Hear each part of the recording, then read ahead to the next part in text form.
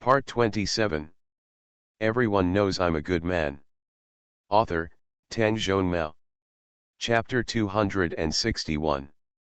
After returning home that day, Hu Zifang locked himself in his study, wrote furiously, and wrote a letter one after another. This letter was written with tears streaming down my face, and I was in pain. After so many years of study, I vividly reflected on how painful and sad my life was with Ji Chang's. He was deeply aware of how scheming Ji Chang's was, and how he witnessed the terrifying methods this man used to harm his enemies. Focus on describing the eunuch chief and Mr. Zhao. Finally, I wrote about the reason why Ji Chang's regarded him as one of his own and dragged him into a small group. At first, everything was fine. At first, he only felt that being a member of the discipline party was a little childish. There is still a little bit of stupidity. Result. Turns out, he was wrong. Those who discipline the party are all old foxes. They have all been practicing for thousands of years. They look innocent on the outside, but in fact they are all big shots in the entertainment industry. They also teamed up with Ji Chang's to hide it from him. As he wrote this, Beard Fang was suddenly stunned.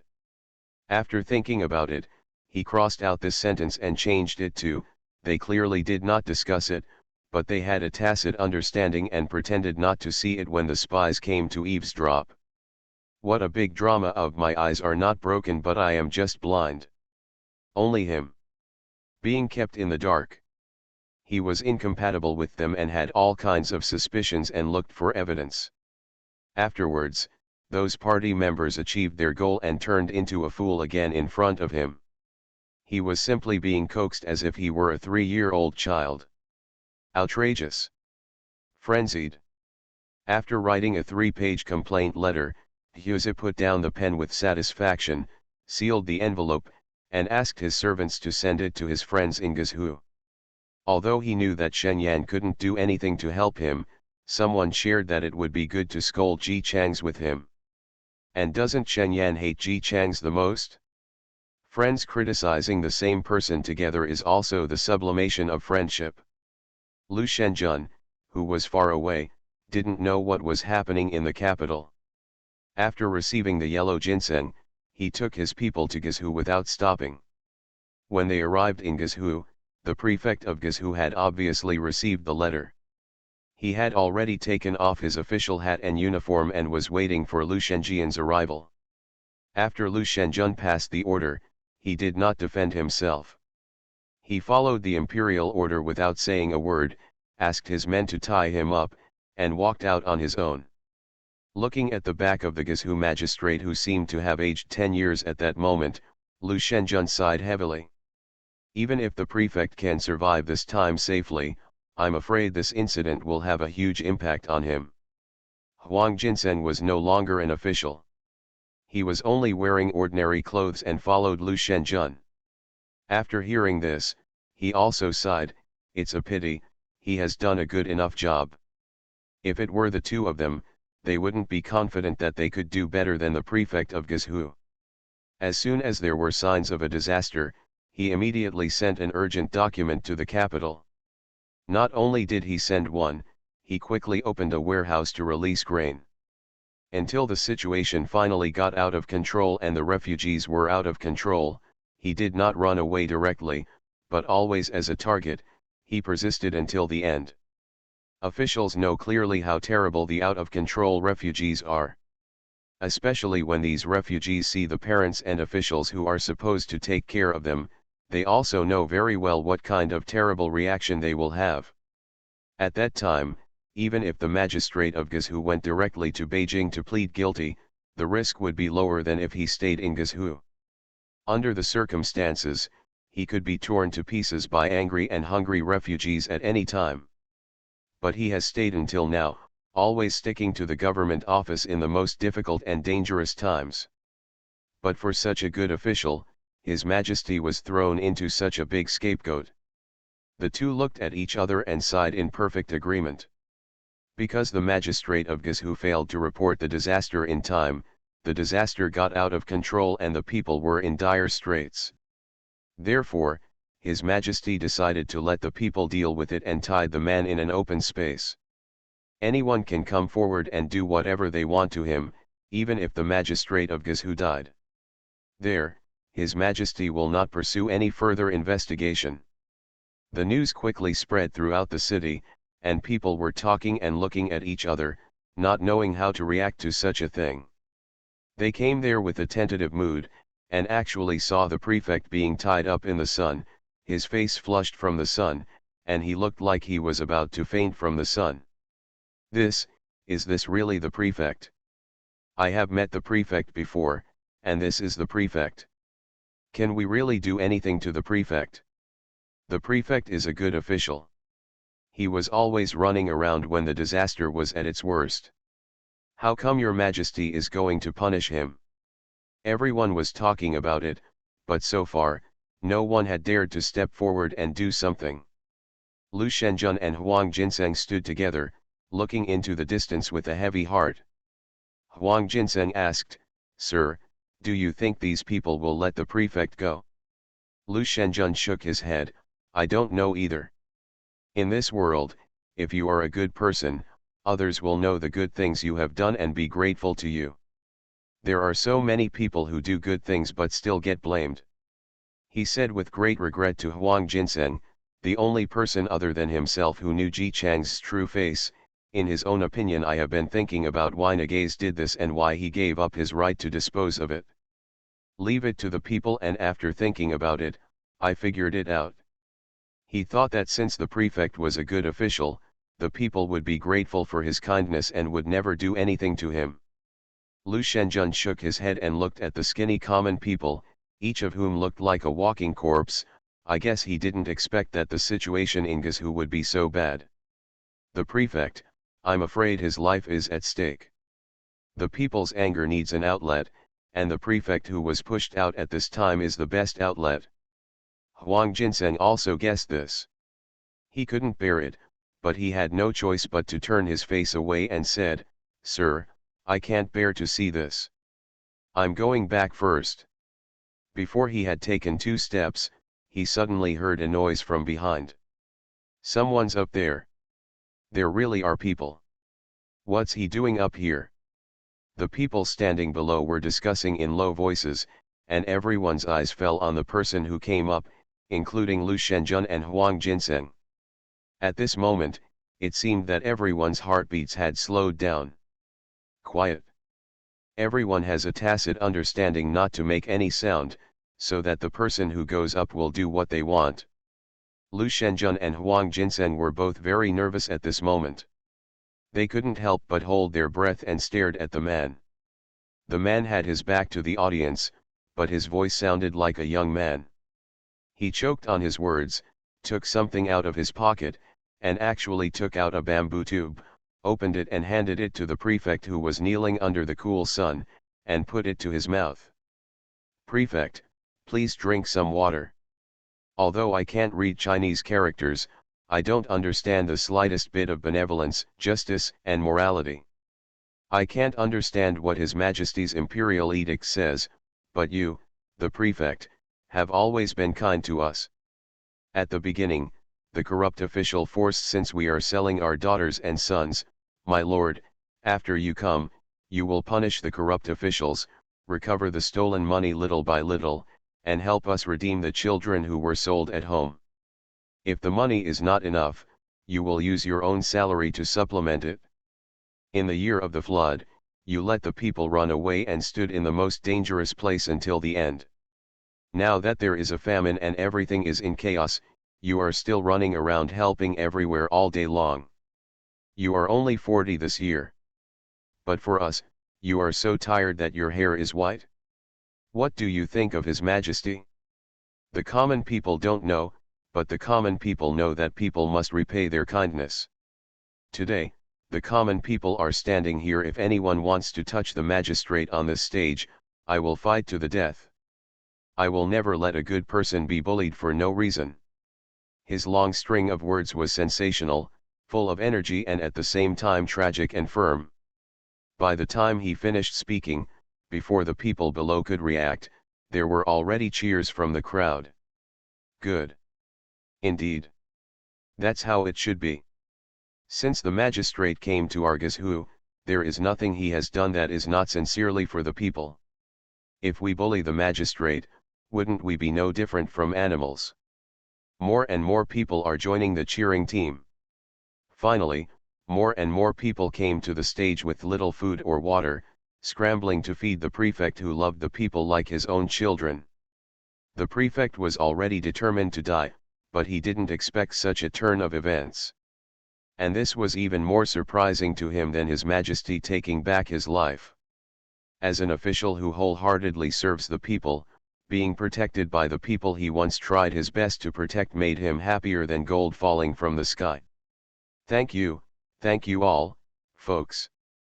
His mouth was dry, and his words were hoarse and sobbing, but now they sounded very pleasant to the ears of Lu Shenjun and Huang Jinseng.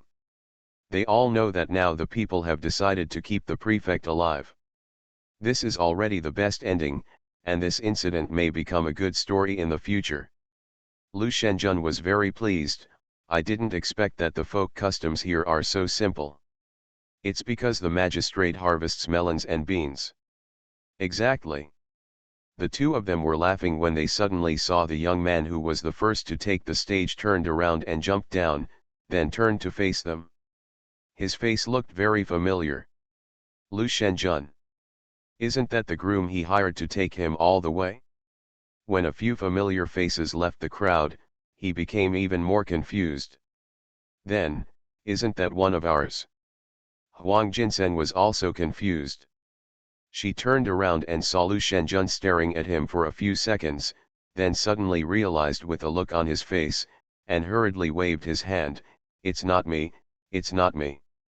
If it wasn't Yellow Ginseng, who else could it be? Who else besides Ji Chang's?"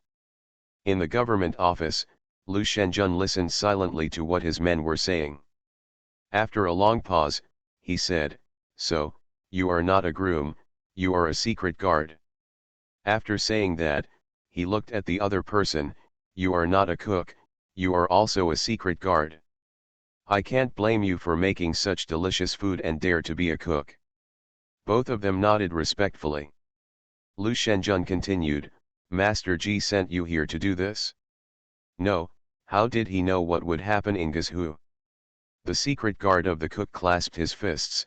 "Master Ji just told us that no matter what happens, as long as the prefect comes to the stage, we will read out the words on the stage according to the words we have memorized long ago.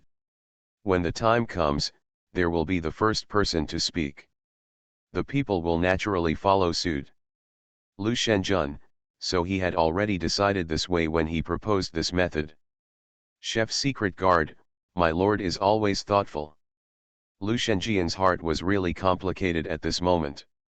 He should have known earlier that since the image of those ruthless and treacherous officials was just a disguise, then the method he proposed to punish the prefect must be just a superficial phenomenon. Nagasawa, how much did he carry them behind his back and pay silently behind his back? In the capital, Hu Zifang started practicing calligraphy contentedly after sending the letter, completely unaware that his brother Lu had rebelled.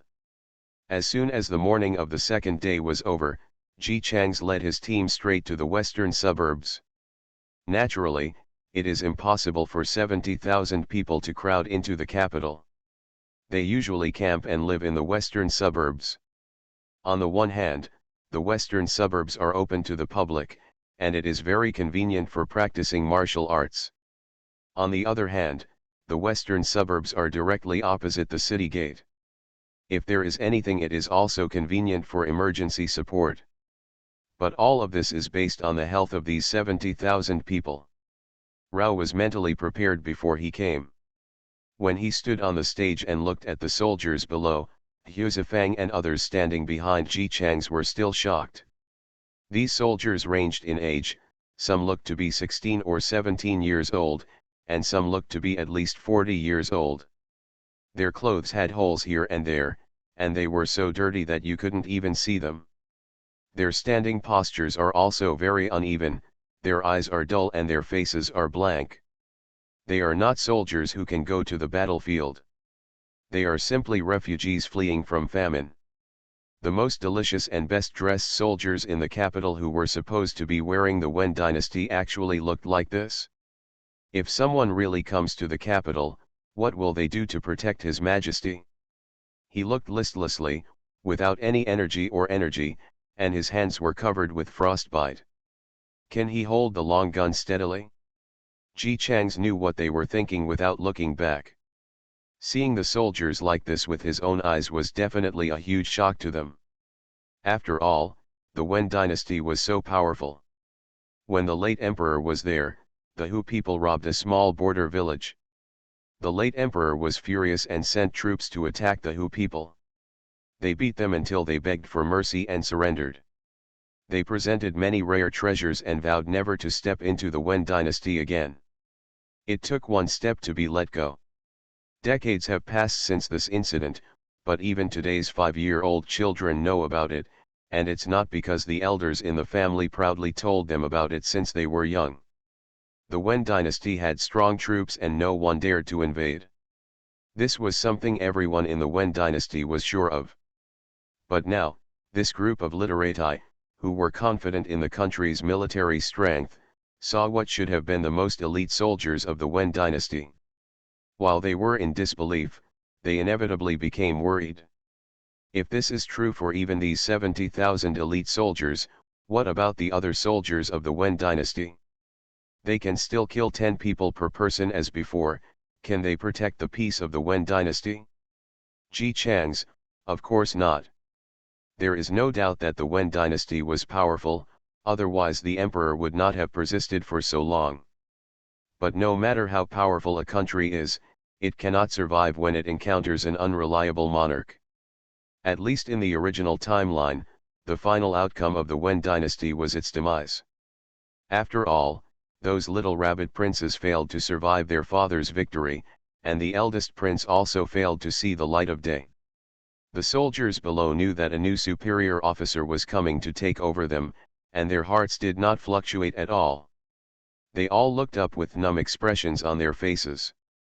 In fact, it doesn't matter to them who takes over. Anyway, they are facing the same predicament as now, or even worse than now. They are all good men. They are supposed to be soldiers who protect their families and the country, but they are like prisoners imprisoned in the camp and waiting to die. Ji Changs pretended not to see the numb gazes of the soldiers. He waited until the surrounding area quieted down before standing on the stage and began to speak. According to the rules, when a new official takes office, he always has to say a few words. Ji Changs did not say what he was going to do in the future, nor did he introduce himself. He just asked them if they had ever been to the capital to buy things and if they knew what the capital was like. The soldiers below didn't react at all, and even looked at them with a bit of self-deprecation. The biggest difference between the soldiers in the capital and those elsewhere is that they cannot leave the capital and can only move around the capital, and they still have to obey the orders of their superiors. Their monthly military pay is almost the same as nothing. Things in the capital are expensive, even if when there is a break, no one goes shopping. I'm going to starve to death if I don't buy anything.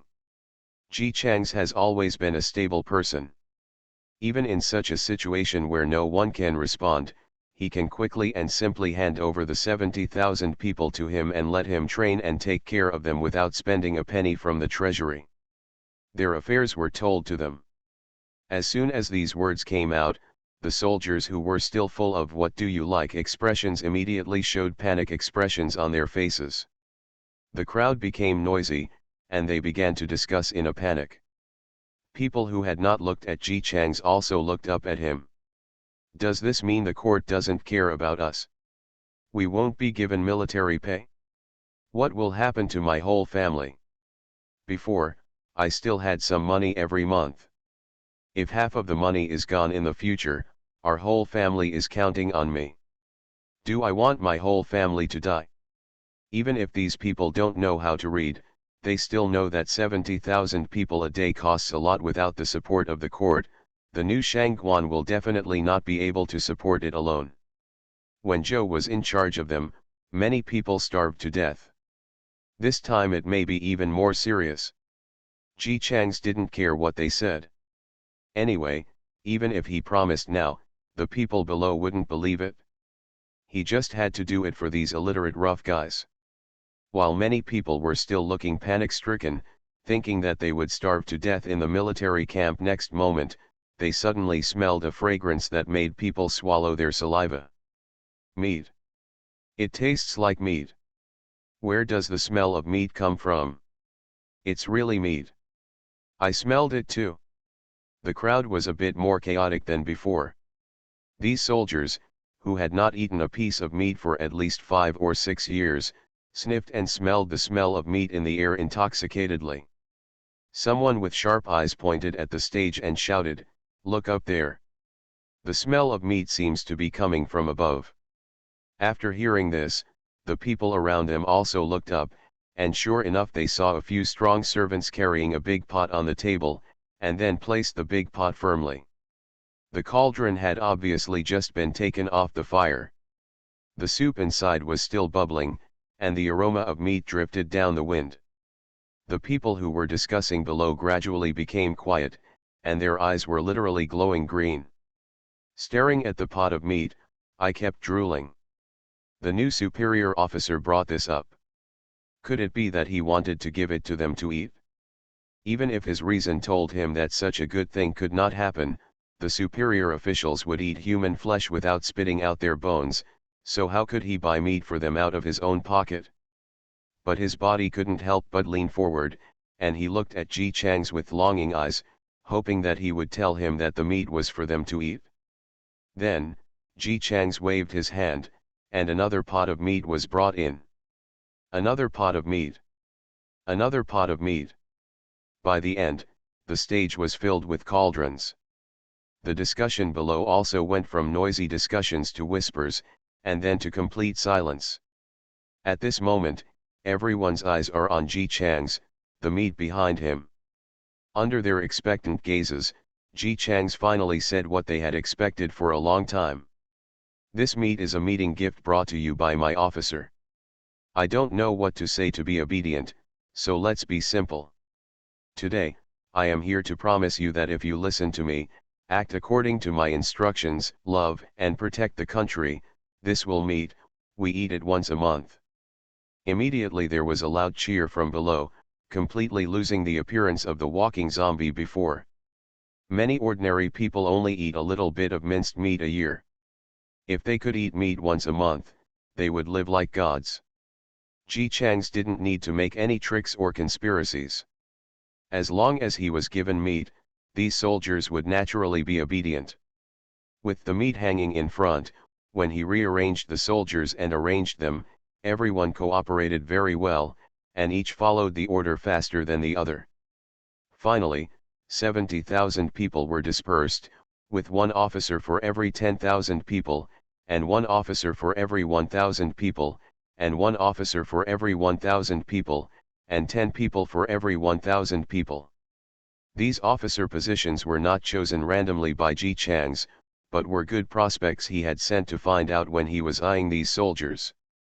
Of course, no matter how good he is, after being ruined by Zhou Quanxiao for so long, he can only be said to be a potential stock, but he can't ask for too much at this time because he is a short man.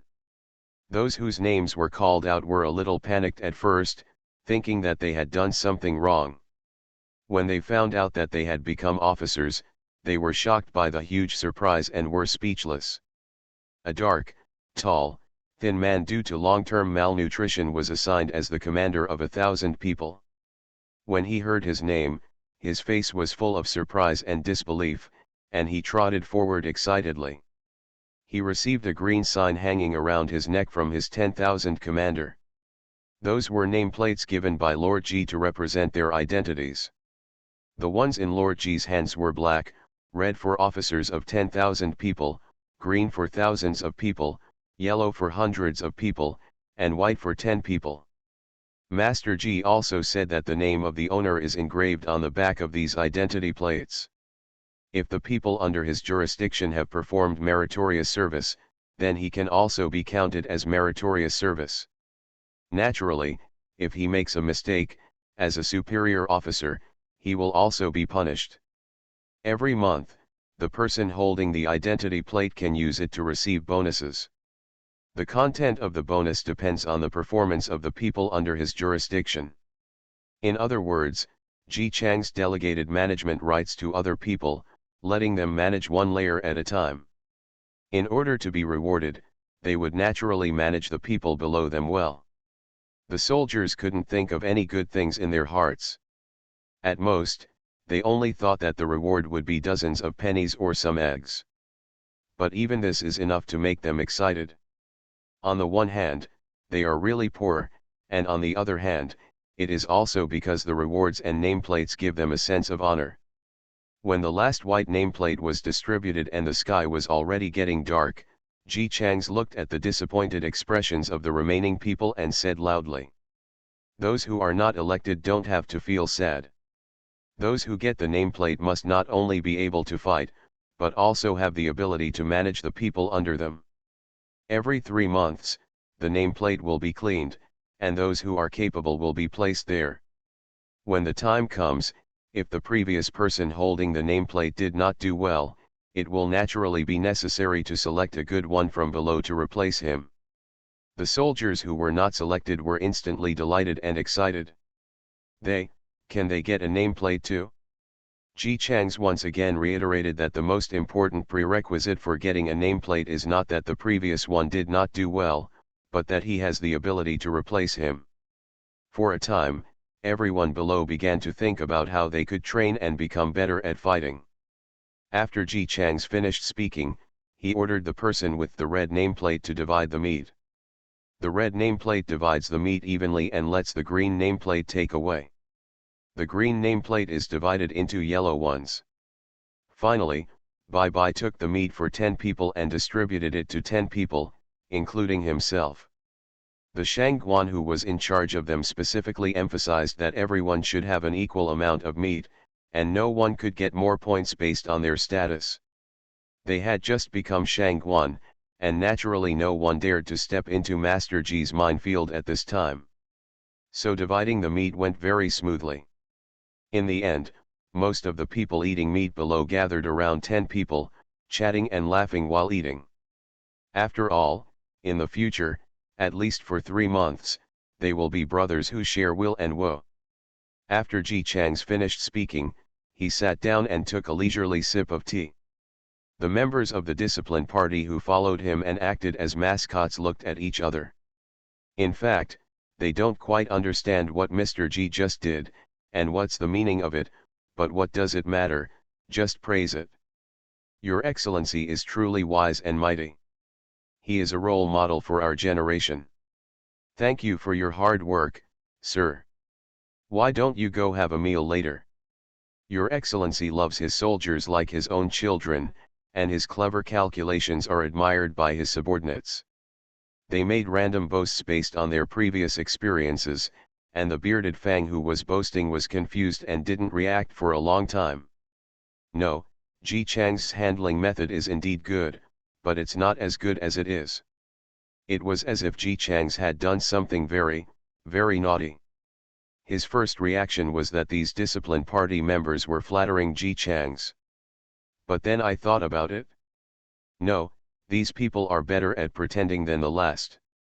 They are all old foxes. How could they possibly do something as unskilled as flattery?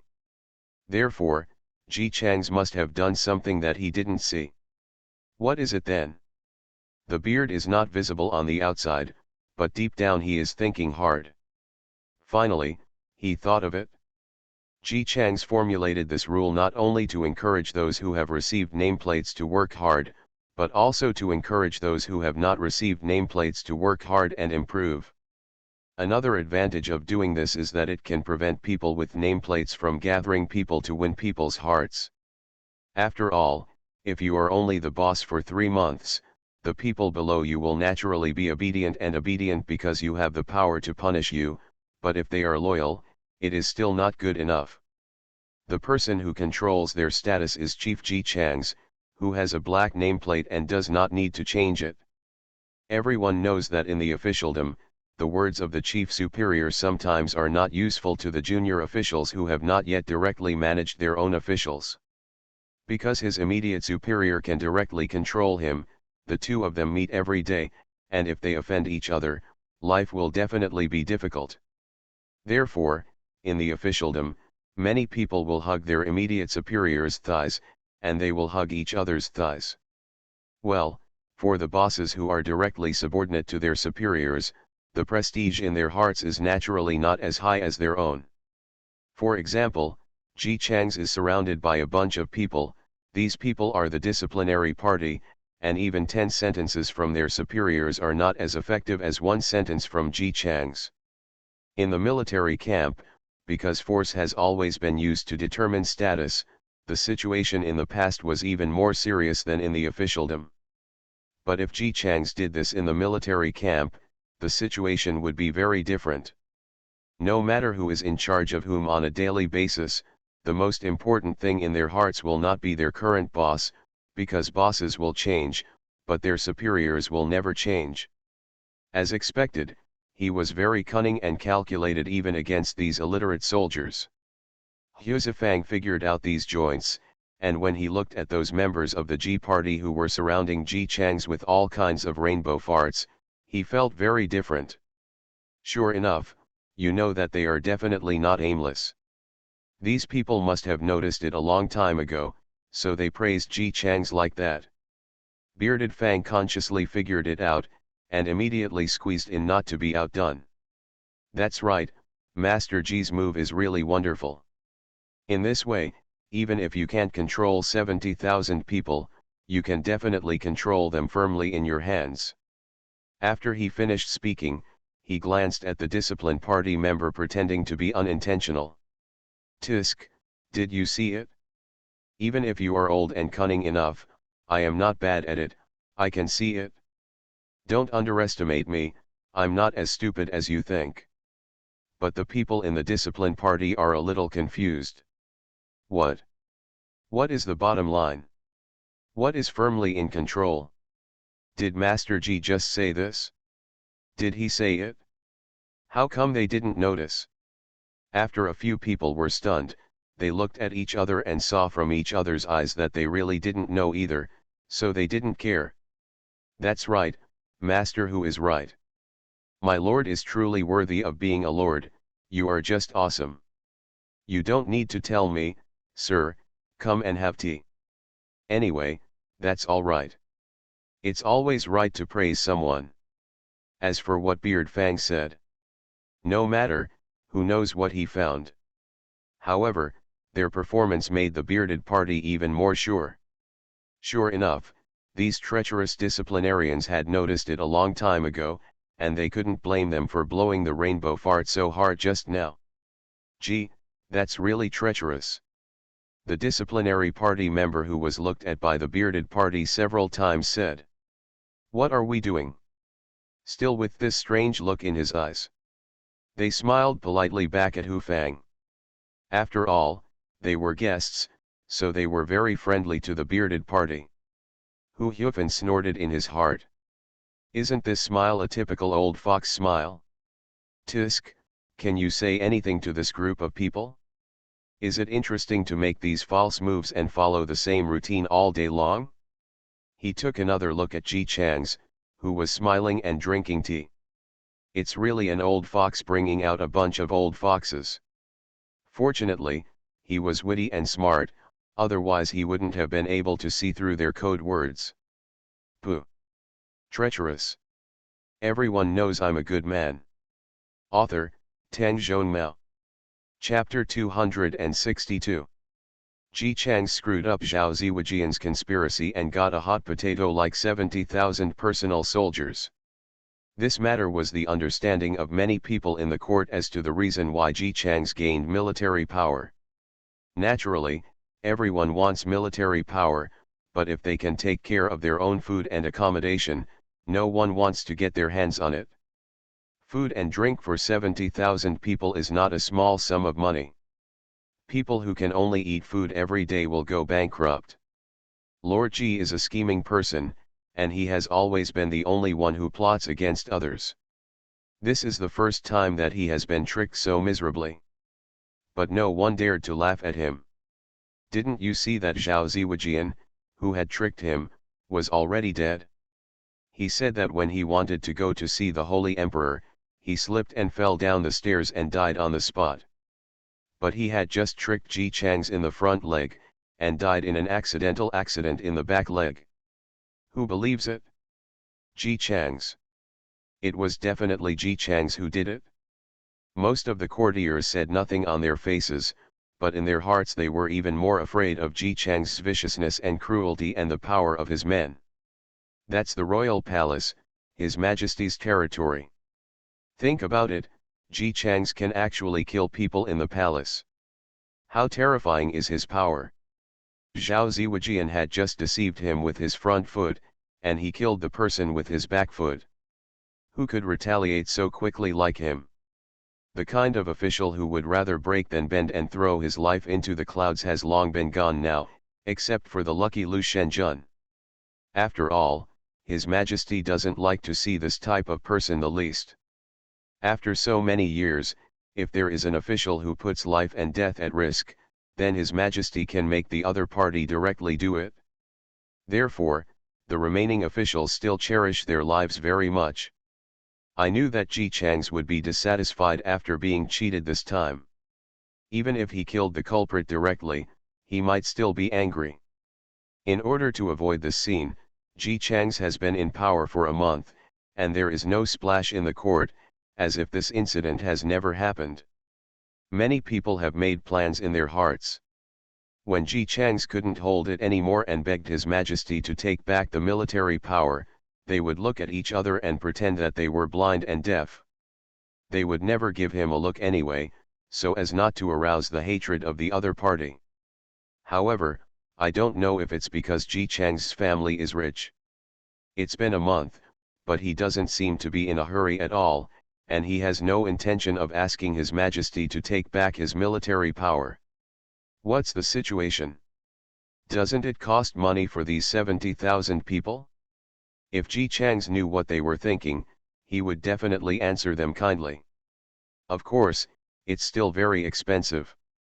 After all, there are so many people, and it costs a lot just to fill their bellies every day, but who makes him an ordinary traitorous minister?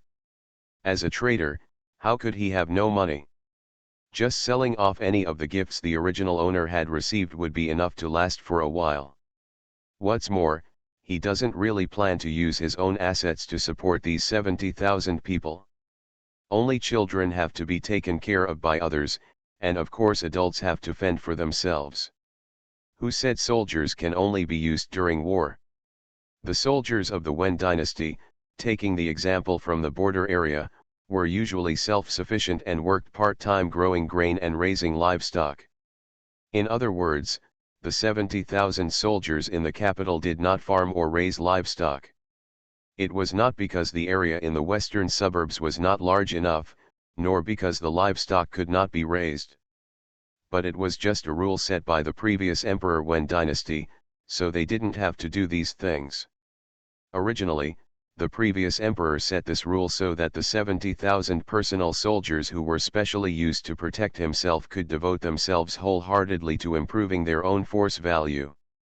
Anyway, the soldiers were fed and drank by the richest people in the world. The emperor came to settle it. The emperor who originally formulated this regulation probably did not expect that one of the future generations would give up military power to himself without spending any money. Just because soldiers can't farm or raise livestock doesn't mean they can't do other things. Others didn't know what Ji Chang's was thinking. They only saw him going to meet His Majesty once. By the next day, an abandoned road began to be paved with bricks. After the paving was completed, the craftsmen began to build small houses that were exactly the same. You say this is not a house, and it is indeed a shelter from wind and rain. You say it is a house. It is very small in area, a square one. There are no partitions or anything else inside, just rows of houses. Standing there. Although this deserted road was bought by Ji Chang's, he did not prohibit others from walking on his road. Therefore, Many people would poke their heads in and take a look when passing by, curiously exchanging ideas about what it was going to do. It doesn't look like a place for people to live, there isn't even a cubicle. Building so many small houses naturally required a lot of manpower, so they discovered that the imperial soldiers who lived in the western suburbs actually came to move bricks. It's not that the work is very hard. After all, they are all strong men. They have eaten well in the past month and have gained strength. Plus there are so many people, it is too easy for them to move bricks. But, these are the soldiers of the imperial city. This is the last line of defense in Beijing. How can we let them move bricks?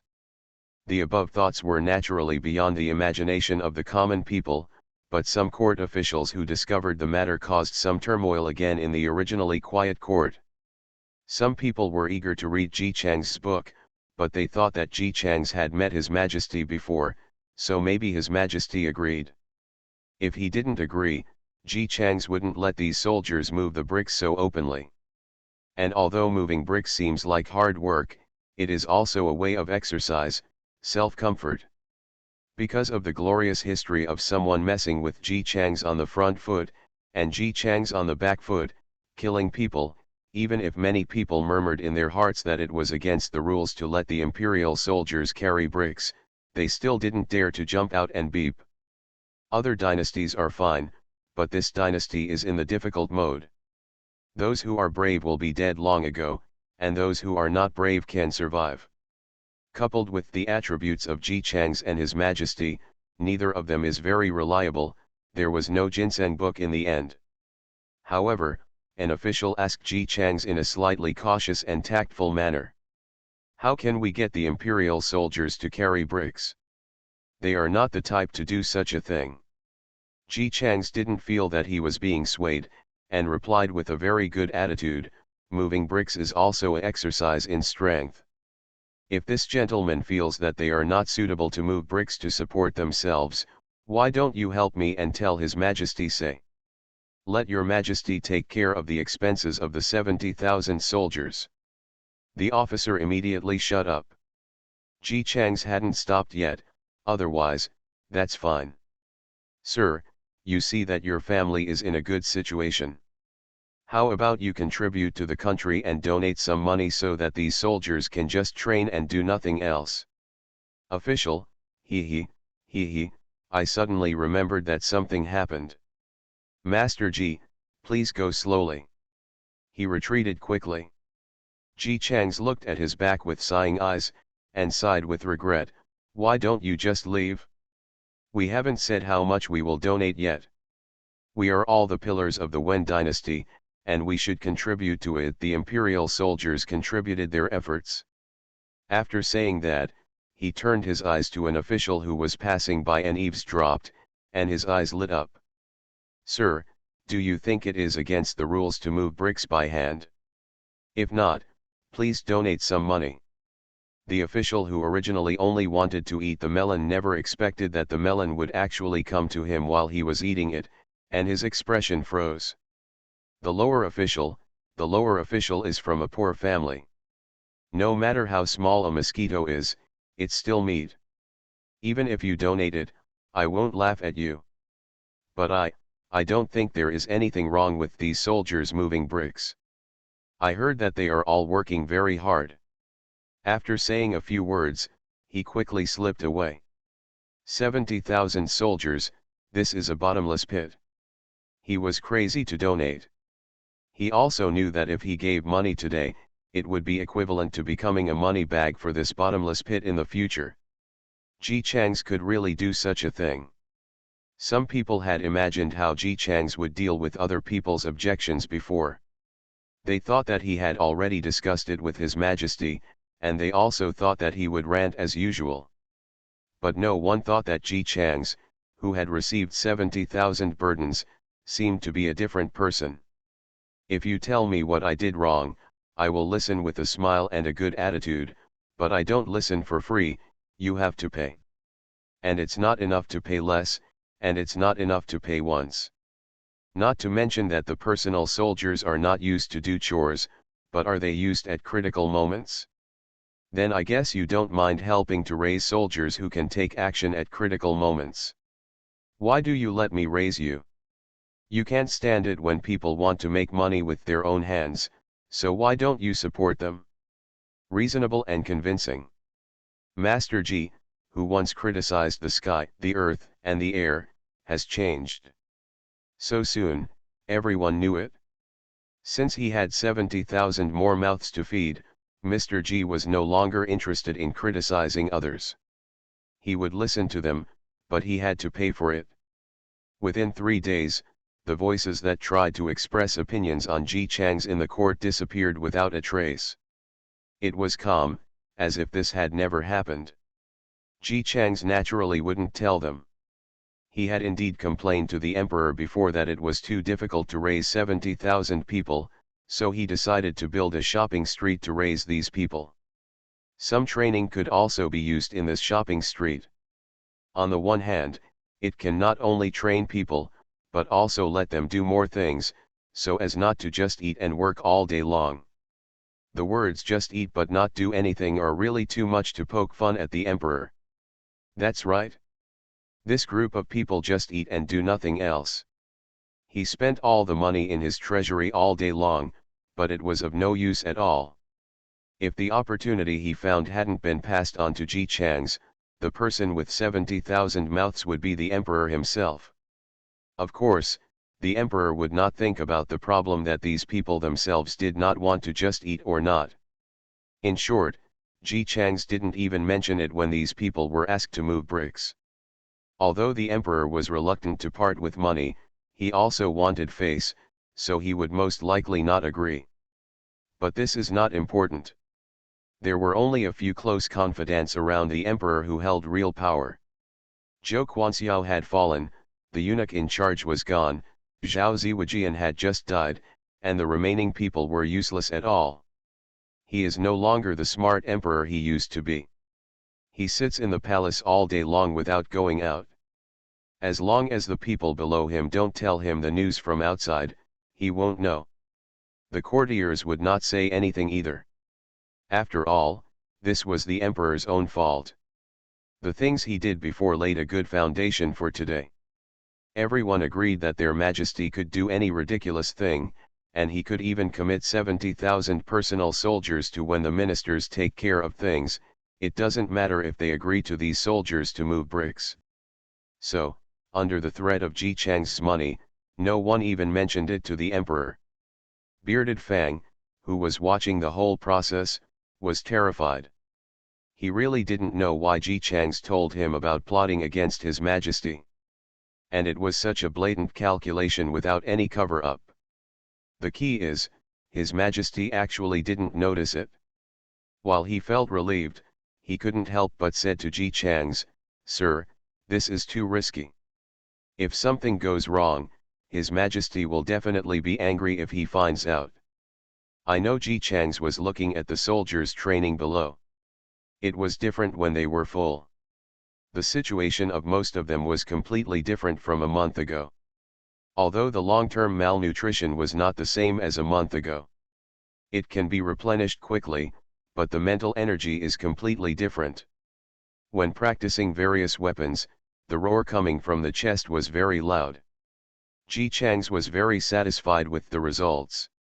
The previous emperors were right to let these soldiers concentrate on training, but that was only needed in wartime. In peacetime, it is a waste of talents for soldiers to stay in one place all day long and do the same thing every day. Just look at modern times, when soldiers only train in the military camp every day and do nothing else. Every time there is a major event or natural disaster in the country, they will be sent there immediately. Not only did the emperor dislike them, but others also ignored them and bullied them at will. Even they themselves felt that being a soldier was a hard job and they were unlucky enough to become a soldier. Those who did not have food or clothing at ordinary times were deducted from military pay, and when there was war, they were sent to die. If desertion had not been a capital offense, they would have run away long ago. But things are different now. Since Mr. G came, they have been able to eat well every day, and those shabby mattresses have been replaced with comfortable and warm quilts. Sometimes it is very cold at night, and even if they come out to light a fire and talk together, Mr. G will reprimand. Of course, you still have to get up on time the next day. Although they would still get up even without this rule, after all, everyone can eat half an egg in the morning. After a month, the accountant in Ji Chang's house had a dark face, but the soldiers were all smiling, their faces became rosy, their bodies began to grow flesh, and they were particularly energetic in everything they did. When it comes to moving bricks, they are even scrambling to get there. After all, this is a competition. Mr. G asked each 100 people to work in groups, and the yellow card centenarian led them to work in groups. A total of 20 places would be divided, and the 20 places would be divided into the top 3, which would be determined according to the speed and quality of each group's work. The reward is naturally not money. Unless you give a lot of money, there won't be much left if divided among 100 people. Now that the weather is getting cold, Ji Chang sent someone to buy a batch of mutton, and 20 groups can all share enough amount of mutton. In addition to mutton, the first 3 groups also had additional mysterious rewards. Mr. G didn't say what the rewards were, but Mr. G was always generous and would definitely not disappoint. Because there was a carrot hanging in front of them, and because they had enough to eat and drink during this period, they worked even harder. Those small houses were completed quickly. They stood in rows together, some were big and some were small. They were basically one row of big ones and one row of small ones, because they were all built the same and the ground was paved with bricks. They looked at it as very different from the houses on other streets. The illiterate people couldn't tell what was different, but they just felt that it seemed more tidy and made people feel more comfortable. Only when the people sent by Ji Chang's beat gongs and drums and publicized it everywhere did they realize that the street turned out to be a commercial street. The emergence of new things always arouses everyone's interest, so some people who have just returned to the capital find that they can't understand some of the words spoken by the people around them. This is the case for a hawker who has just returned from a distant place. He is a hawker walking in the streets. What he needs most is to be well informed. How can he allow himself not to know new things and just ask his neighbors? What is a shopping street? Why are you all talking about this? Immediately, a neighbor told him with a bit of science knowledge, a shopping street is a street that only does business. There are shops in that street. You don't know what a shop is? Let me tell you, one by one all the small houses have no doors, and a table can be placed beside the door for guests to view the goods. It's all over the street. It's said that it was established with His Majesty's approval. Anyone who sells things or does business, even if it's vegetables, can rent a shop to sell their own goods, and what else, like garbage cleaning, there is an industrial and commercial administration, that is, if you encounter a dishonest customer, as long as you go to the industrial and commercial administration, they will seek justice for you.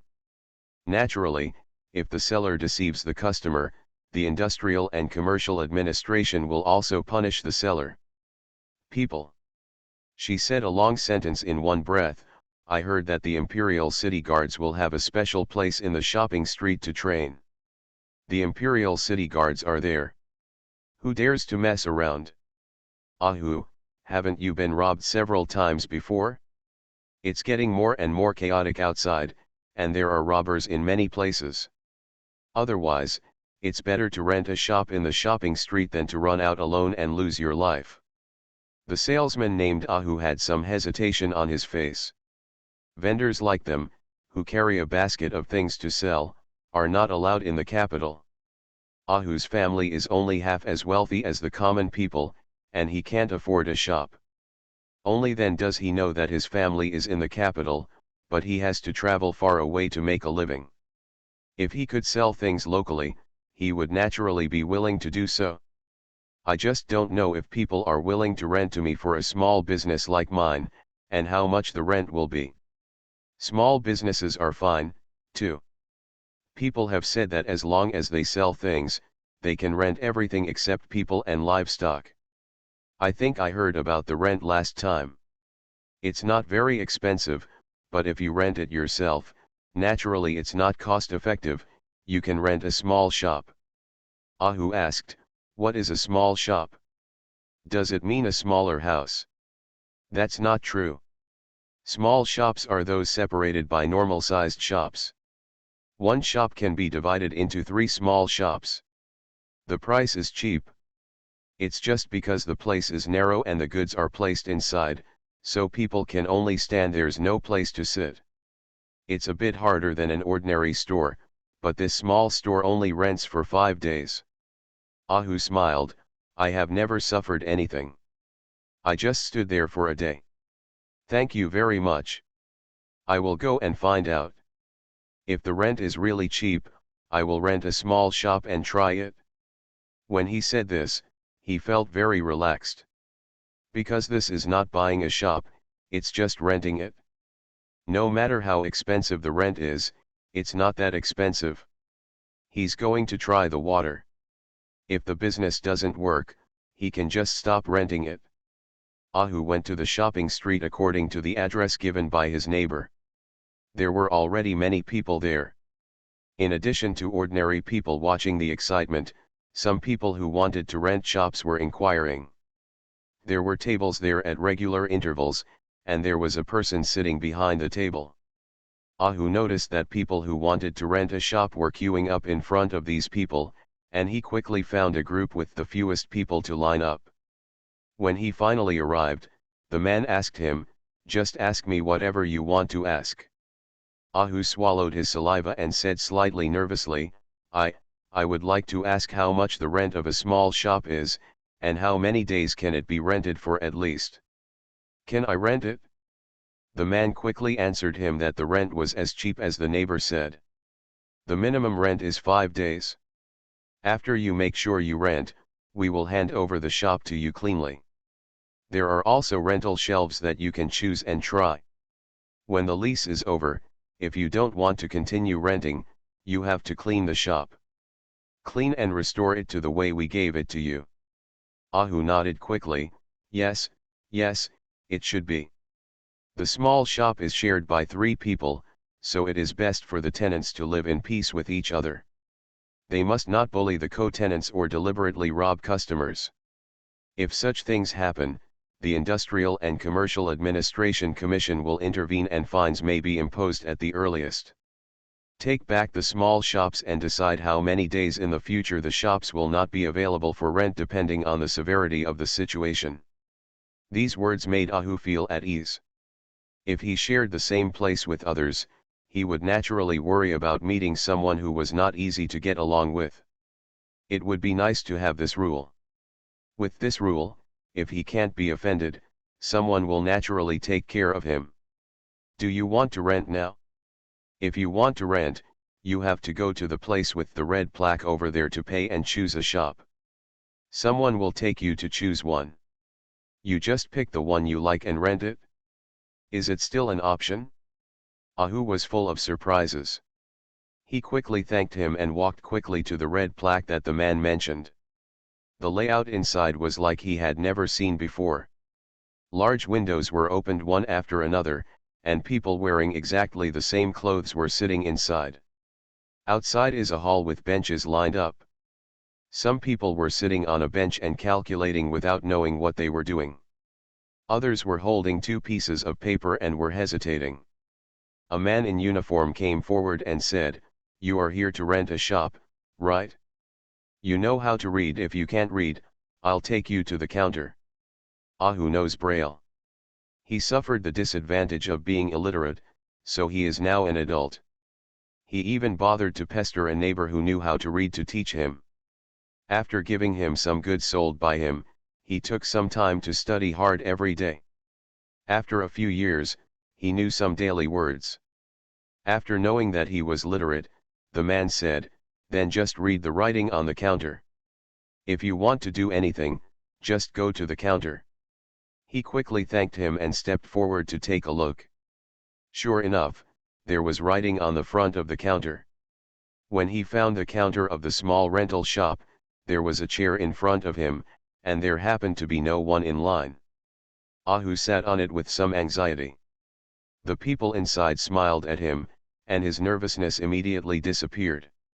After knowing that he wanted to check out the small shops to decide which one to rent, the person behind the counter shouted, and a child immediately ran out, "Come with me, and I will take you to see it."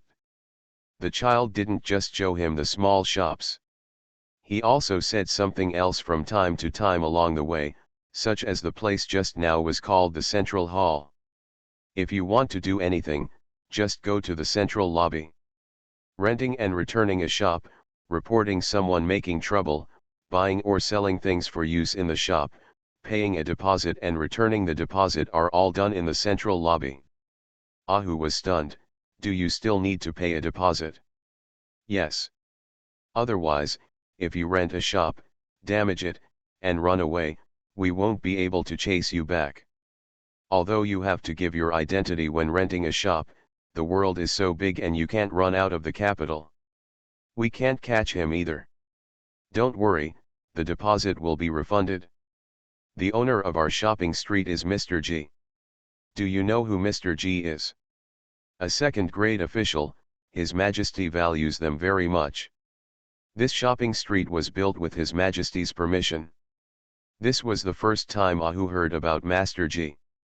He silently remembered this Master G in his heart, but he was a little hesitant in his heart whether to rent a shop. If rent is added, the risk level is a bit high. But, it's rare to have such an opportunity. When he was hesitating, the child stopped and said, "We're here." Ahu stopped and looked at a shop in front of him, his eyes widening in surprise. The shop is indeed divided into 3 parts. Each part has shelves on the wall, with some small goods neatly placed on them. There is also a small table in front, and the goods are also placed on the table. There is almost no space behind the table. But there is a long, narrow cabinet placed on the side of the table. There is a big wooden pot on top, 2 cups next to it, some household items at the bottom, and some cakes neatly placed in the middle. This is. The child immediately introduced it very skillfully. This is a model room, because the rented shops have nothing. We specially made a model room so that people who want to rent a shop can see how the shop can be used. We used the maximum wall space, so even though the space is small, it doesn't hinder the placement of goods, and the table can be moved. As he spoke, he stepped forward and gently pulled the table. Sure enough, the heavy-looking table was immediately pulled out easily. The child walked in, stood behind, and pulled gently again, and the table was pulled back again. Because the back is used to store goods, there is no room for chairs. This is also a shortcoming of small shops. You can only stand all day. Look at the shelf next to the table. This is used to store the merchant's personal belongings, such as the food and drink you bring, sewing, or money boxes for collecting money. The table is hollowed out, so the bottom is also you can put things there. Even though this small shop is small, it can really hold a lot of things. Just look at the goods. Ahu nodded his head as he listened, staring straight at the shelves. In his mind, these were no longer the things in the model room, but the goods he sold himself. The goods were neatly stacked. He stood behind the table and waited for the guests to arrive. He didn't have to walk through the streets or be frightened. The kettle was placed next to him. He could pour water when he was thirsty and eat the food he brought when he was hungry. This is simply the future of his dreams.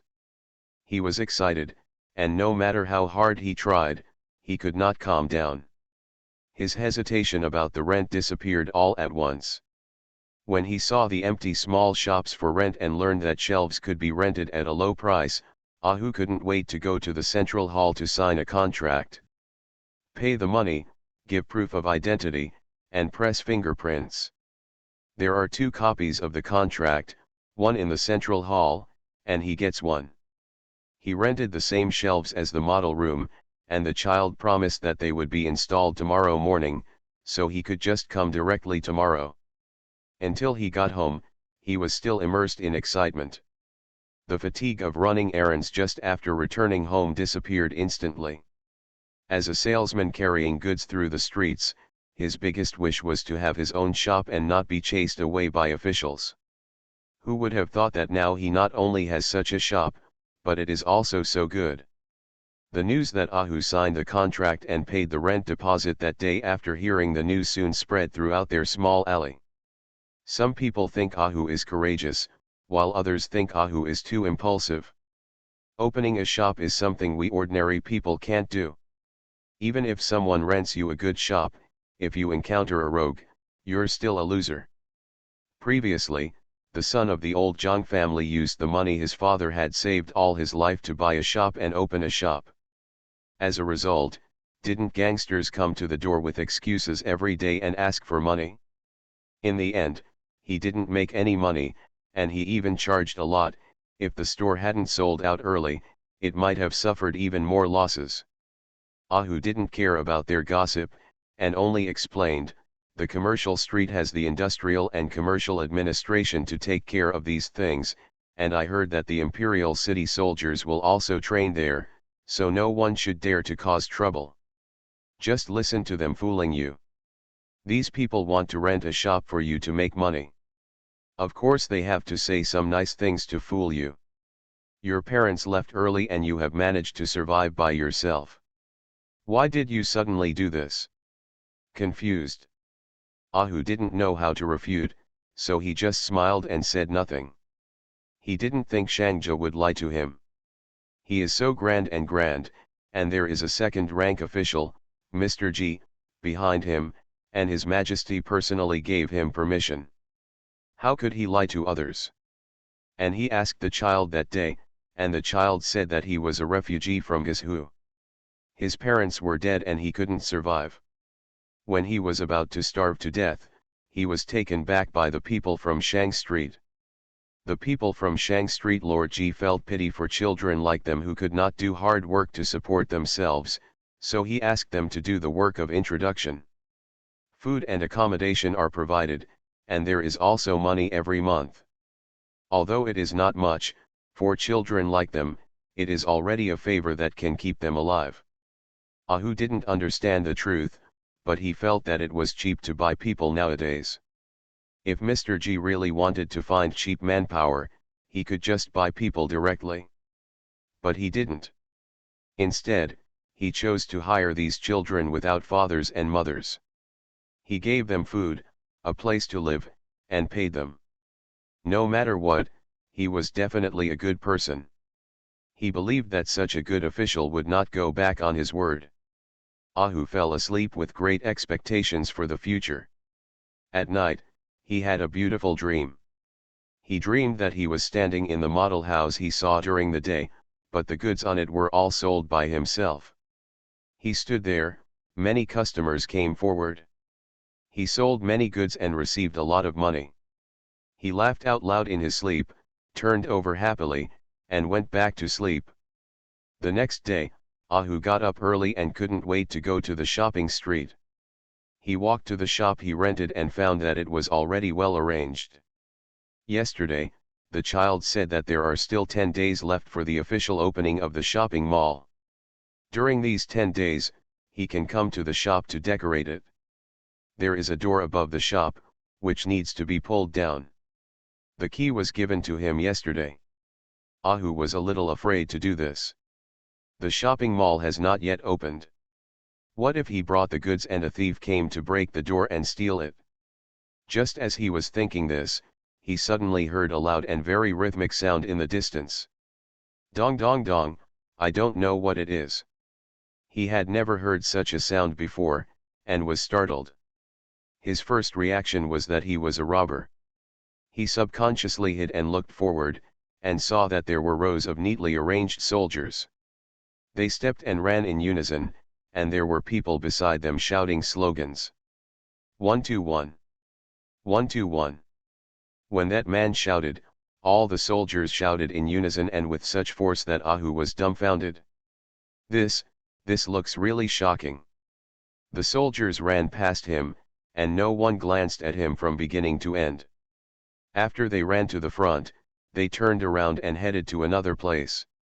"Brother, are you looking at these military masters?" Someone who was decorating the shop talked to him. Ahu nodded, and looked at the direction where the soldiers disappeared, still looking at the direction where the soldiers disappeared. He unconsciously said with some envy, they are really majestic. This is your first time here. You will get used to it after you come here a few times. I heard that because the ground here is paved with good bricks, these imperial soldiers come here to train every day, running in groups in circles. From morning to night. It seems that Master G asked them to come. Master G is in charge of them. I talked to them when they were resting after running. This Master G is really powerful, and the soldiers he oversees look very different. He has seen the soldiers guarding the city and the soldiers patrolling the city many times. Although they are both soldiers, no matter in terms of posture, momentum, or coordination, the two are simply not on the same plane. Ahu suddenly thought of a question: since the military master is here all day and night, do thieves not dare to come? The man replied, I'm sure, I'm telling you, a thief came yesterday and was prying open the door. These military officers found out, caught him on the spot, and sent him directly to the government. The broken door, the shopping mall immediately replaced it with a new one. This is too good. The hesitation in Ahu's heart disappeared immediately. He turned around and left. The man asked him why he was going, and he replied, I'm going home to move the goods. In the central hall, Ji Changs took a sip of tea and looked at his subordinates in front of him. You will steal again tomorrow, and then you will be sent to the government. The subordinate was a little hesitant, but I was arrested once yesterday. Will anyone recognize it? Besides, the official is also a court official. I'm afraid there is something wrong with doing this. Why don't you just put on a scarf? It's too slow to wait for the real thieves to come and let them see how safe our shopping street is. Don't be burdened mentally. Do you think you are going to be a thief? Subordinate, am I not? Ji Chang slapped the table, of course not. You think, if you are caught pretending to be a thief, on the one hand, real thieves will not dare to make mistakes, on the other hand, it will also bring peace to the hearts of the frightened people, and on the other hand, it will bring peace to our shopping street. Spread your good reputation, you are loyal to your official, and you are sacrificing yourself to the people. Are you doing it just for your own sake? Are you doing it for the people, for the Wen dynasty, and for the world? Also, I don't dare to ask outsiders to do this kind of thing. I am looking for you because you are very important in my heart. Don't worry if I leave it to others and not to you. I know that you will definitely, it can be done well, right? The subordinates couldn't help but straighten their backs and raise their chests and heads. Yes. I understand your good intentions. You must complete the task well. Well, very good. I'm very happy that you have this kind of consciousness. As a human being, you should have such an atmosphere. By the way, when the time comes, just pretend to pry the door, don't actually do it. Replacing the door will still cost a lot of money. You are listening to novels at Bless Up channel. Wish you happiness and luck. Please subscribe to receive new novels. How do you feel about this novel? Please like and leave a comment. Everyone knows I'm a good man. Author, Tang Mao. Chapter 263. The graduation of the first batch of students from Chang'an Military Academy was not only of concern to them, but also to other forces. When this school was established, it was just a small force, so the major forces sent people there to find out the details of the people behind it. The result is 7 years. After 7 years of investigation, not even a single feather was found. It happened that the spies who were randomly sent out to do underground work were all trained to be masters of external stations. When the school was first established, the Chang'an Military Academy preached that all students should be taught uniformly and attentively regardless of origin, and this was actually true. He really taught all his students to be perfect warriors who could adapt perfectly both behind the scenes and in front of the scenes. In the past 7 years, although they claim to have not graduated yet, this group of students has been taken out for many appearances. There has never been a year in the past 7 years without fighting, either with one's own people or with foreigners. Occasionally, Ji Changs would collect money to bring reinforcements from students in order to train students, to supplement family income. As long as those who are being beaten are not members of your own family and the money is enough, your all-purpose reinforcements from Chang'an Military Academy will be here as soon as possible. Others nicknamed this group of students Black Emblem. The reason why it is called this is that this group of students had a problem when they went out to fight. Their weapons were all sprinkled with black paint. When the enemy was hit, black marks would be left on the wounds on their bodies. When it was over and the battlefield started to be cleaned up, there would be special soldiers to count how many enemies had black paint on them.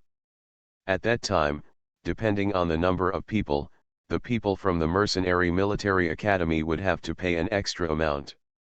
In addition, the students of Chang'an Military Academy will also wear badges representing students. Although the badges are silver white and not black, don't call this thing, it will become a black badge when you scream. Ji Changs didn't mind, he thought it was quite respectable to call him that. Anyway, Chang'an Military Academy has successfully cultivated a group of terrifying students in 7 years.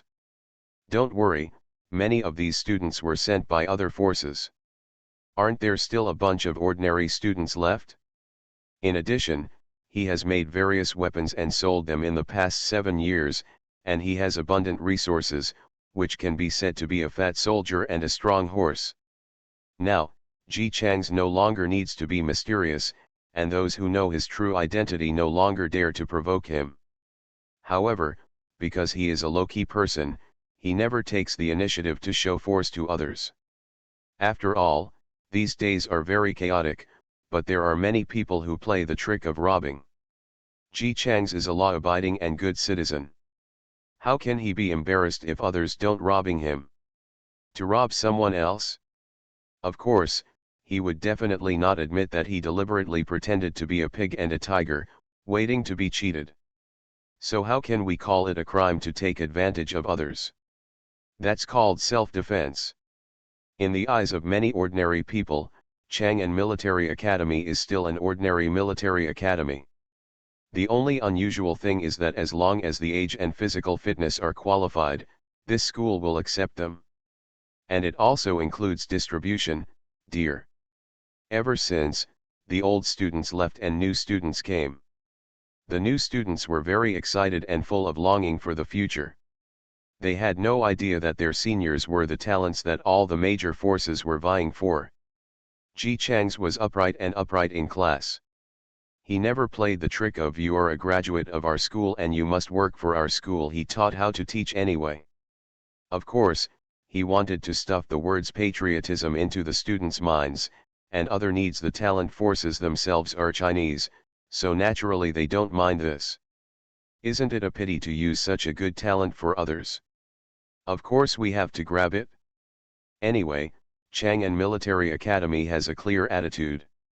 They are just a military academy, they don't have any fancy ideas.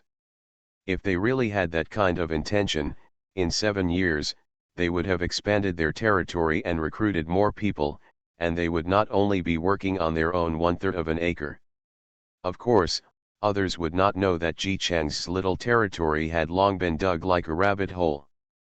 After receiving the new students for a day, Ji Changs pushed past Mr. Shuewu's office with familiarity, went to his sofa, and acted like a salted fish. "Fifth Master, we have been setting up a trap for 7 years, is it time to close it?" Mr. Shuewu, who was reading the newspaper. "What? Ji Changs, strengthen the country, have you forgotten? We promised to make the country strong." "Mr. Shuewu, it's agreed, but what's your plan?"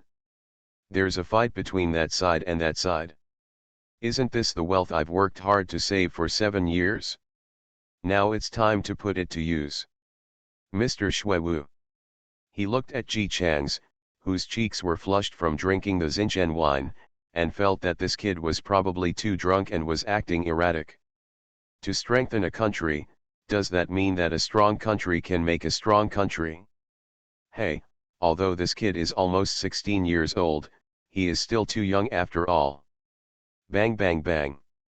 The sound of a wooden warehouse sounded in an alley. As soon as the surrounding residents heard the sound, they reacted quickly and immediately ran around with their belongings. The more skillful their escape movements are, the more they prove the bitterness this world places on ordinary people. A man in dusty clothes crawled out of the alley with an injured leg, but he was injured. How could he avoid the pursuers behind him? It's your honor to serve my lord. Since you are so ignorant, then go down there and be your Chinese. A voice sounded leisurely, and a pair of shiny riding boots stained with blood appeared along with the voice. The person who said this, Mukang, turned his hand and put it back to his waist. He then pulled out a dagger and looked at the man on the ground who had lost his fighting ability with murderous intent in his eyes. Just as he was about to step forward, a man quickly came up and stopped him. Captain, it's best to capture him alive from above. What should we do? This man looked about 16 or 17 years old, with single eyelids and fox eyes. His complexion was a bit too pale because he had not been exposed to the sun for a long time. He had a bright smile at the moment, his fox eyes narrowed in a smile, and he spoke in a pleasant voice. He soiled my boots. If he doesn't die, who will pay for my boots? The dagger made a deflection in his hand, and he turned to the person who was blocking him. He discussed it angrily, otherwise, I will kill you, the deputy captain. After you die for him, we will capture him alive and bring him back to you. How is it up there? The deputy captain broke into a cold sweat and said, Yes. Captain. He deserves to die. Just do it. The injured man on the ground sneered when he saw this. Oh, dog bites dog. The fox-eyed man smiled brightly and stepped on his injured area. Seeing the other person swallowing his screams with a pale face, his smile became even sweeter. Dogs can not only bite dogs, but also kill people. After saying that, he leaned forward suddenly and plunged the sharp dagger into the opponent's heart. 3 minutes later, he stood up, took out his handkerchief and wiped his blood-stained hands, raised his eyebrows at the corpse on the ground, and asked the group of people standing behind him, Do you know what to say when you go back? Yes, yes, this man resisted fiercely and was killed during the pursuit. The fox glanced at the speaker and raised the corners of his mouth.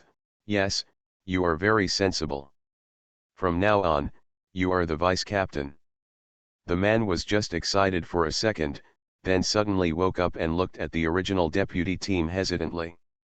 As expected, the deputy captain's face turned livid and he said, Captain, I was appointed by Mr. Nakagya. You can't. Boom. Following the Mukang sound, he fell down with disbelief in his eyes. Fox Eyes wiped the wooden warehouse and put it away, walked to the body of the deputy, wiped his boots with his clothes, and said lightly, The deputy died heroically during the pursuit, give him a good burial. As for that person, the old rule is to send him to a mass grave and throw him away. Everyone was silent. When the captain glanced at them one by one, they all nodded in agreement and did not dare to say another word. After they left and the bodies were carried away, across the alley, someone came out of hiding with tears in their eyes. Someone advised him, Don't be sad. It's better for old Han to die like this than to be captured alive and tortured to death. I know. That person is Zhongmu's most famous adopted son? He is indeed ruthless and can kill his own people at will. Can you still expect a traitor to have any conscience? He has been raised by Zhongmu since he was a child. I am afraid he has long regarded himself as a person from a certain country. Let's go, we have to collect Lao Han's body tonight. The heart-wrenching day passed, and at night, A few people carefully went to the mass graves, but no matter how they searched, they could not find the comrades who were thrown here during the day. They went back dejectedly. When they arrived at the door, they found that the originally quiet gathering place was bustling with daily activity.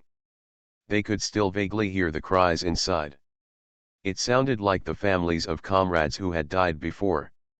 What's the situation? The nerves of several people suddenly became tense, and they carefully opened the door, only to see a familiar figure standing in the yard. Comrade Zhang. Lao Zhang, who died 3 years ago, was being held by his wife and crying, and his eyes were red.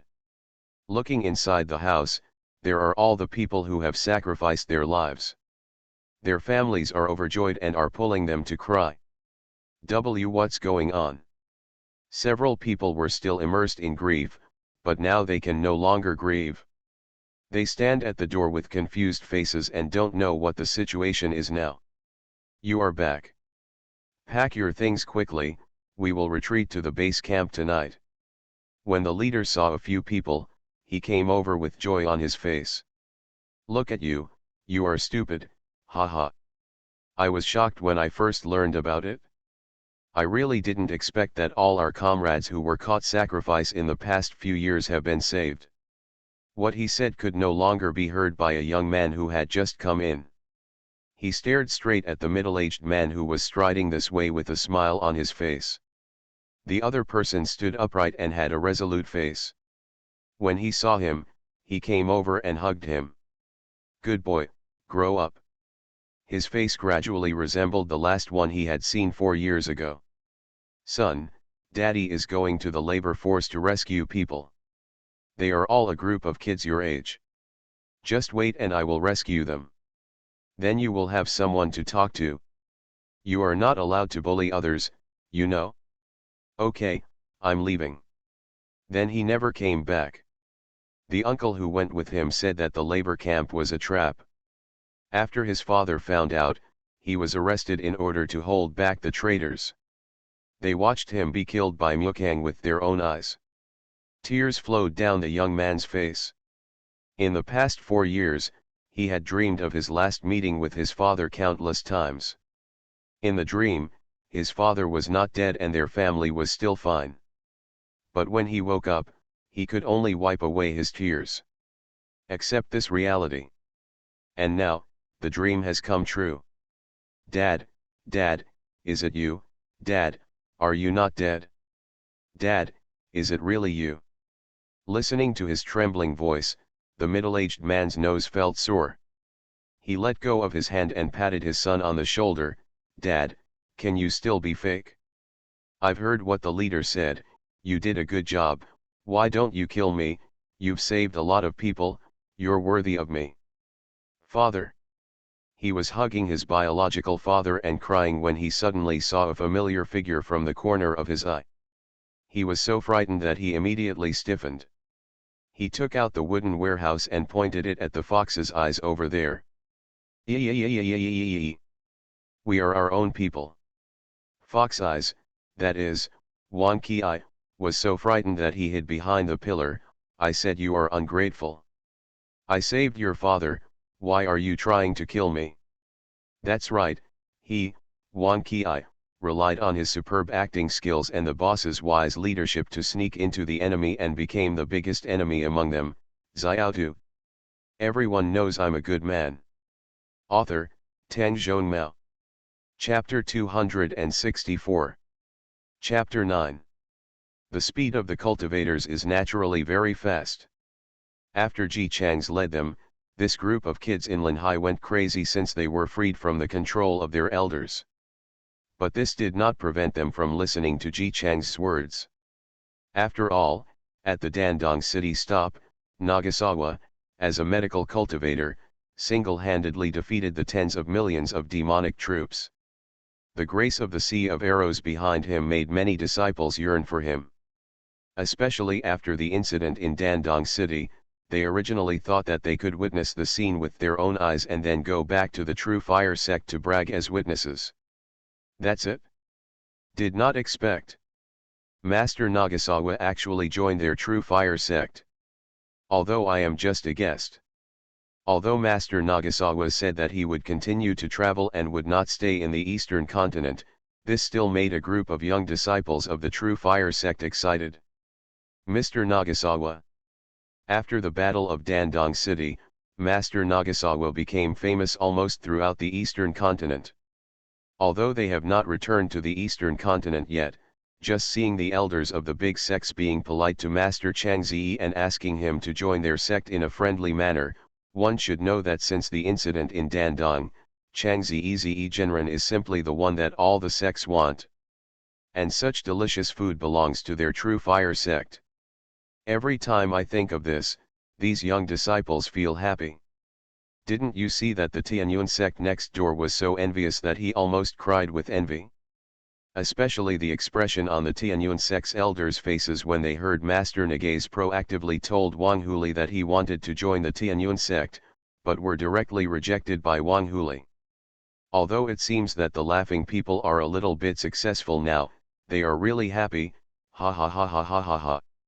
Wang Huli acted like that before, and now almost all the sects in the eastern continent know that he, the son of the leader of Tianyun sect, has no eyesight, and personally rejected the medical practice of Master Nagasawa, who can advance, retreat, and assist. Although it is said that he has not returned to the sect yet, nor has he met the Tianyun sect members who have arrived, but it can be inferred from the envious and unwilling expressions of other disciples of the Tianyun sect when they saw them going out with Master Nagasawa, that Wang Huli after returning to the sect, you will definitely have a good meal. For various reasons, Ji Chang's strong affinity and the force value he had shown previously allowed him to succeed in this small temporary team even if he did not pretend to be stable like Ziyilan Hai. He said fly faster, so you must fly faster. The group of people just flew the flying sword out of the rocket, and arrived at Changle City quickly. Changle City was originally a prosperous and peaceful city in the future. Although the city is small and its reputation is not great, the most famous Changle wine in Changle City still attracts a lot of attention to it. In addition, the people in Changle City are warm and hospitable, and Xiao Xiao is rarely seen in the city. There are many businessmen coming and going, and occasionally monks will stay. The most talked about thing among the people of Changle City was that after the Jing family in the city received a monk, the young lady and the young monk fell in love with each other, and the two got married after getting the consent of the Jing family. This was originally something that the people of Changle City were very proud of, but no one expected that not long after they got married, the monk said that the sect from the eastern continent was calling and left in a hurry. Miss Jingjia waited for a day, a month, 10 months, until she was pregnant in October and gave birth to Miss Jingjia's son, but she still couldn't wait for her husband. After that, Miss Sun grew up slowly until she was 14 years old. The cultivator who had said that he would come back to take his wife back to the eastern continent after finishing the sex affairs still hadn't come. The head of the Jing family, the father of the young lady Jing family, also chose to let his granddaughter take her mother's surname. This move, which was almost an announcement to give up the search for the monk, made the people of Changle City talk a lot. Until one day, a real monk came to Changle City. Ever since he left, new rumors began to quietly spread in Changle City. Rumor has it that the monk who married Miss Jing's family was a fake immortal master. Rumor has it that even the jade he left behind was fake. A real immortal master had tested it and found that it had no spiritual power at all. Rumor has it that when Miss Jingjia had a difficult childbirth and was about to be rescued, the head of the Jingjia family broke one of the jade ornaments left behind by the monk, but nothing happened. No monk came to save him, not a word was said. The monk who married Miss Jing's family seemed to have just disappeared. Because of Yaja's incident, the head of the Jing family was so angry that his granddaughter took her mother's surname. It was precisely because of her poor mother's late father's liar's life experience that she was favored by the whole family. Gossip is always the fastest spread, and it is precisely because of this that when the demon cultivator attacked the city and the head of the Jing family smashed the jade on the city tower, many people thought of that incident. It is said that the liar monk left 2 jade jewels behind before he left. One was given to Miss Jingjia, and the other was given to the head of Jingjia. If Miss Jing's piece was broken into pieces on the day she was dying and the monk did not show up at all, it would have planted a seed of doubt in everyone's heart. Then the remaining jade, which was identified by the real monks as having no spiritual power, allowed this suspicion to take root. On the city tower stood not only the soldiers guarding the city, but also a large family like the Jing family who had lived in Changle for a long time. Someone sighed when they saw the head of the Jing family breaking the jade. "You actually still keep this jade?" When Master Lu Yun detected that there was no spiritual power in it, "I thought you would throw it away." "That monk is a liar. We should concentrate on fighting against the demonic cultivators below and stop placing our hopes on such things." People who were close to the Jing family patriarch tried to persuade him, but no matter what they said, the Jing family patriarch just shut up and stood there, looking down at the demonic cultivators who were attacking the city, not knowing what they were thinking. He remained silent and did not answer, and the others had nothing to do with him. They could only sigh in their hearts. The head of the Jing family was still too stubborn. It was all set in stone, yet he actually still had hope. But think about it, Miss Jingjia was his only daughter, and she had been raised with honor and respect since childhood. It would have been okay if it was just a monk who never returned to Changle City, but the problem was that Miss Jingjia died on the way to childbirth. The only daughter he loved the most died because of a liar, and it was normal for him not to accept the fact. The head of the Jing family stood beside the unresponsive Yaju without saying a word. Behind him, someone looked at his expression of waiting for something and whispered to each other. "I'm afraid the excitement is too great." Master Jing actually placed his hope on the jade gift given by the liar. "I heard that Miss Son of the Jing family is not in the city, and I don't know what is going on now. I'm afraid it's not going to be easy. I heard that demonic cultivators are everywhere and wreaking havoc everywhere. We in Changle City are relatively late to the demonic cultivators, but it seems that something big has happened. Many immortal masters from the eastern continent have come to our continent and are everywhere. We have to hold on to fight against the demonic cultivators. Maybe the immortal masters will come at some point. What I'm afraid of is that Changle City has already been lost before the immortal master comes.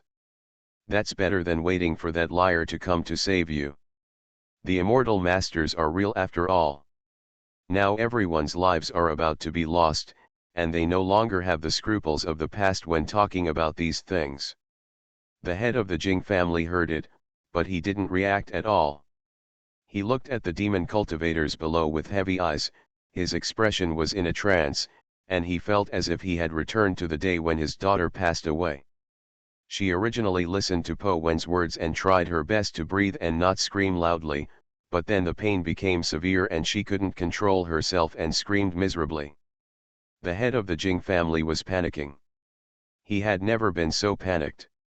This was his only daughter. Her mother passed away early. There was no mistress in the house at that time. Many people told him that they wanted him to marry her, but the head of the Jing family refused to let go. He was worried that if he married a new wife, she would treat his daughter badly.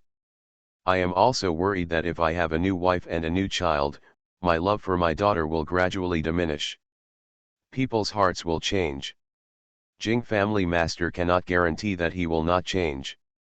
He can only work hard to isolate all factors that will change." He was a grown man who had never cared about the affairs of his family, so he bit the bullet and began to try to manage the internal affairs of the house. He believed in no one but himself. Later, his daughter grew up, and when she was 7 or 8 years old, she was able to take over the housekeeping of the house. While he was proud of her, he felt sorry for her for making her work so hard at such a young age. Later, the girl, who was as big as a little bean sprout, slowly grew up. She is becoming more and more stable and dignified, and she is also becoming more and more well-behaved and sensible. Although she looks weak, she is actually tougher than anyone else. When there was a famine in Changle City, the Jing family mainly opened warehouses to distribute grain to help the people. Many people in the family opposed it, but it was his daughter who insisted on standing by his side, telling him to do what he wanted to do, as he might regret it later. But if he doesn't do it, he will definitely regret it. His daughter was kind throughout her life, never did a bad thing, helped countless people, was gentle and kind. But in the end she died in childbirth. In the end, the pain was so unbearable that she lost consciousness. She could only call her father or husband. Patriarch Jing knew that her daughter would not let him break the jade. She always insisted that her husband must have something important to do when he rushed back. If he did not come back for a long time, something might have happened. Although there were many cultivators on the eastern continent, there were also many dangers. The other party is at a critical moment, and breaking the jade may affect him. But his daughter is dying. Patriarch Jing threw Yuju and prayed crazily in his heart. He hoped that his son-in-law could come back, even if it was to send a message to reassure his daughter, or even if he couldn't save her, just to see her one last time. But no, Yaja fell to the ground without any movement. The daughter's voice gradually became fainter, and there was a burst of baby crying. The head of the Jing family knew that the child was born, and before he was happy, he heard Po Wen say in a panicked voice that his wife's bleeding could not be stopped. Master Jing couldn't recall what happened next. When I think about it again, I can only think of the crying of the girl next to my daughter. And the whole house is white. The two scenes alternated in his mind. One day, on the day of her daughter's wedding to the person she liked, the entire Changle city knew that her daughter had married an immortal master from the eastern continent. The table was full of guests, and some people came from other places to congratulate her. Everyone told him, "Congratulations to the head of the Jing family for finding a good son-in-law." After a while, there was a white sticker in the mansion again. When the servants and girls saw him from a distance, they quickly lowered their heads and did not dare to say a word. Some people came to the mansion, but everyone was saying, "Respect the master of the family, and express my condolences." Condolences. Just these two words mean that his daughter will never appear again. He survived. Because he still has a granddaughter and a Jing family to support. But deep down in my heart, I still have that thorn in my heart. If he is really a liar, why not keep lying? If he was a real monk, why didn't he show up in the first place? His daughter was calling her husband until she died. From the time he was born until now, he has never even seen his biological father. The first time she asked me who my father was, I knew my mother had passed away. Why did everyone never mention my father? The head of the Jing family found the portrait that his daughter had drawn, pointed to the man above and said, "This is your father. He is a liar. He cheated your mother out of her life." Seeing Jingniancy confused, he took the portrait and looked at it carefully. Jingjia advocated what he wanted to say, but he didn't know what to say. "This is how it should be," he thought. "I should hate you every year. You are a beast and you are not worthy of being a father." But I felt very bitter in my heart. He knew his daughter well and knew that even if she gave birth to the child safely and the man didn't come, she would never talk about it in front of the child if she had any complaints in her heart. If asked every year, she would point to the portrait gently and say, "Your father is a monk. A monk has many things to do. He is too powerful, so he cannot come back to see us." Sometimes when I think about it, my nose starts to feel sore. How could he not know how to coax Nian Nian? It was so simple, but every time he opened his mouth, his heart was filled with reluctance. Why? Why did he have to maintain his image in front of every year when that beast deceived his daughter's body, mind, and even her life? If they meet again, he will never let Nian Nian recognize that man. Master Jing's expression began to show bitterness.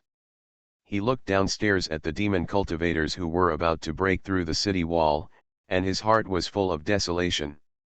Unfortunately, he is going to die. If you die in the city guard, your body will be left intact. Fortunately, I am away from Changle City every year, so there is still a glimmer of hope. Facing death, it seems that everything is not so important. He didn't want to take revenge every year, he just wanted her to be safe and not make the same mistake as her mother. But probably not.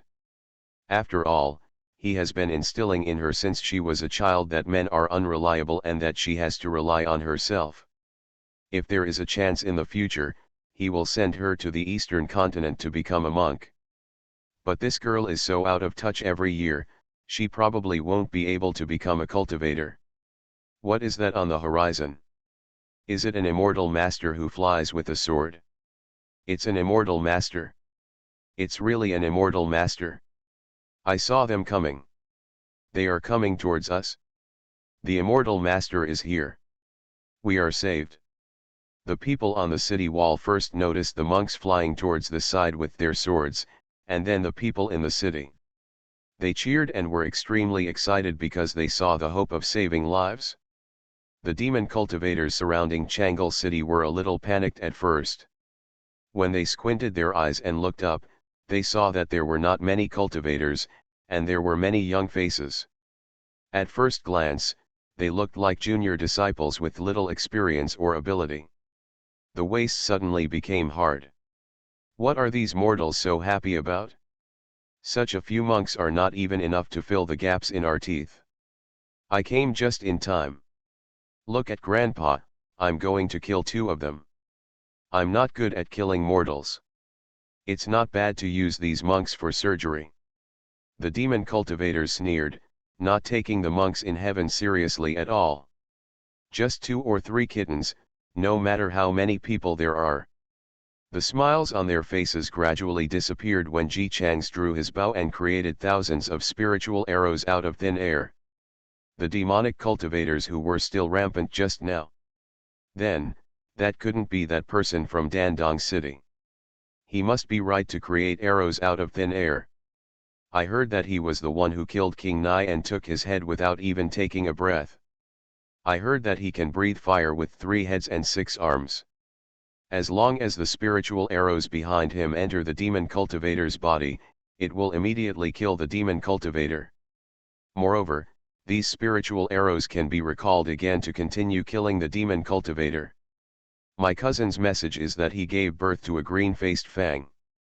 Every meal consists of 5 demon cultivators as staple food, 3 as supplementary food, and 1 demon cultivator as a stew.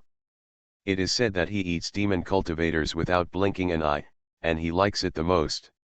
His purpose is to tear the demon cultivator alive. He is blindfolded because he is afraid that the demon cultivator's blood will fall into his eyes. It is said that this will make him mad and unable to stop the killer. He will be mad for 10 days and 10 nights until he wakes up. It was like a river of blood. Various gossips are circulating among the demon cultivators. Their faces were almost completely green. Or, let's withdraw, there's no use taking down this small place in Changle. Yes, I said before that we don't need to fight Changle. What's there to fight in such a small place? Why don't we find another city? Some demon cultivators are afraid, and some demon cultivators look down on them and think they are too cowardly. He waved his own meteor hammer, with a ferocious face, and yelled wildly, "You are afraid of him. The rumors are all spread by rumors. Take a closer look, does he have a green face, fangs, 3 heads and 6 arms? From my perspective, he is just an ordinary monk. At most, his cultivation level is just a little higher. With so many of us going together, he can't give it to all of us in one breath." Ji Changs loosened the non-existent bowstring. Swish swish. The sea of arrows made of spiritual power flew down at a high speed that was impossible to avoid. The demon cultivator immediately fell down by a third. The demon cultivator who said he was not afraid of Ji Changs was luckier and survived. He stood stiffly and his legs began to tremble. I suddenly thought it would be a good idea to retreat. Let's retreat. However, it was too late for him to get the idea. Ji Chang's drew his bow again, and the spiritual arrows that had just wiped out a third of the demonic cultivators soared from the ground and were once again aimed at the demonic cultivators on the ground. Another group of people fell. The remaining demon cultivators were so frightened that they didn't care about anything and turned around and ran away. However, no matter how fast they ran, they were still not as fast as the sea of arrows. The medical practitioner in white who was still standing on the flying sword lowered his hand again. "Let's go," he said softly. Unlike his senior brothers who were looking at Ji Chang's with admiration, Jing Nianzi saw the head of the Jing family standing on the tower at a glance. Seeing that her grandfather was okay, she breathed a sigh of relief, then became excited and waved her hands in his direction happily. "Grandpa." The head of the Jing family, who was originally worried that the demon cultivator could be beaten to death so easily, trembled when he heard his granddaughter's familiar shout and quickly looked up into the sky. "Is that every year?" The Jing family members who heard his inquiry quickly looked up, and then answered excitedly, "It's Miss Nian Nian, the head of the family. It's really Miss Nian Nian. Miss Nian Nian is back." Patriarch Jing breathed a heavy sigh of relief, and his body swayed, and he almost didn't fall if it weren't for the support of the person next to him. "Just come back," he murmured to himself. "It'll be nice to come back."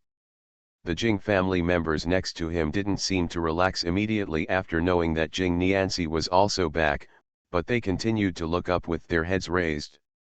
"Master, there are many immortal masters who have returned with Miss Nian Nian. The immortal master who just took action to repel those demon cultivators is standing at the front. Miss Nian Nian is talking to him, and the relationship seems to be good." "That's fine." Although their Jing family mistakenly believed in a liar. But if Miss Nian Nian can really have a relationship with a real immortal master, it will be regarded as avenging her past humiliation. What's more, this immortal master had just resisted so many demonic cultivators by himself. With such a powerful cultivation level, if he could be on good terms with their Jing family, the Jing family would definitely be able to stabilize at least 30% of their power. Jing Nianzi, who was standing on senior brother Fijian, was happily like the liveliest bird because he saw his closest relatives. "Our family is somewhat powerful in Changle City. Isn't your wife's family also in Changle City? You haven't dared to contact them for more than 10 years. They may move. If you need my help, just ask. My grandpa is very kind and will definitely help you find it." Ji Chang's nodded slightly. "Thank you." The disciple in front of me, who was thinking of the new year, carefully controlled the flying sword. Junior sister, please stop talking. This is the first time I am flying with someone, and it is a bit unstable." Jing Nianzi immediately lowered his voice. "Senior brother, let's go down, just up and down the city tower. I haven't seen my grandpa for a long time. He must miss me very much." A group of people controlled the flying sword and landed on the tower of Changle City. The young disciples felt the admiration and envy of the mortals around them looking at them. Although they didn't show it on their faces, they were very proud in their hearts. They straightened their backs and pretended to be very stable. Jing Nianzi didn't pretend. She immediately rushed towards the head of the Jing family with a big smile on her face. Grandpa, I miss you so much." "Do you miss me?" "Let me tell you, Grandpa, I am also a monk now. I also have a master and many senior brothers. The master said that he would take me back to the sect when the demon cultivator thing is over. Grandpa, I also asked master for a life-prolonging elixir. After you take it, your health will definitely be better than before, and your life will be longer." The disciples of the True Fire sect all knew how talkative this little junior sister Jing Nianzi was. Seeing her talking so much, they all stood aside and watched with a smile. However, they found that after meeting again after a long time, the head of the Jing family, who looked excited and relieved just now, was not paying attention to Jing Nianzi at the moment. All his eyes, full of anger and suspicion, fell on the blindfolded medical cultivator who had been standing there waiting silently since he landed on the ground. Master Nagasawa couldn't see or notice anything wrong, and still stood quietly. The younger junior sister quickly noticed it. She looked at Master Nagaze and then at the head of the Jing family with a strange expression on her face. "Grandpa." Master Nagasawa seemed to sense that something was not right in the atmosphere, and turned slightly sideways, facing the head of the Jing family. Jing Nianzi didn't know what was going on, but he was a little timid instinctively. He carefully pulled the head of the Jing family. "Grandpa, this is Master Nagaze. He was the one who defeated the demon cultivators just now. It was also the master who killed them in Dandong City before I defeated King Nai and captured the remaining demon cultivators. He is now my disciple's guest minister and he happens to be coming to Changle City, so we will work together." Patriarch Jing stared at Ji Chang's. His expression alternated between hatred and confusion, and in the end, it settled on sarcasm. He spoke, his voice sharper than ever before. "Master Nagasawa? It's so majestic to defeat the demon cultivators with your own power. What an amazing accomplishment." In front of everyone, after Patriarch Jing finished speaking these words, the blindfolded medical cultivator's usually calm expression showed other emotions for the first time. He was a little confused and in disbelief. Facing the head of the Jing family, his voice trembled. "You, father-in-law." "Ah." Patriarch Jing's tone was unprecedentedly sarcastic. "Do you remember me as your father-in-law? Then do you remember Ruer? Do you know that she will be waiting for you until her death? I thought you were a liar, just pretending to be immortal. I have already accepted that you are a monk who came to deceive us, but now you appear in such a glorious manner. What a great Nagasawa master! Your ability just now is really great.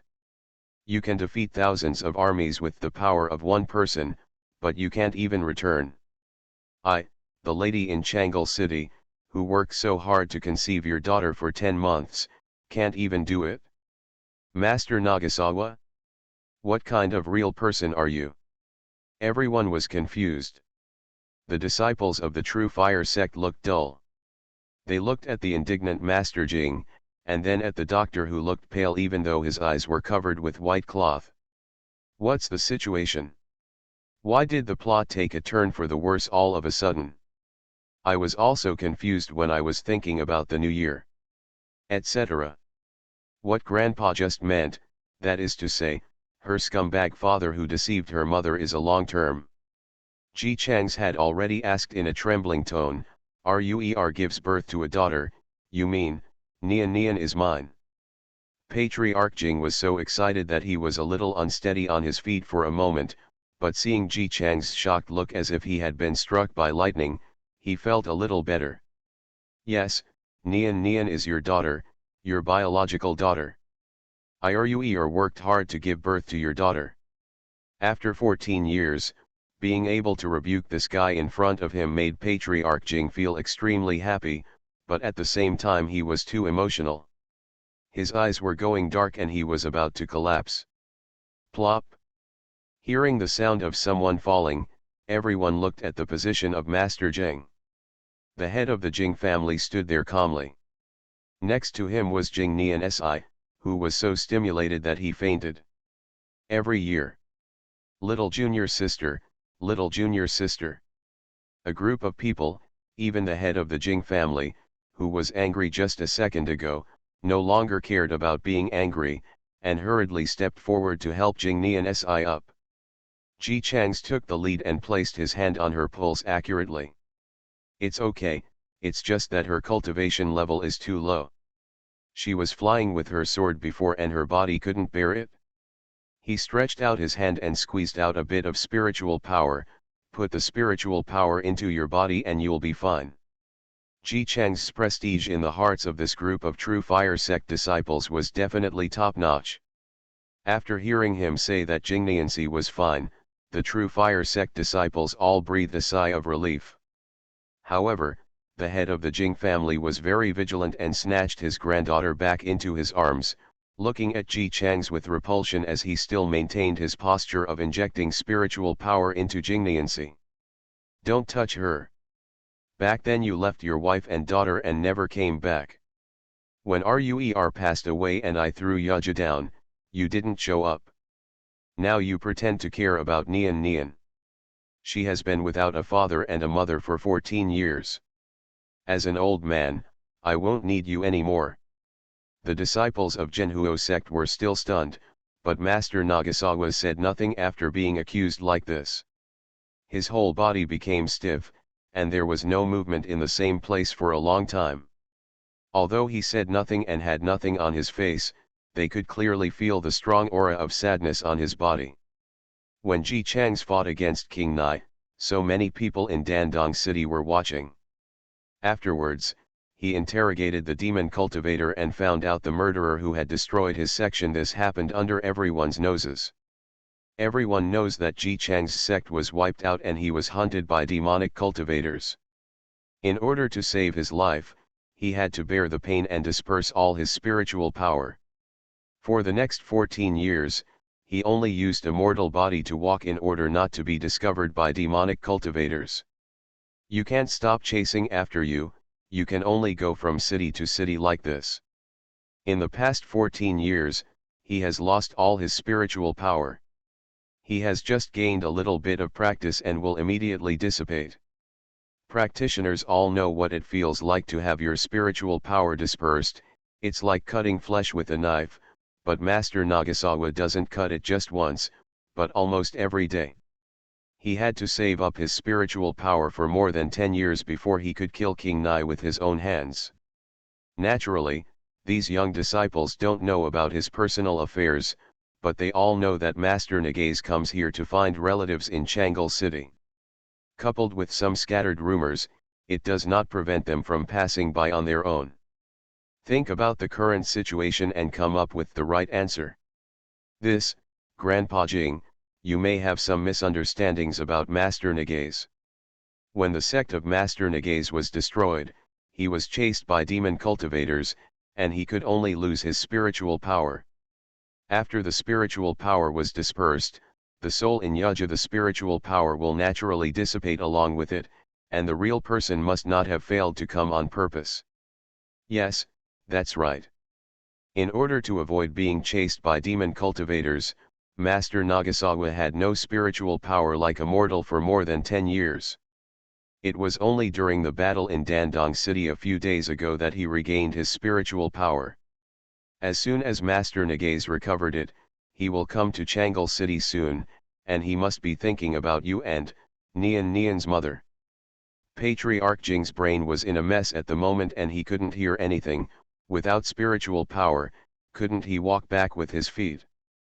If he had been by my side, my daughter would not have regrets until her death.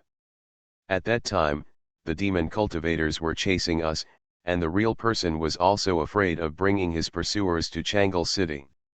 Yes, in that situation, the real person had no spiritual power. If there were really pursuers, he would not be able to save Changle City at all. The disciples of the True Fire sect were busy talking to Ji Chang's. The person involved, Ji Chang's, remained silent until the end, when he suddenly said, "Don't say anything." He took a step forward and knelt down in front of Master Jing.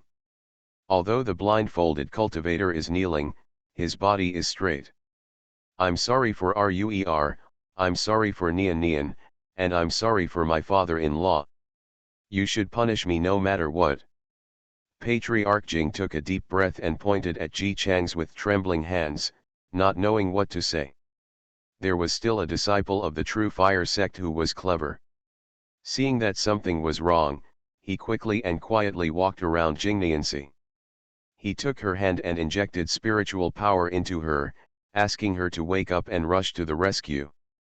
Jingniancy woke up quickly and was startled when he saw Ji Chang's kneeling. When he opened his eyes, when I looked up again and saw my grandfather's livid face, I was shocked again.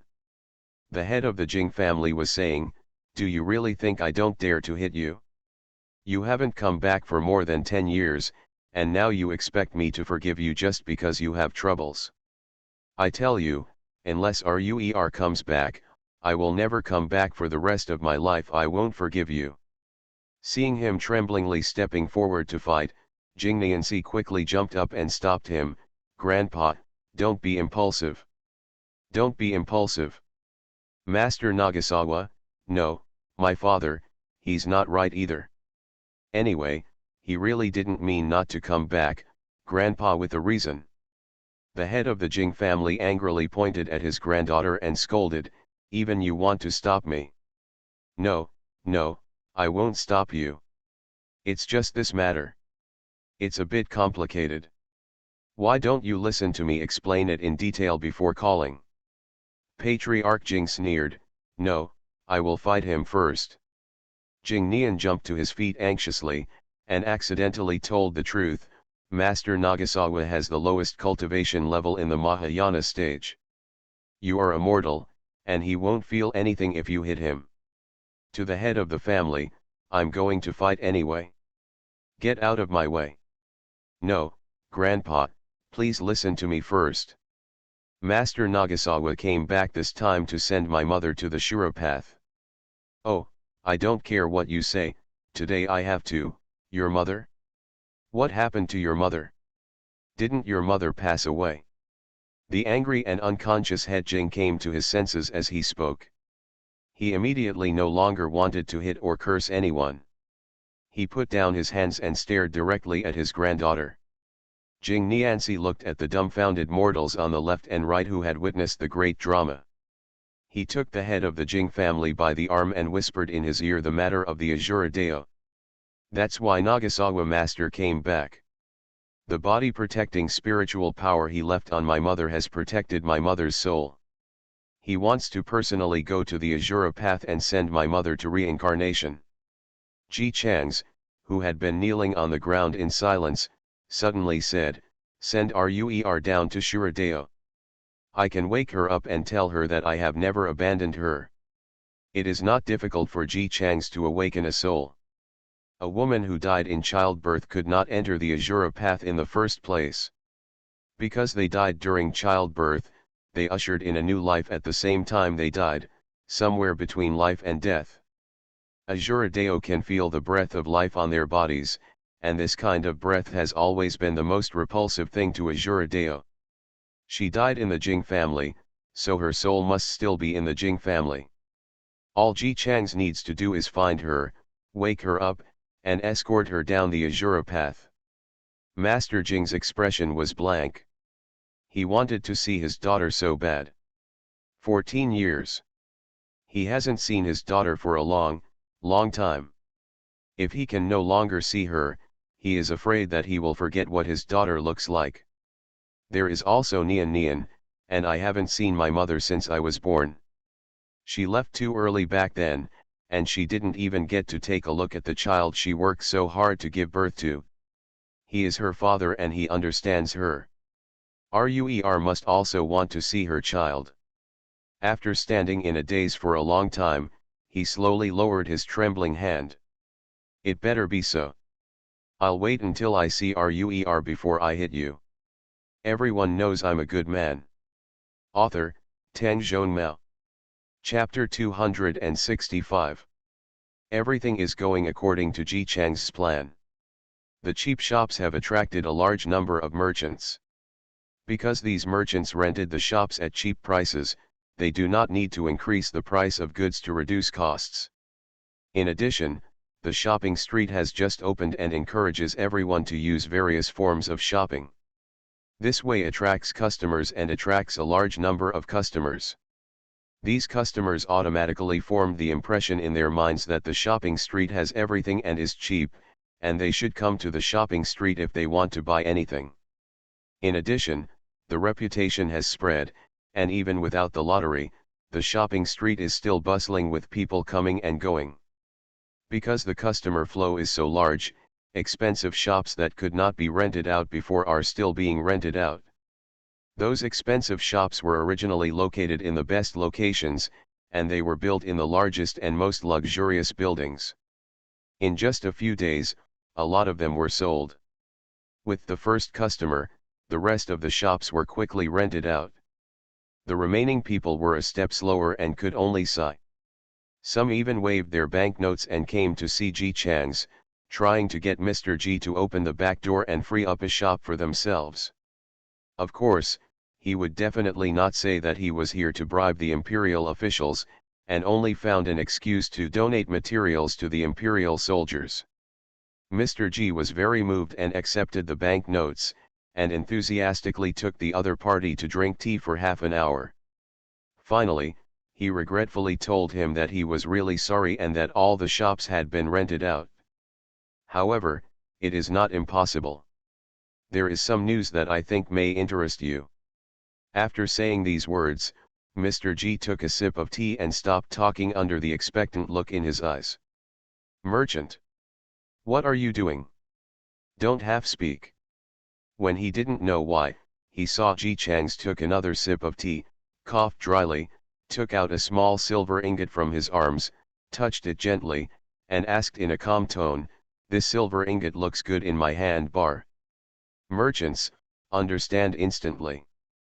He immediately took out the banknote from his arms and presented it with both hands. "Sir, this is a tribute from the common people. Please reveal some information." Ji Chang's didn't answer. "What filial piety? I am a pure official and never accept filial piety from others." Merchant. The hints are so obvious, yet I still won't accept it. These officials really do a lot of twists and turns in everything they do. He was complaining in his heart, but he still had a smile on his face and agreed, "Yes, yes, what your lord said is true. The common people just said it wrong. This is not a tribute to your lord. It is the common people who want to do their part for the country and the people. After hearing that the emperor, the city's soldiers are all supported by you, so I want to do my best. How embarrassing is this? These matters should be handled by us parents and officials. Why do you need to worry about it? Your intention makes me feel a little embarrassed to accept it." Ji Chang's tone was touching, the content was sincere, and his eyes were sincere. If he hadn't quickly taken the banknote and stuffed it into his arms while saying this, the merchant would have believed it. Of course, Mr. Ji still has moral integrity. After taking the money, of course you have to do something. He lowered his voice and pretended to be telling a secret. "You and I have hit it off, so I'll tell you that a shopping street will be built next door. The shops this time will be bigger and more expensive than the ones you want to rent." The merchant was still a little hesitant when he heard this. After all, what he valued was the flow of people in the shopping street. But if it were a newly built shopping street, even if it was adjacent, people would inevitably worry about whether it was not as good as next door. Ji Chang's did not ask him to rent these shops at all. He just continued to whisper, "Although this shopping street has not been established yet, because there was not enough money to build it at first, you also know that those soldiers have to train every day. Everyone can eat 4 or 5 steamed buns, which is very expensive. At that time, I had no choice but to collect money from some people, which I thought was the cost of booking a shop. Now the shop has not been built yet, and most of the designated locations have been reserved. There was originally some left, but I didn't know the news. If it was leaked out, I'm afraid it will be sold out in the next few days." The hesitation on the merchant's face immediately froze. He was still hesitating whether to order, but Ji Chang's turned around and told him, "Don't think about it. It's not a matter of whether you can order or not, but whether you can order if you want to." I also knew that the only people who could get the news in advance and act so quickly were those with the background behind them. You definitely can't win if you try to rob. Then he is struggling with loneliness. After the stiffness passed, I didn't understand again. Since these shops that have not yet been built are destined to lose his share, then this news is of no use. Ji Chang's reputation is indeed not very good, but he shouldn't be fooled like this. It was not a lie, and he did not give accurate and usable information. In addition, The merchant hesitated for a moment, then took out some banknotes from his pocket and put them on the table. "Sir, I give these banknotes to you as a filial piety. I just hope that you can help me think of something. Give me a banknote and let me think of something." Ji Chang's looked serious and selfless, not even looking at him. "What do you mean? Do you think I am the kind of person who recognizes money but not people when he sees it? Merchant, aren't you?" "No, no, no, I don't mean that. I just see the adults working hard and want to help them share the burden. No need. I have my own hands and feet. If I want money, I will naturally make it with my hard-working hands. If I take other people's money, I will burn my hands." Merchant. Does this Master Ji have a dual personality or something? He muttered in his heart, and was about to take the money back in frustration, when he suddenly saw Ji Chang sitting in front of him and suddenly slapped his hand. The merchant didn't react, and couldn't hold the money in his hand. It fell to the ground. Before he could bend down to see him, Ji Chang suddenly got down and grabbed all the banknotes scattered on the ground in his hands at extremely fast speed in 1 second. It was accompanied by a huge sigh. Damn it, who lost so many banknotes? I am really lucky. I was able to pick up so many banknotes just sitting at home. I really can't stop my luck." Merchant. Merchant.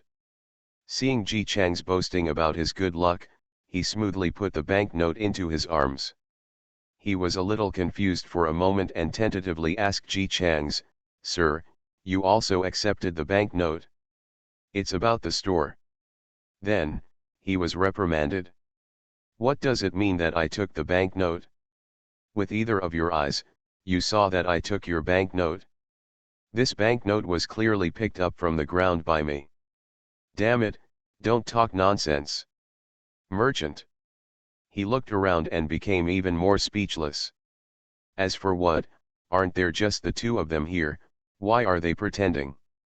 But he was a high-ranking official and wanted to pretend, so he could only cooperate to please and laugh. Yes, what the Lord said is true, it was a small oversight. Seeing that he knew what to say, the expression on Ji Chang's face relaxed. "As for the shop, since you are very popular with me, I will reserve a place for you. When you come in person, you will definitely have a shop. But you don't have to choose the location. It's not a good location. You can remember it? There was a bright future in another village, and the matter was finally done." The smile on the merchant's face immediately rose, and he uttered various words of gratitude as if he didn't need any money. After waiting to go out, he sighed that Mr. Ji had really become a money-hungry person ever since he had to take care of the soldiers. At the same time, he thought that although he spent more money than expected to clear the road this time, I finally got this store, so I should really celebrate. While walking, he suddenly remembered. It's not right. Didn't he still hesitate before whether the newly built shopping street would be inferior to the original one, and he planned to observe and see how the first wave of renters did before renting? Unknowingly, he went to beg Ji Chang's to give him the newly built shopping mall shop with money in hand. He was puzzled, but Ji Chang's had been guiding in this direction from the beginning. Isn't that what people are like? If it is placed there and can be taken at any time, people will lose interest in it. But if everyone grabs it, the good ones will be robbed and only the average ones will be left. If it was gone, the blood would immediately rush to my head, and I would lose 7 or 8 points of my rationality. I just wanted to buy it before it was all gone. The things that were robbed must be good things. As for why, I don't know, but it's a good thing anyway. With the first person eating crabs, it will naturally go smoothly for the people behind. When Ji Chang's was weak in picking up money in his mansion, Hu Zifang was also drawing seriously in his mansion. From time to time, he felt something was wrong, so he would go to the second prince with the drawings in hand. It's a pity that the second prince didn't stay overnight, otherwise he really wanted to stay until the drawings were finished. This drawing is naturally that of shopping street number 2. Husband Fang was not involved in the drawings when building number 1 Guy's Hang Street. This time he was definitely not willing to give up the opportunity, so he took over the job as soon as he found the opportunity. However, he was also worried while painting. It is true that the building in number 2 Shopping Street is larger, and it is true that it is more refined than number 1, but the price is too expensive. After all, it was a newly built shopping street. Even though Ji Chang's had told him before that the prosperity of number 1 would attract people to number 2, he never said that number 2 was so expensive. What kind of fraud would it take to come to such a fledgling place and spend such a large amount of money to rent a shop? Then, just when he was worried about only eating 4 bowls at a meal, Hu Zifang, who was immersed in painting, finally heard what was going on outside. A large number of wealthy merchants were crying and begging Ji Chang's to book a shop at number 2 Shopping Street with their money in hand. Reservations are expensive, very expensive, but each one of them is as if they have been tricked. Even though they haven't started building yet, they are spending a lot of money, begging Ji Chang's to leave a place for them. Bearded Fang. He really doesn't understand this world anymore. Fortunately, the world doesn't need him to understand. After Ji Chang's made some small operations, the money was in place. With money, everything is easy, and Commercial Street 2 is built again. This time Ji Chang's arranged for his soldiers to move bricks as usual. It was still a reward competition mode, because the rewards last time were real money and silver. This time the soldiers worked harder than last time, and they worked hard every one of them. Shopping Street number 2 was built at an extremely fast speed. In addition to being larger and broader than the Shopping Street number 1 store next door, there were also other changes in the format and layout. Although Hu Huifang was a bit silly sometimes, Ji Chang's also had to admit it, this guy is good at drawing, especially after getting together with the second prince, the details are even more exquisite. As a man who had just made a fortune, Ji Chang's couldn't say nothing when the second prince helped him. He had just been reprimanded and it was not good for him to go to the prince's mansion at this time, so he asked Hu Fang to give the gift to him. The second prince. Hu Zifang didn't think much about it, he just felt that Ji Chang's was really good at being a person, and he had to take care of everything for a prince who didn't have much presence like the second prince. The box was delivered.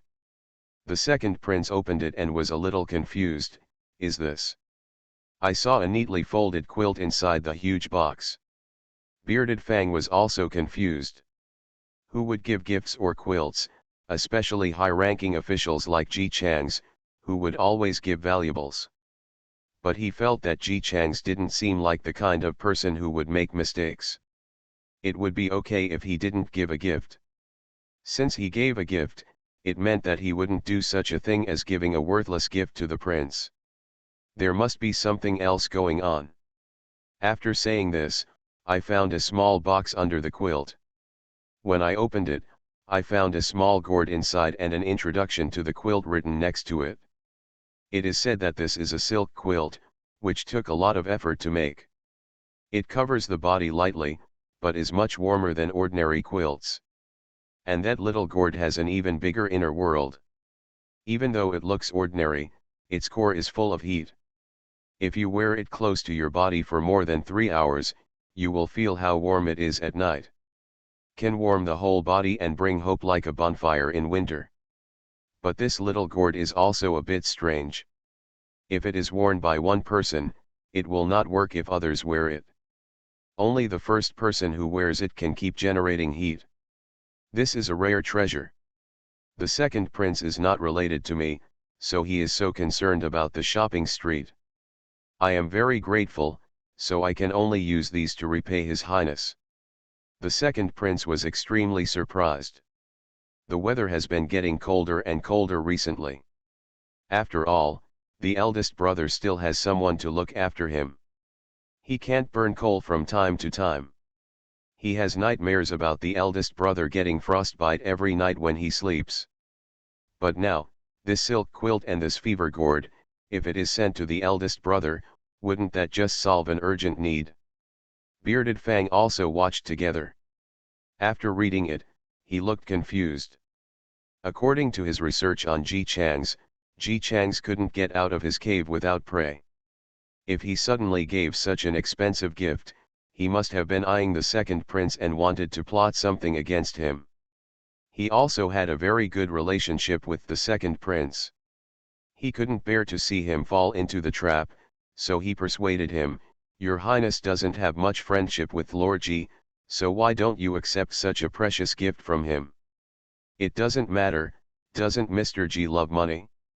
I just give him some bank notes, and these will be regarded as bought by me. When Mr. Ji takes the money, he won't ask me to do anything." Beard Fang, you are overthinking. If it were Ji Chang's, he would definitely have to ask you to do things again after taking the bank note, and in the end you would shed tears of gratitude. His Highness the Second Highness insisted on having his own way, and Hu Fang could not persuade him, so he could only watch as he put away the quilt and gourd like a treasure. Before he could even say a word of persuasion, he made an excuse to drive them away with the excuse of painting. Beard Fang. He just didn't understand why everyone who met Ji Chang's felt as if their brains were wet and lined up to jump into the sky's pit. Look at him, how sensible he is. As soon as husband left, the second prince immediately stuffed the box with the gourd into the quilt, hugged the quilt himself, and walked down the secret passage. He couldn't wait to send warmth to his eldest brother. The eldest prince is reading a book. Trapped here, he could only read books. If his brothers hadn't come to play with him from time to time, he might have fulfilled his father's wish and become a lunatic who knew nothing. After hearing what the second prince said, the eldest prince was a little surprised. There is such a treasure? It's strange. Yes, right. As soon as I heard about it, I sent it to my elder brother. Brother, put it on quickly and I will put this quilt on for you. You will definitely be able to sleep comfortably tonight. The second prince happily laid out the silk quilt and muttered, I didn't expect Ji Chang's to be so good at doing things. Before, I was just helping him with a small favor. I wasn't just helping him, I was just helping Zai Fang. Yet he actually gave me such a heavy gift. Although the eldest prince has been locked up, he still knows what is going on outside from his brothers. After hearing this, he was a little confused. Ji Chang's. Is this Mr. Ji? No, wasn't he asked by his father to take care of the soldiers? Those soldiers were more useful than the others, and they emptied his family's fortune. Now he is working hard to make money to support his family. The eldest prince thought thoughtfully, this Master Ji does not seem like the kind of person who would be trapped by such things. He is smart, but what's the use? His father ordered him to do it. Whether he can do it or not is because he is unlucky. He was tricked by Zhao Ziwajian before. That Zhao Ziwajian is dead, but he was also tricked and now he doesn't have any face. Now, I'm looking for people to donate money. This is now. Everyone knows why he did this. If it were before, he would have made so much money, and he would have been involved in many books. Now everyone, let alone go to visit Ji Chang's, dare not say a word to him, for fear that this guy will hear him and ask for money. Everyone knows that Mr. Ji, who is bankrupt, has no relatives and only cares about money. If you bump into it at this time, just wait to be raided.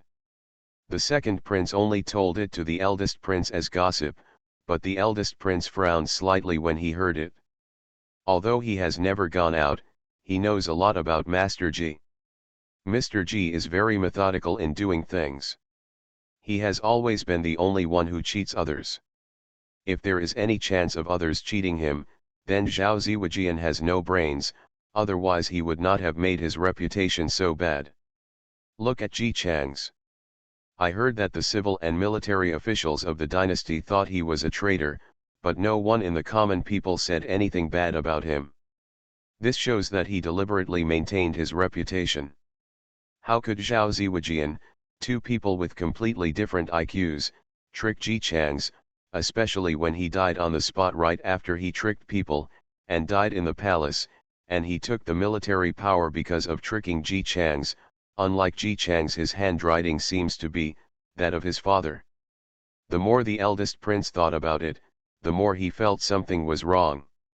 He said to his younger brother, who was taking out peanuts from under the table and eating them, "Tell me carefully about this matter." The second prince didn't even think about the reason. Gwa told them all. The eldest prince's heart sank when he heard this.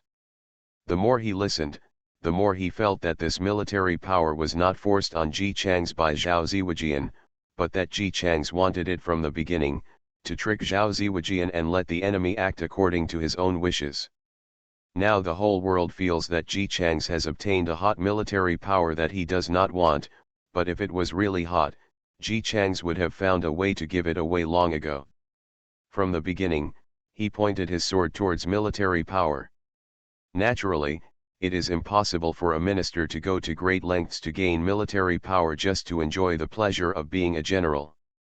The eldest prince stood up suddenly and walked around in circles for a few times. Under the confused gaze of the second prince, the expressions on his face changed in various ways, and finally settled on determination. "Second brother, you go back right now, collect all the valuable things in the house immediately, and have them sent to the village in the south where I bought them. Exchange all the banknotes into real gold and silver and send them there too. You guys are in the house.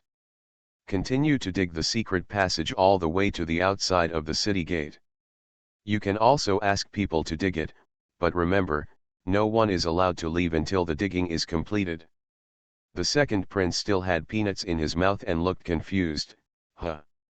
Just listen to me. If the situation outside is not right, you should leave immediately through the secret passage and go all the way to the Zhuangzi. Only the four of you know about the Zhuangzi. Just hide inside and pretend to be an ordinary rich family. Never do it again. Something else." Second prince, huh? He finally reacted. It was the first time he saw the eldest emperor brother with such a heavy expression, and he also became worried. Big brother, is father finally going to kill us?" No, it's..." The eldest prince opened his mouth to say something, but then remembered that although this younger brother was kind-hearted, sometimes his IQ was a bit off, and told him that he might leak the news, so he swallowed the rest of his words. "Don't worry about what it is, just do as I say. If anything happens, run immediately without hesitation, you know." The second prince's eyes were red with fear, and he huddled up in fear and nodded, Yes, I understand." He asked, "Then we run away, big brother, what will you do?" "Of course I have a solution."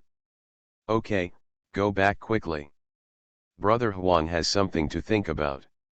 The second prince left hesitantly. As soon as he left, the eldest prince immediately sat down and meditated. "This Lord Ji is afraid that he is going to rebel. However, my father's behavior has become more and more ridiculous in recent years. It would be fine to hand over the military power, but he actually asked Ji Chang's to support those 70,000 people.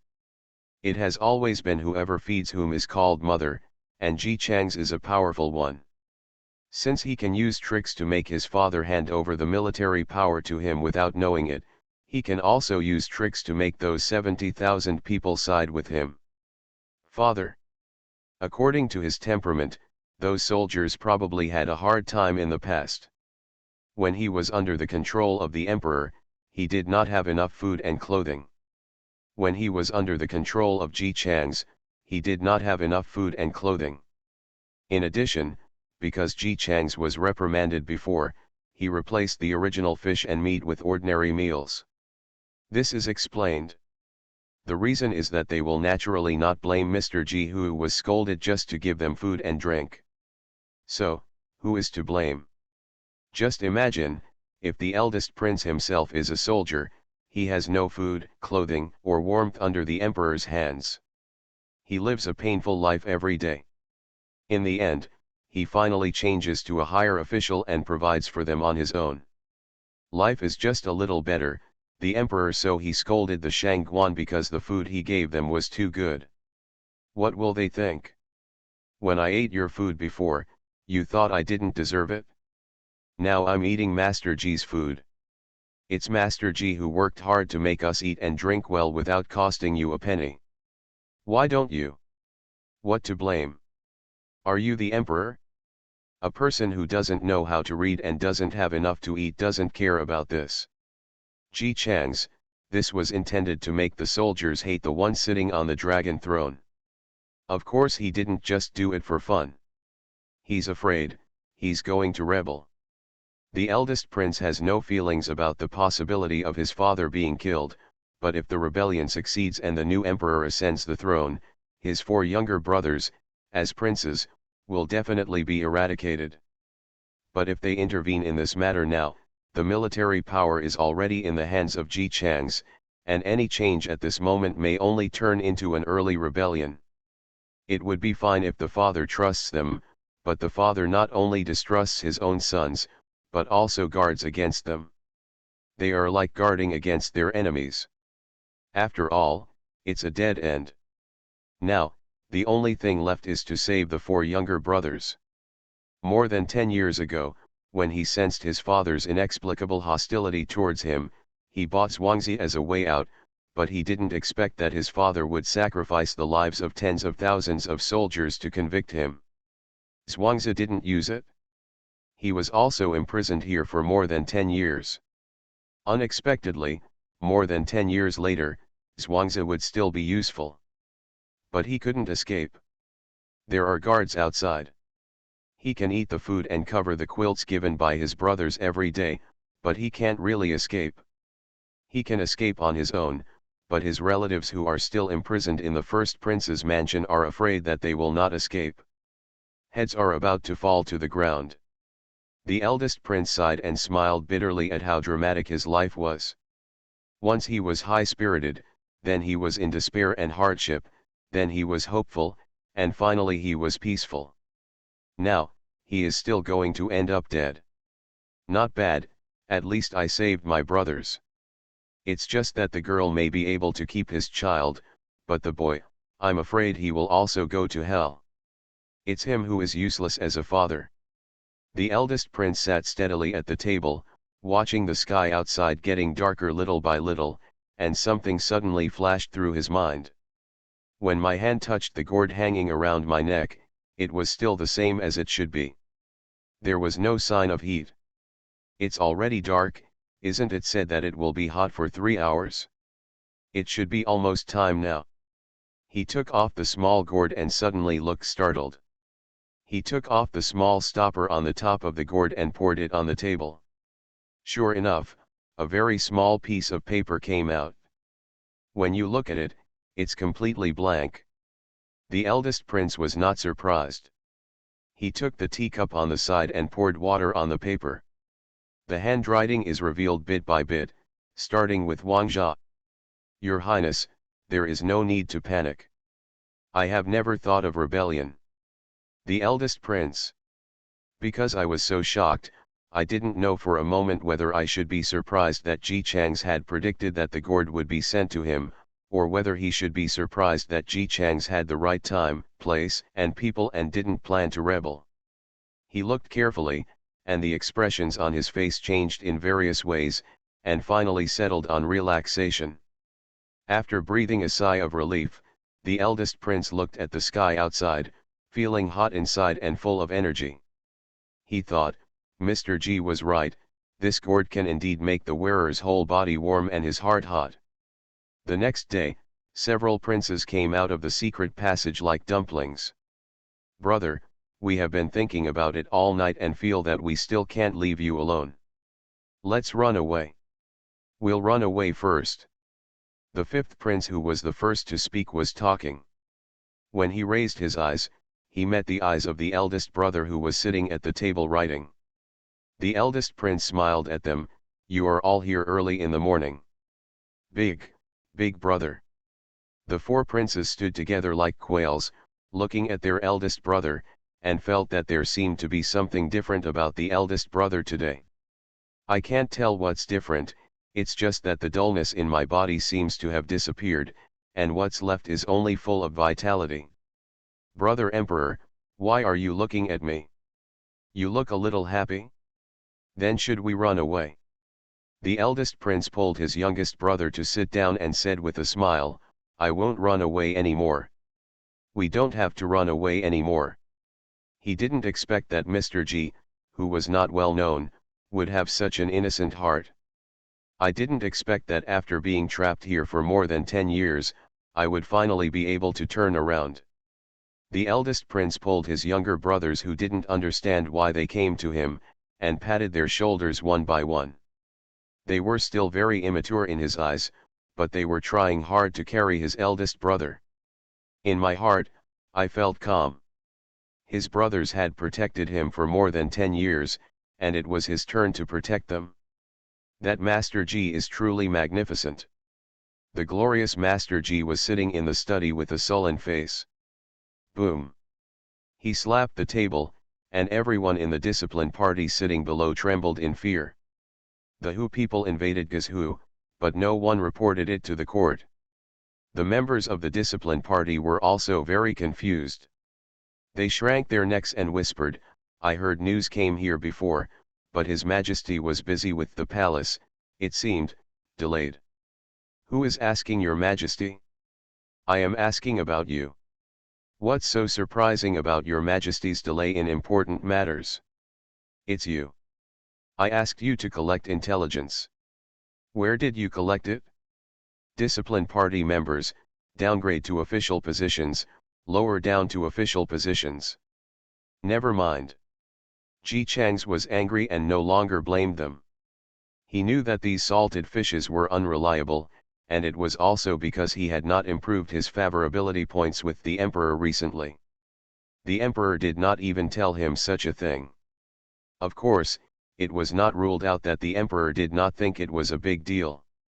After all, Gazhu was originally located on the border. There had been a famine before, and there was such a large wave of refugees coming out. Now in the eyes of the Emperor, it was probably a dead city. The dead city was attacked when it was attacked, and the barbarians couldn't take advantage of it. Anyway, the barbarians always robbed things and ran away, and never robbed the city. But Ji Changs knew that those were the Hu people of the past, and the current Hu people were no longer content to live on the grasslands. This winter is particularly cold. They may have noticed the difference in the weather this year early, so they took preemptive measures.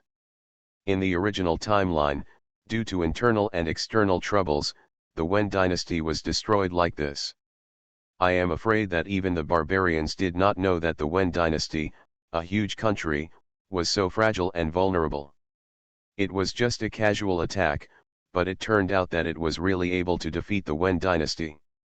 The Wen dynasty destroyed the country. But this time there was a difference. In the original timeline, the Emperor did not send Lu Shenjun, an official who loved the people wholeheartedly, to provide disaster relief. Instead, he sent his favorite Zhao Ziwajian. Zhao Ziwajian directly embezzled most of the food money used for disaster relief, and the rest was exploited layer by layer, and it was not enough for the people to have a full meal. The magistrate of Gazhu was beheaded, and the last protective god also fell. The people waited for the court's disaster relief team, but they still couldn't escape the end of starvation. In the end, Gazhu became a dead city. The barbarians will naturally not attack a dead city. But this time, the prefect was not dead, Lu Shenjun went, and a yellow ginseng was added. The three of them joined hands to save the situation. The people were gradually settled, everything was fine, but because of the famine they had just suffered, the situation was inadequate. The Hu people may have taken a fancy to this and chose Gazhu. Ji Chang stood up with a livid face. Gazhu must not be defeated, no matter from any aspect, it cannot be defeated. He stood up and walked out. It was the first time that Hu Zifang saw him in such a hurry and asked quickly, Master Ji, where are you going? I ask your majesty to fight Ingus Hu. Ji Changs left these words and walked out, leaving everyone in the Ji party looking at each other in confusion. After a while, someone finally spoke cautiously. Master Ji, he is a civil servant, right? Seems to be. How can a civil servant go to the battlefield? Even if Mr. Ji is willing, His Majesty is not willing. Your Majesty is really willing. Of course, Ji Changs couldn't tell the emperor quietly about this kind of thing. Instead, he took advantage of the opportunity to go to court and asked for a fight in front of all the civil and military officials. He spoke impassionedly, with his heart full of serving the country, and the loyalty on his face was simply irresistible. If someone else had said this, they might have been moved, but if it was Ji Changs, civil and military officials, emperor, no one believed that Ji Changs really wanted to fight for the sake of the people and the Wen dynasty, and they all wondered if he had any conspiracy. Ji Changs said, the imperial soldiers also need experience. I also ask your majesty to allocate military funds so that I can lead 10,000 soldiers to attack the Hu people. Oh! As soon as these words came out, everyone had a look of understanding on their faces. I can't blame him for suddenly asking for a fight. It turns out he's just asking for money. Also, it's remarkable that Ji Changs has been able to hold on for so long. Now that he can't hold on and can't really tell the emperor that he can't hold on, shouldn't he have to think of other ways? Now it seems that Ji Changs is still very smart. The Hu people were the prodigal men of the Wen dynasty. Even if they brought 10,000 people there, they could still defeat the Hu people. In this way, not only can he achieve military success, but he can also earn a sum of money to survive. Tisk tisk tisk, just say how could Ji Changs do something rashly? Beard Fang also thought of this. But when he went to see the disciplinarians again, he saw admiration on their faces. As expected of you, sir. Love the country and the people, volunteer to fight. You are truly a role model for our generation. When the other ministers heard this, they were silent for a few seconds and then looked disgusted. Ji Chang's henchmen really didn't miss any opportunity to flatter him. They all suspected that Ji Changs brought these people around just to hear rainbow farts. As the new loser, the only one who didn't open his mouth and followed rainbow fart, Beard Fang received a smile full of relief from his father. Although this kid was hanging out with Ji Changs, he was still able to handle it clearly at the critical moment. It's all the father's words and deeds that teach him well. Let him. Beard Fang himself. No, what are they boasting about? These old foxes must have seen something. Could it be that he misunderstood Ji Changs? Is Ji Changs really doing it for the people, the country, and righteousness? No way. Isn't it true that the more upright he looks, the more he is digging a hole? But these party discipline people have said this, maybe there are some small details that he didn't see? After all, those who discipline the party are not all aimless, they are all very cunning. Bearded Fang hesitated for a moment, then hesitantly followed up with the compliment, my lord is loyal and upright, and I admire you from my subordinates. His father with a beard. He moved to his son in small steps and scolded him in a low voice, why are you joining in the fun? Why don't you blush when you flatter others? Although he wanted to kill his son, he still wanted to save him since he was his own son. Bearded Fang also whispered back, Father, you don't know that Mr. Ji is really loyal and upright. Although he couldn't see it, didn't everyone in the discipline party see it? His beard is square and his father is Ji Chang's Zongji? Ji Chang's. He asked, are you serious? Bearded Fang, yes. The bearded father was silent for a few seconds, expressionless, and moved back in small steps. This lousy son is hopeless and must wait to die. You are listening to novels at Bless Up channel. Wish you happiness and luck. Please subscribe to receive new novels. How do you feel about this novel? Please like and leave a comment. Everyone knows I'm a good man. Author, Tang Zhonmao. Chapter 266. No matter what Ji Chang's himself thought, the civil and military officials of the court and the person sitting on the dragon throne all knew that Ji Chang's couldn't hold on any longer and looked for an opportunity to ask for money. Look how high-sounding this reason is. The emperor naturally didn't want to give money. His palace was still short of money, so how could he allocate funds to fight against the barbarians? But the reason given by Ji Chang's was so lofty. If he didn't agree, his reputation would definitely be damaged. The emperor hadn't conspired with Ji Chang's for a long time recently, and he no longer had the patience he had with this favored minister. If Ji Chang's existence hadn't cleared up the matter of Li Deru, he really wouldn't want to favor Ji Chang's like this anymore. He is just a minister. He can even abandon his son, let alone a minister who is used as a sword. It was impossible to give money, but since this topic was raised, it had to be resolved. In the end, the emperor was still reluctant and issued a decree for surrounding camps to be stationed for support. Of course, he didn't mention how much food and grass should be given to those camps. Some ministers saw that His Majesty wanted the horses to run without giving them grass, so they stood up in a hurry and wanted to ask about the food and grass, but the emperor quickly waved them away with quick eyes and hands. I feel a little unwell and will withdraw from the court. Yes, it's such a rascal. Ministers. Ji Chang's was not surprised. It was okay for the emperor to order people to send reinforcements, but if they were given food and grass, they would definitely not be able to do so. Anyway, the order has been given. If the battle is defeated, he can just push the blame again. Anyway, the people in the world only know that His Majesty gave the order to support, but they don't know that he didn't give a grain of rice after giving the order. It has to be said that for the subsequent demise of the Wen dynasty, His Majesty really took 99% of the credit. The emperor acted like a rogue and ran away. The remaining people had no choice but to sigh a few times and leave with indignation and helplessness. Ji Chang's, who had invited himself to fight but was rejected, seemed to be in a bad mood. His face was expressionless and his whole body was cold. Everyone he met along the way hurriedly avoided him for fear of being angered by him. It seems Master Ji is very angry. You should be angry. There are 80,000 mouths. It's amazing that he can hold on for so long. I just don't know what to do in Guizhou. I heard that the city is still under siege. If we go to rescue, we might be able to make it in time. But those soldiers don't have the resources to set off, so how can we rescue them? Don't you, Mr. Liu, say something. What can I say? Your Majesty seems to have made up his mind. Hey, let's go back to raise money and see if we can help.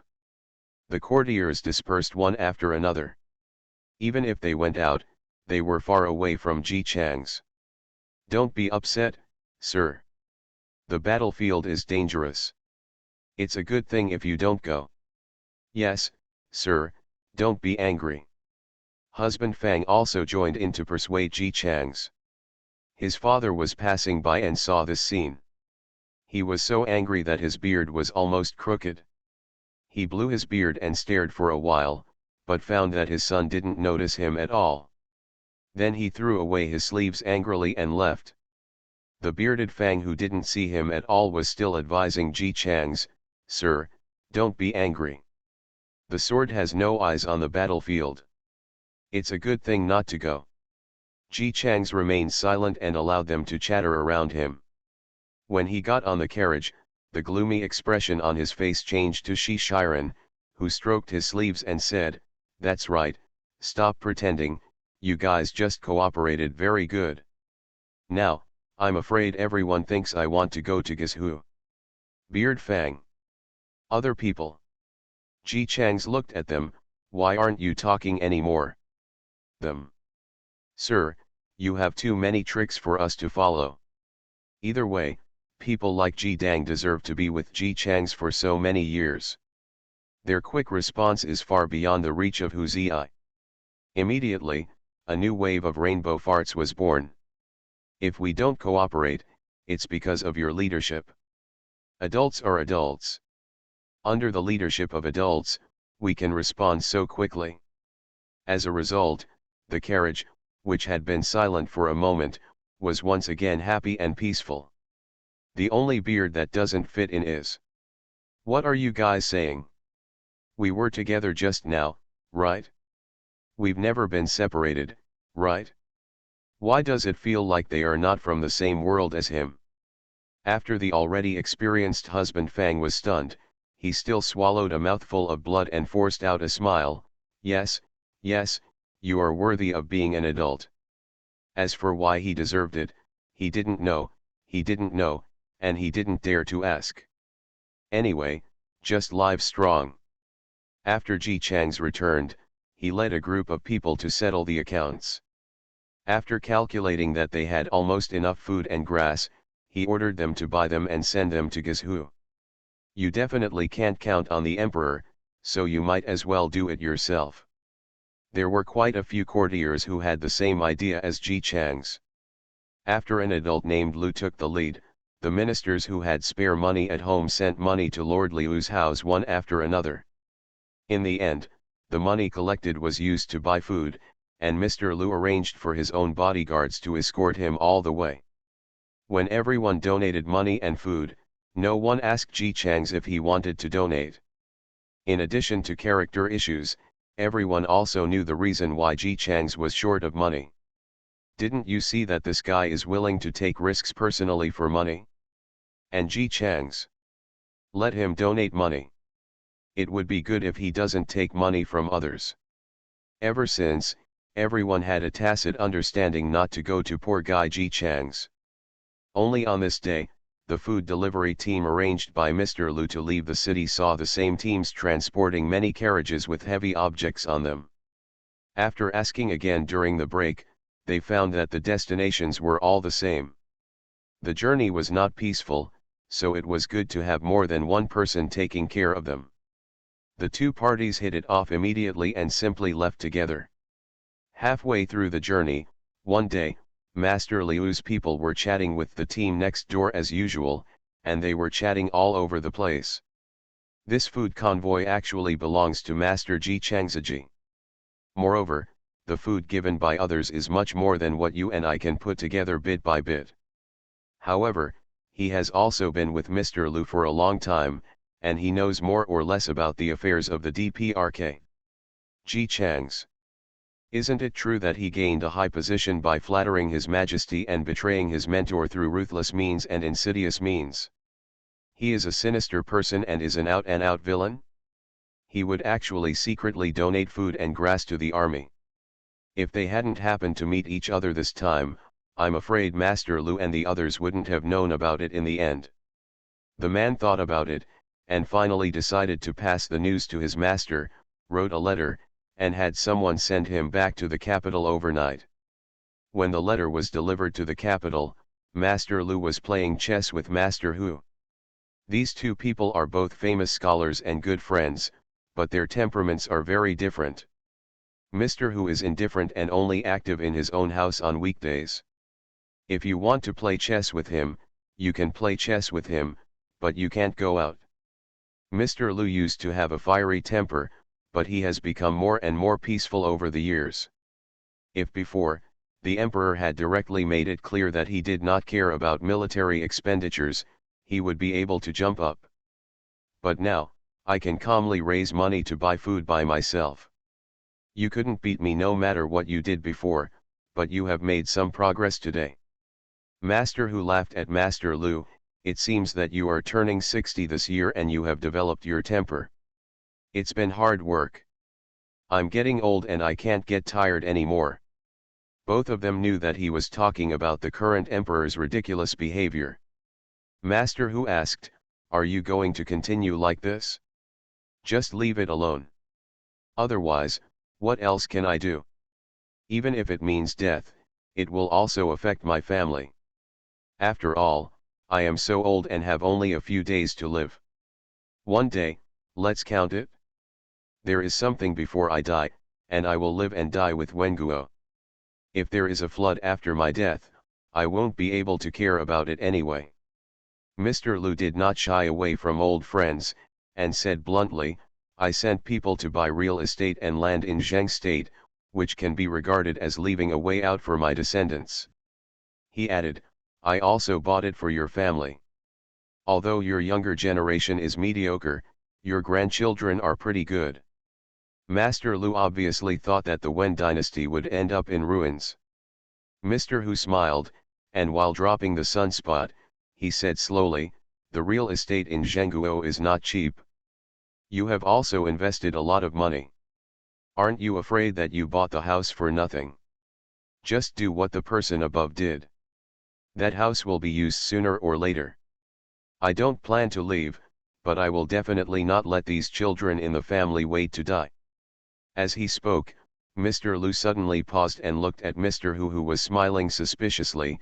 With this look on your face, could it be that you are hiding something from me? Master Hu smiled, it's nothing, I just discovered something. Master Lu was about to ask when the letter was delivered. He opened the letter, and his casual gaze slowly changed. First he was in disbelief, then a little confused, and in the end, his face was full of complexity. Mr. Hu looked at his appearance and guessed, why, did you bump into Ji Chang's people? I blame you for not being anxious. It turns out that the variable was Ji Chang's. How did he know about it? I've never seen your ears so sharp before. Lord Hu smiled, he came to find me and asked me to teach in the academy he opened. He took the letter that Lord Li left for him. Master Li. Mr. Lu was stunned for a few seconds before he reacted and sighed, Li Songru has always taken one step and counted 10 steps. Even today, it's not surprising. With Master Li's name, Master Lu no longer thinks about whether it is reasonable for Ji Chang's to do this. If Ji Chang's, who holds real power and military power, switches sides to their side, the situation will be very different. Master Lu relaxed and asked Master Hu, tell me, what happened to Master Li back then?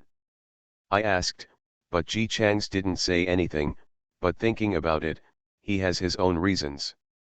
Mr. Lu nodded in agreement, yes, it's hard. He paused suddenly.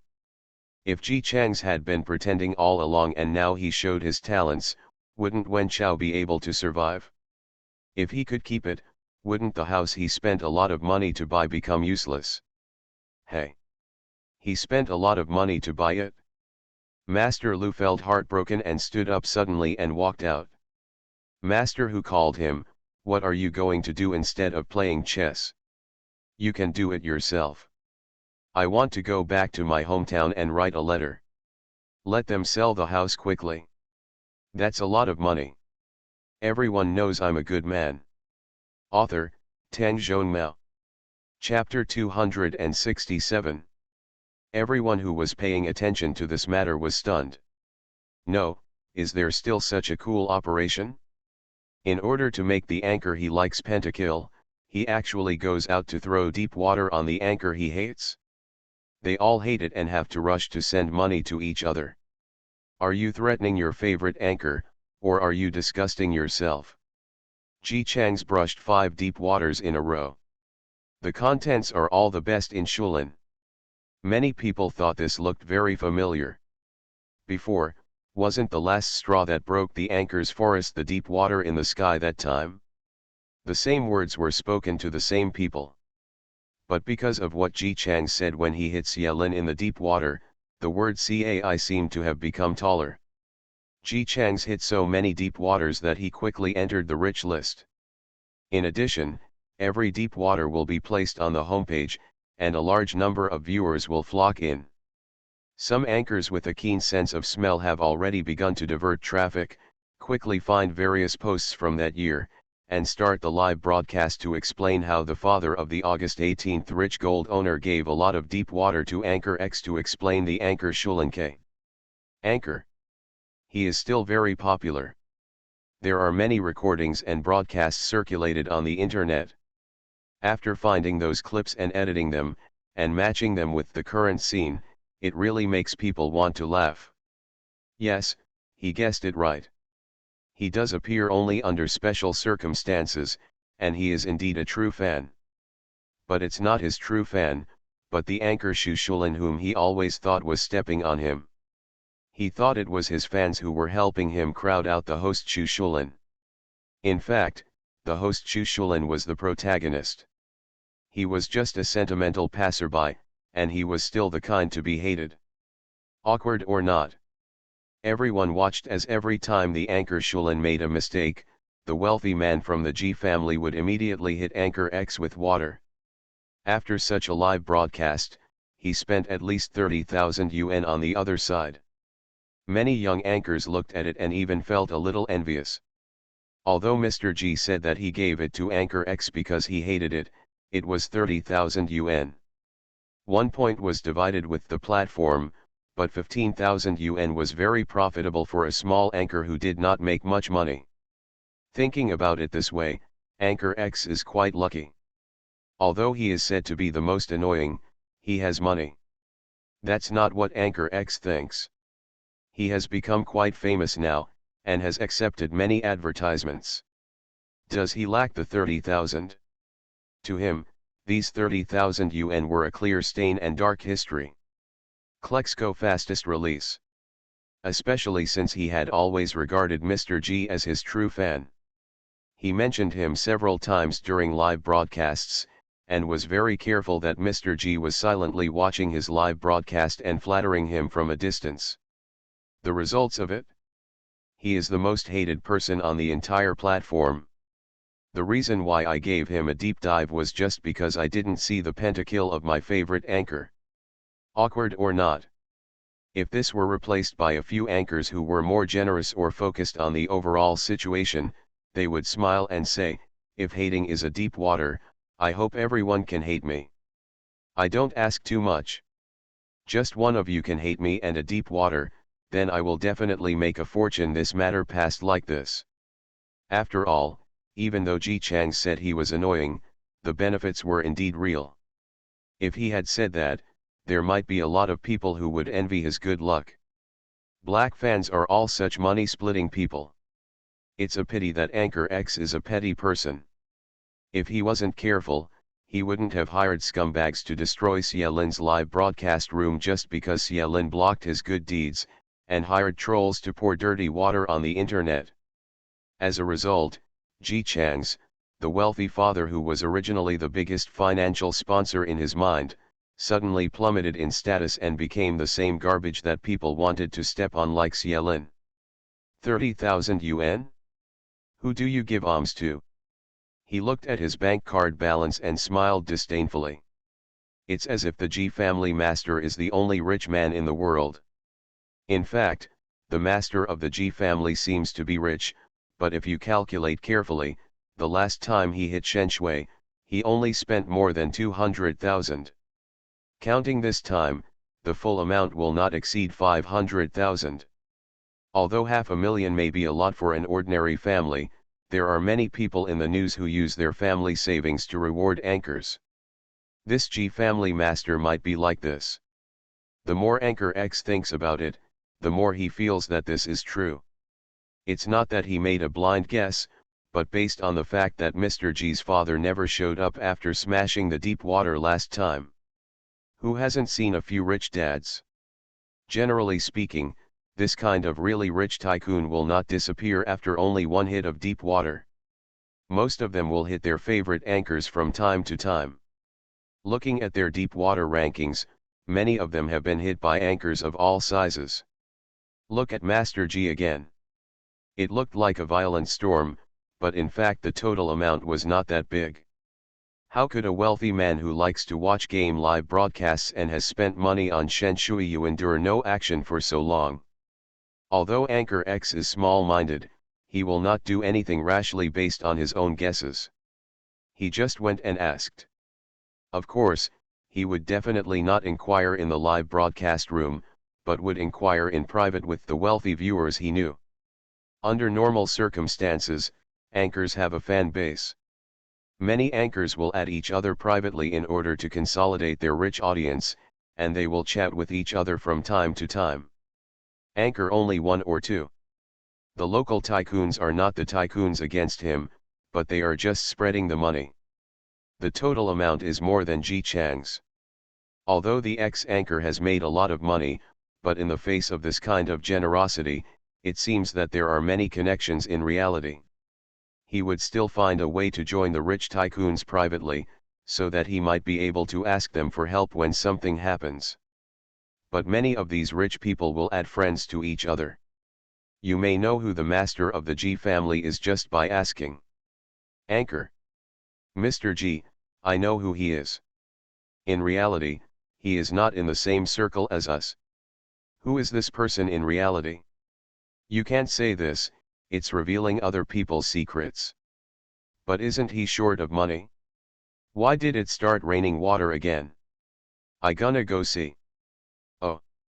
Although he didn't know the specific identity of the other party, he captured the information that Mr. G's family was short of money. Besides, there are other things to say. Not being in a circle means not being a rich second generation, at least not a rich second generation like this rich audience. Maybe the family just has a little money. Are you short of money recently and are you bankrupt? Anchor X suddenly became excited.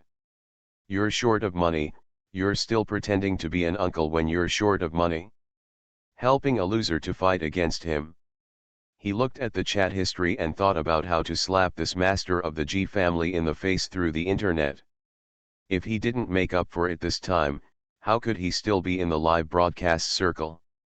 In reality, Gu Qiu, who was busy, received a call from a young master in the elite circle.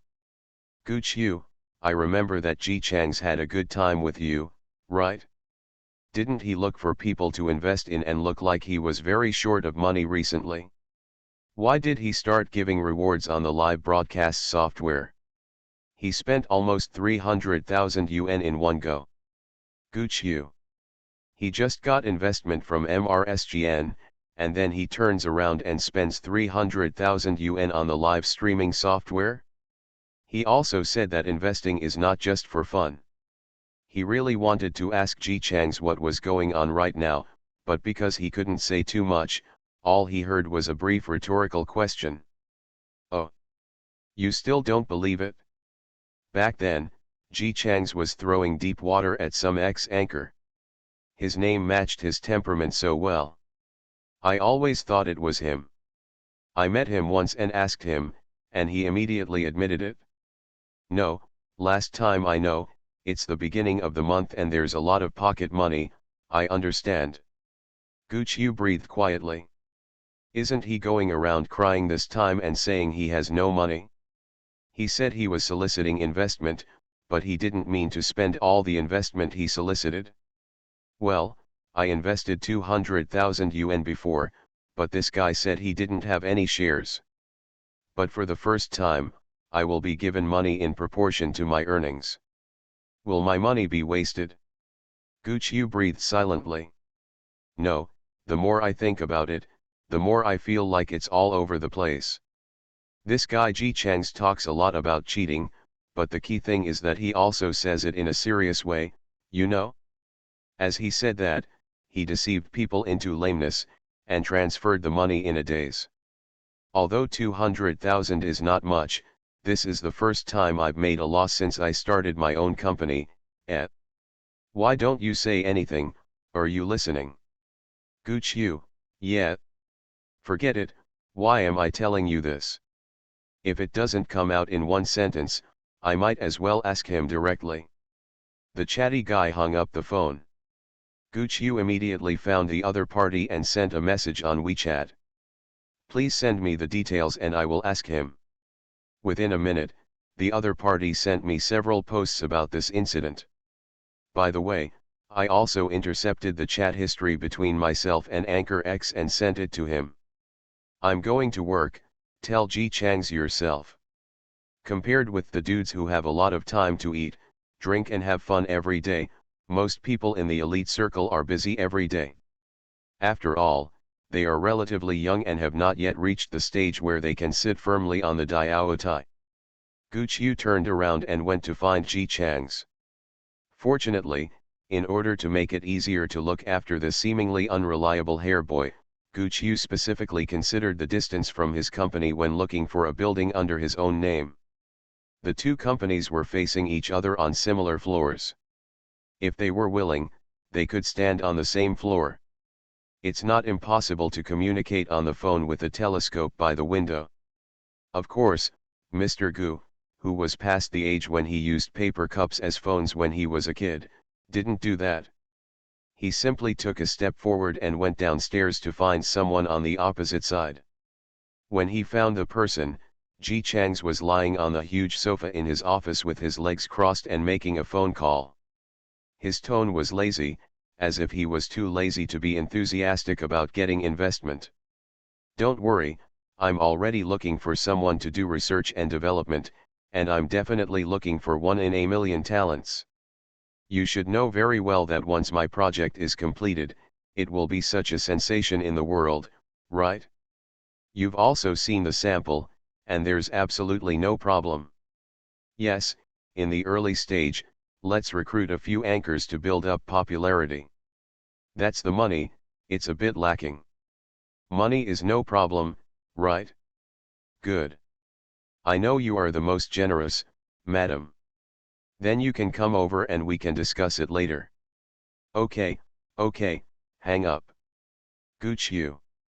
MRSGN actually said to Nagasawa, money is no problem, as if she would give him as much as she wanted. Is she okay? Have you not been feeling well lately? Maybe you should have your brain checked? Gu Qiu, here we come. After making the call, the eldest young master of the Ji family was still lazily lying on the comfortable sofa and opened a game, as if he was ready to play 2 games. Gu Qiu, how much did MRSGN invest? Ji Chang's casually mentioned a number. Gu Qiu.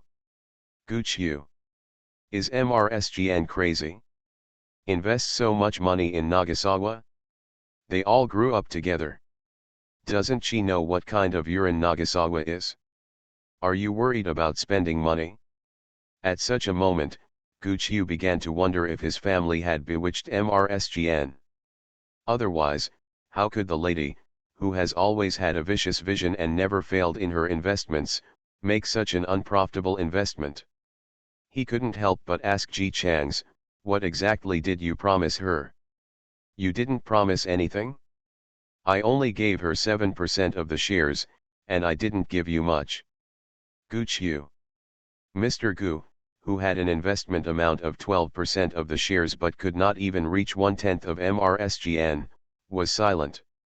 Apart from the shares? What else did you give her? You didn't really sell Xiaolin to her, did you? She's only 20. Ji Chang's glanced at Gu Qiu inexplicably. What are you talking about? Am I the kind of person who sells his subordinates?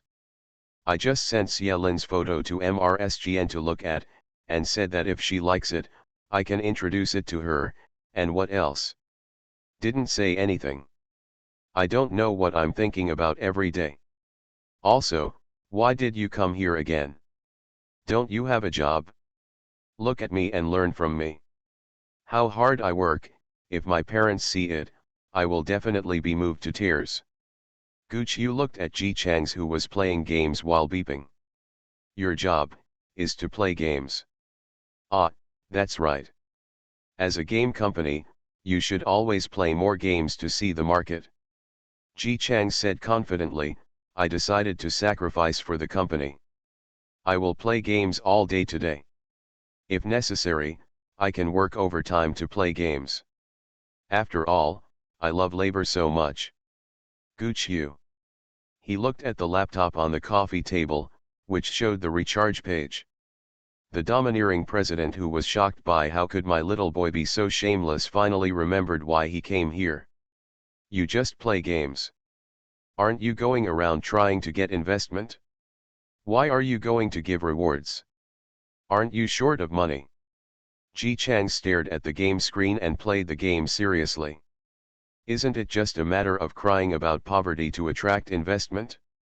If I don't talk about poor people, who will give me money? Gooch you. No one in real business would do this. When you seek investment, you need to let people see the potential of your project and make them feel that you will not lose money and will definitely make money by investing in you, so they will give it to you. When you come up and say, "I'm so poor and I have no money, please give me some money and we can work on a project together," others are afraid that you are so poor that you won't be able to get the project off the ground or that it will collapse halfway through.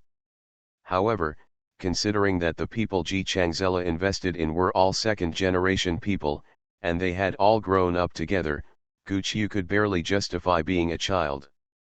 Yes, we all grew up together, so we don't need so many tricks. But why did you spend money on the live broadcast? Didn't you tell me yesterday that you were short of money? Ji Chang's men kept saying, "Yes, I am short of money." Gooch you was about to say that you still throw money at the game anchor when you are short of money, so he listened to his next sentence, "But I didn't give you this money. MRSGN paid for it." Gooch you. Ji Chang spends money on game anchors, and MRSGN pays the bill? Why did the world suddenly become fantasy?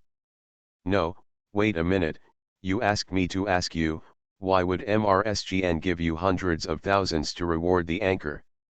Didn't she always adhere to the golden rule that she would do it for free if she could, and never get an extra son? Didn't you listen to our call just now? Let's build up the popularity of our anchors. If the popularity builds up, then we can let him be popular when he broadcasts the closed beta. Oh, he's dead. The eldest young man who was playing rubbish at games threw away his phone when he lost and started blaming him. "Hey, my teammates are so bad, they are all rubbish, and you, when I need to concentrate on playing games, you said you were that's the same as 100,000 whys. Why do so many questions come from it?" After asking, it's still MRSGN. What's the matter? Are you attracted to her? Brother, please be careful. MRSGN is just like a queen. Don't dare to provoke me. Gooch you. He didn't fall in love with MRSGN, he thought MRSGN was out of her mind. How easy it is to support an anchor. Even if he is not in this industry, he knows that just generating some public opinion, hiring some trolls, and spending a little money to buy a hot search is more cost-effective than just spending real money on it. Is MRSGN crazy? Otherwise, why would she, who has always been very prudent, do such a foolish thing? Moreover, there is currently only one anchor in Ji Chang's company, and each anchor costs more than 300,000. When there are more anchors in the future, there won't be. Etc. Gooch Yu suddenly reacted, picked up his notebook, found the record, and opened the live broadcast room of the anchor who had been hit with a lot of water. On the screen, a Xia Lin who was playing the game very seriously appeared immediately. While playing, he explained in a dry tone why he did what he did. Oh! The truth is revealed.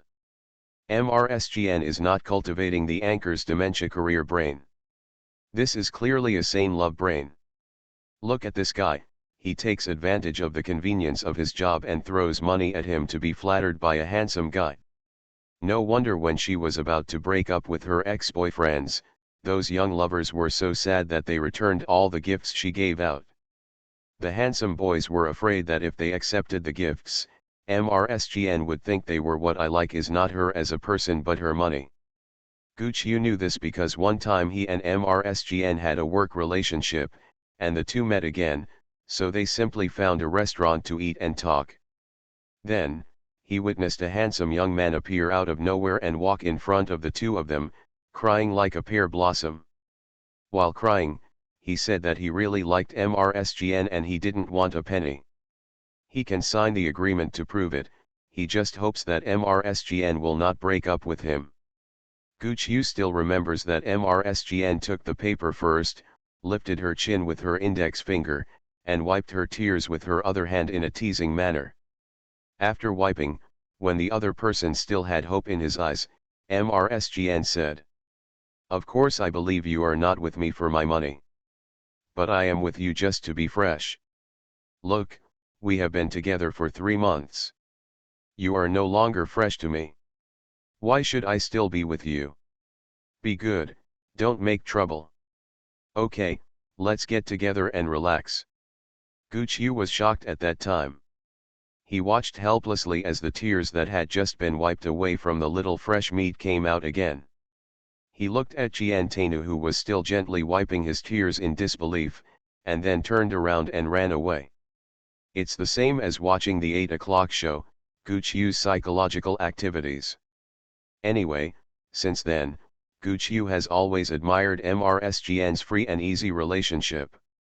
Unlike him, because he knew that once he fell into a relationship, it would be difficult to get out. He had never dared to fall in love, for fear that he would really become in the fanfic written by the original employee. The female protagonist was physically and mentally abusive, and then she knelt down and begged the other person who ran with the ball to go home. But having said that, to be able to make Queen Jian, who has always clearly stated the price and only take the kidneys but not the heart, to pursue her so seriously, and throw money at her before she even eats it, this Xia Lin is a woman. Are the charms in your eyes so great? Gu Qiu was puzzled. He admitted that Xia Lin was the type that Mrs. Jian liked, but it wasn't as if he was obsessed with her. They hadn't even met officially yet. Okay, it's time for me to get off work, so today's live broadcast is temporarily over. Thank you fans for your support. See you all at 2 o'clock in the afternoon. On the screen, Xia Lin said goodbye with a smile. As soon as the live broadcast ended, he came out of the office and carefully knocked on the open door of Ji Chang's office. Enter. Ji Chang's, who changed his posture to play the game again, shouted lazily. Xia Lin was about to walk in, but when he saw Gu Qiu inside looking at him with a complex and indifferent, what he thought, look, he was so frightened that his body immediately stiffened. He stiffened up, shrank, and moved to Ji Chang's in small steps. Gu, Mr. Gu is here too. Gu Qiu, who was completely unaware that he had frightened others, hummed and continued to stare at Xia Lin for study. He didn't feel that his eyes were radiating cold air at all. He felt that he was looking at the other person with the eyes of a monster who was causing harm to the country. Even the Queen, who has been told countless times, Mrs. Jian, you have no heart, is obsessed with this. She is not a monster who is causing harm to the country. Brother G, I've run out of live broadcast time in the morning. In fact, Xia Lin just wanted to work overtime and continue the live broadcast. Although he has a cowardly temper, he has always been grateful. The arrangements Ji Chang's arranged for him may be just casual for the eldest young master of the Ji family, but for Xia Lin, it was enough for him to be grateful to the other party for a lifetime. He has no other specialties. The only way he can think of to repay is to make more money and make profits for the company. Just now, Xia Lin saw that the live broadcast room was bustling because of the sudden appearance of the rich man. He wanted to live broadcast more to gain popularity while the popularity was still there, but an hour in advance, the computer automatically popped up a prompt box, reminding him to stop broadcasting at the right time, otherwise the computer automatically cuts off the live broadcast. Xia Lin could only click on the broadcast after get off work, and then wanted to come over and report the results of the morning. The wealthy father actually spent so much money on him. Xia Lin wondered why this man was still throwing money at him if he was not his gangster, but at the same time he was happy that he had made money for the company. For Xia Lin, who wanted to repay someone very kindly to him 100 times 1,000 times, the appearance of his wealthy father made him relieved, and he didn't even stutter when he spoke, and even said with a little joy, "A fan spent a lot of money this morning, more than 300,000 yuan. He had read the contract carefully in the past few days. The contract stated that his profit should be 50-50 with the company. In other words, on his first day of work, he earned hundreds of thousands for the company. Xia Lin was not dull, but timid. Facing the grateful Ji Chang's, he couldn't help but smile a little when he spoke. It is estimated that if he had a tail, he would be wagging happily and a little timidly by now. Look at Brother G, if you are so kind to me, I will also make money for you. Ji Chang stared at the game screen. I know, didn't I spend the money? Xia Lin's little tail immediately froze in mid-air. You smashed it? That's right, didn't I tell you? Oh, I was just playing games this morning and forgot to tell you. The eldest young master of the Ji family finished speaking nonchalantly. When he took the time to look up, he saw Xia Lin already looking shocked. He scoffed very rudely, look at your future. With such a small amount of money, you will be able to earn $1,000 in the future. Don't be scared to death. Xia Lin. No, Brother G, how could that person be you? In the past, that account used to be on the side of Anchor X and tried to hack him. Why can't it be me? The computer is still on the coffee table. You can check the account number yourself. Xia Lin took a look and realized it was true. He was even more confused. Xia Lin used to turn on the barrage, but later because the master of the Ji family hit Shen Shui, he didn't watch the barrage much and only focused on the game. Therefore, in Xia Lin's eyes, the master of the Ji family was someone who had hacked him before, but now it's like a fan who turned from black to pink. The most worthy of celebration is that this fan is rich and spends a lot of money. And now, Ji Chang said that the person who once hacked Xia Lin was him. Xia Lin was stunned. Even though the master of the Ji family threw him into deep water for the first time, when he saw the name, he didn't think of Ji Chang's because of the word Ji, just because the master of the Ji family was obviously his fan before. But now, he looked at Ji Chang's, then at the account, then at Ji Chang's. His brain, which was not good at thinking, completely shut down. But after a long time after finishing speaking, the frightened Xia Lin finally managed to say, Brother Ji, didn't you like me back then? Really? Didn't I express my appreciation for you very clearly? Ji Chang's pointed at the screen and said, look, you've been fooled by me. His attitude was too confident, and he looked like it's so normal for me to say this, which made Xia Lin, who was not very confident to begin with, immediately begin to wonder if he had not kept up with the trend. Maybe the word vegetable has been replaced by a new meme in the gaming circle? Thinking of this, Xia Lin asked carefully, well, Brother G, are you complimenting me when you say my food? Why do you have such narcissistic thoughts? The eldest young master of the Ji family looked disgusted when he was asked, don't you understand what it means to be criticized for playing games? Look at your operation, then look at your positioning, and your consciousness. I don't even bother to talk about you, you're such a bad guy, you only got 5 kills after fighting for a long time, it's so shameful. Gooch you. Even if he doesn't play games very much, he still knows how much Ji Chang's words deserve a beating. He felt that no matter how timid Xia Lin was in normal times, he would probably have to retort at this time. No, his temperament would not allow him to refute, and he would probably feel aggrieved. Oh, what a bad luck to have such a boss. Xia Lin was easily led astray due to his temperament. At first, he thought this was a bit wrong, but as soon as he saw Ji Chang's pretending to teach him a lesson, he immediately followed Ji Chang's train of thought. He does play well among ordinary people, but GGE gave him such a high salary and such a good profit and dividend model.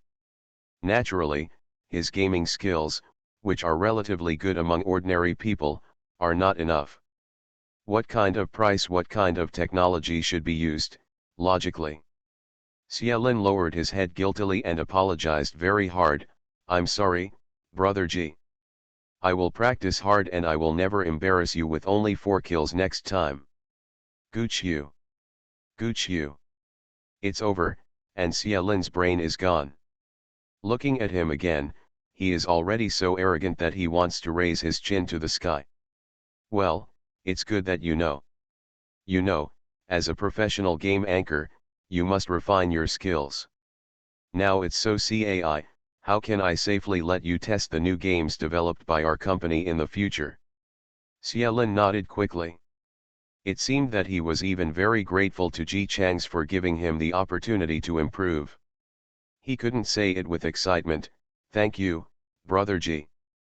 Thank you. I understand. I will practice hard." Gooch you. This kid looks completely stupid. What a sin. It was obvious that Nagasawa was talking nonsense, but Xiaolin, a little fool, actually believed his lies. Ji Chang's waved his hand and asked Xiaolin to sit on the sofa. He took out his mobile phone and handed it to him. "Come and look at these bastards." "No, you are just praising them if you say they are bastards. They are really a bunch of rubbish. Come on, let me test them we double Q. Xiaolin quickly nodded in agreement and was about to take out his mobile phone when his eyes fell on Ji Chang's mobile phone and he was stunned.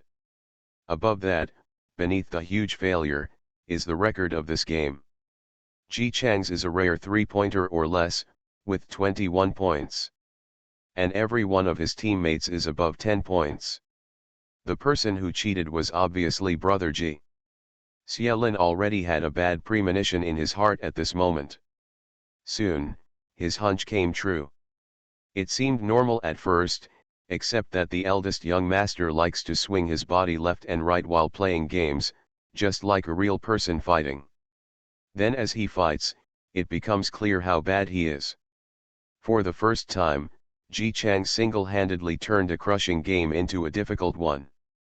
Xiaolin worked hard to turn the tide, and finally succeeded in stealing the home with great difficulty. The second time, Ji Chang's kept giving away in the early stage and fattened up the opponent for several rounds. Xiaolin could only work hard to travel around to replenish the economy. Finally, the economy was even. There was a hero squatting there, controlled by Ji Chang's. He ran over with 5 people from the opposite side and met Xiaolin on a narrow road in the grass. Xiaolin could only take away 2 of them before he died, while Ji Chang's had been killed when he first entered the grass. The third time, the fourth time, the fifth time. After 10 consecutive losses, Schelling was numb. What a loser. A bunch of rubbish. What the hell are these people beating? It's so ridiculous. When the word failure came out again, Mr. G, who had been beaten and scolded a few times, threw his cell phone away. On the sofa. As soon as I opened my mouth, I cursed, "What kind of mage is that? Is he blind? What's wrong with his eyes? I'm convinced by this operation. It's really amazing where my teammates are. Why are all the teammates I meet such idiots?" Xiaolin looked at the results on his mobile phone. The mage's total score was a full 10 points higher than Ji Chang's. I died 3 times in total, 2 of which were caused by being dragged down by team members. The culprit, Ji Chang's, was still scolding him with righteous indignation. Looking at him, those who didn't know would really think that what he encountered was a bunch of traps. Even though Xiaolin was very grateful to this boss, he couldn't say anything in agreement at this moment. Fortunately, Ji Chang's didn't need his consent. After scolding the other teammates because of the young master, he immediately pointed the finger at Xiaolin unceremoniously, "And you? Let's talk about you. You are still a game anchor. Is this your level? Look at the scream you just played. What the hell, I don't even want to say that you're such a loser. Were you stupid in that team battle just now?" Xiaolin mustered up the courage to explain, "I have been operating and moving. Did I say you are playing a hero? I am talking about you. When the sword comes, you have to dodge it. You can't even move and just rely on your hands. Look at what you are hitting." Xiaolin was stunned for a second, but, this is a mobile game. It's useless for me to move in reality. So you are a loser. I knew you were a loser before. At that time, I threw so much water at that person, but I couldn't motivate you. Now you are going back further and further. You are hiding like this. Just for a moment. Ji Chang's grabbed Xie shoulders and pushed him to avoid it. Xie followed with a confused look on his face, still not understanding why his body had to move along with him while playing games. Gu Qiu, who witnessed that Nagasawa had been madly cheating on his teammates, couldn't stand it anymore. Good. Haha, you don't know anything about a non-game player. Is this okay? After playing like this, with such operations, and such consciousness, the whole person is as motionless as a zombie.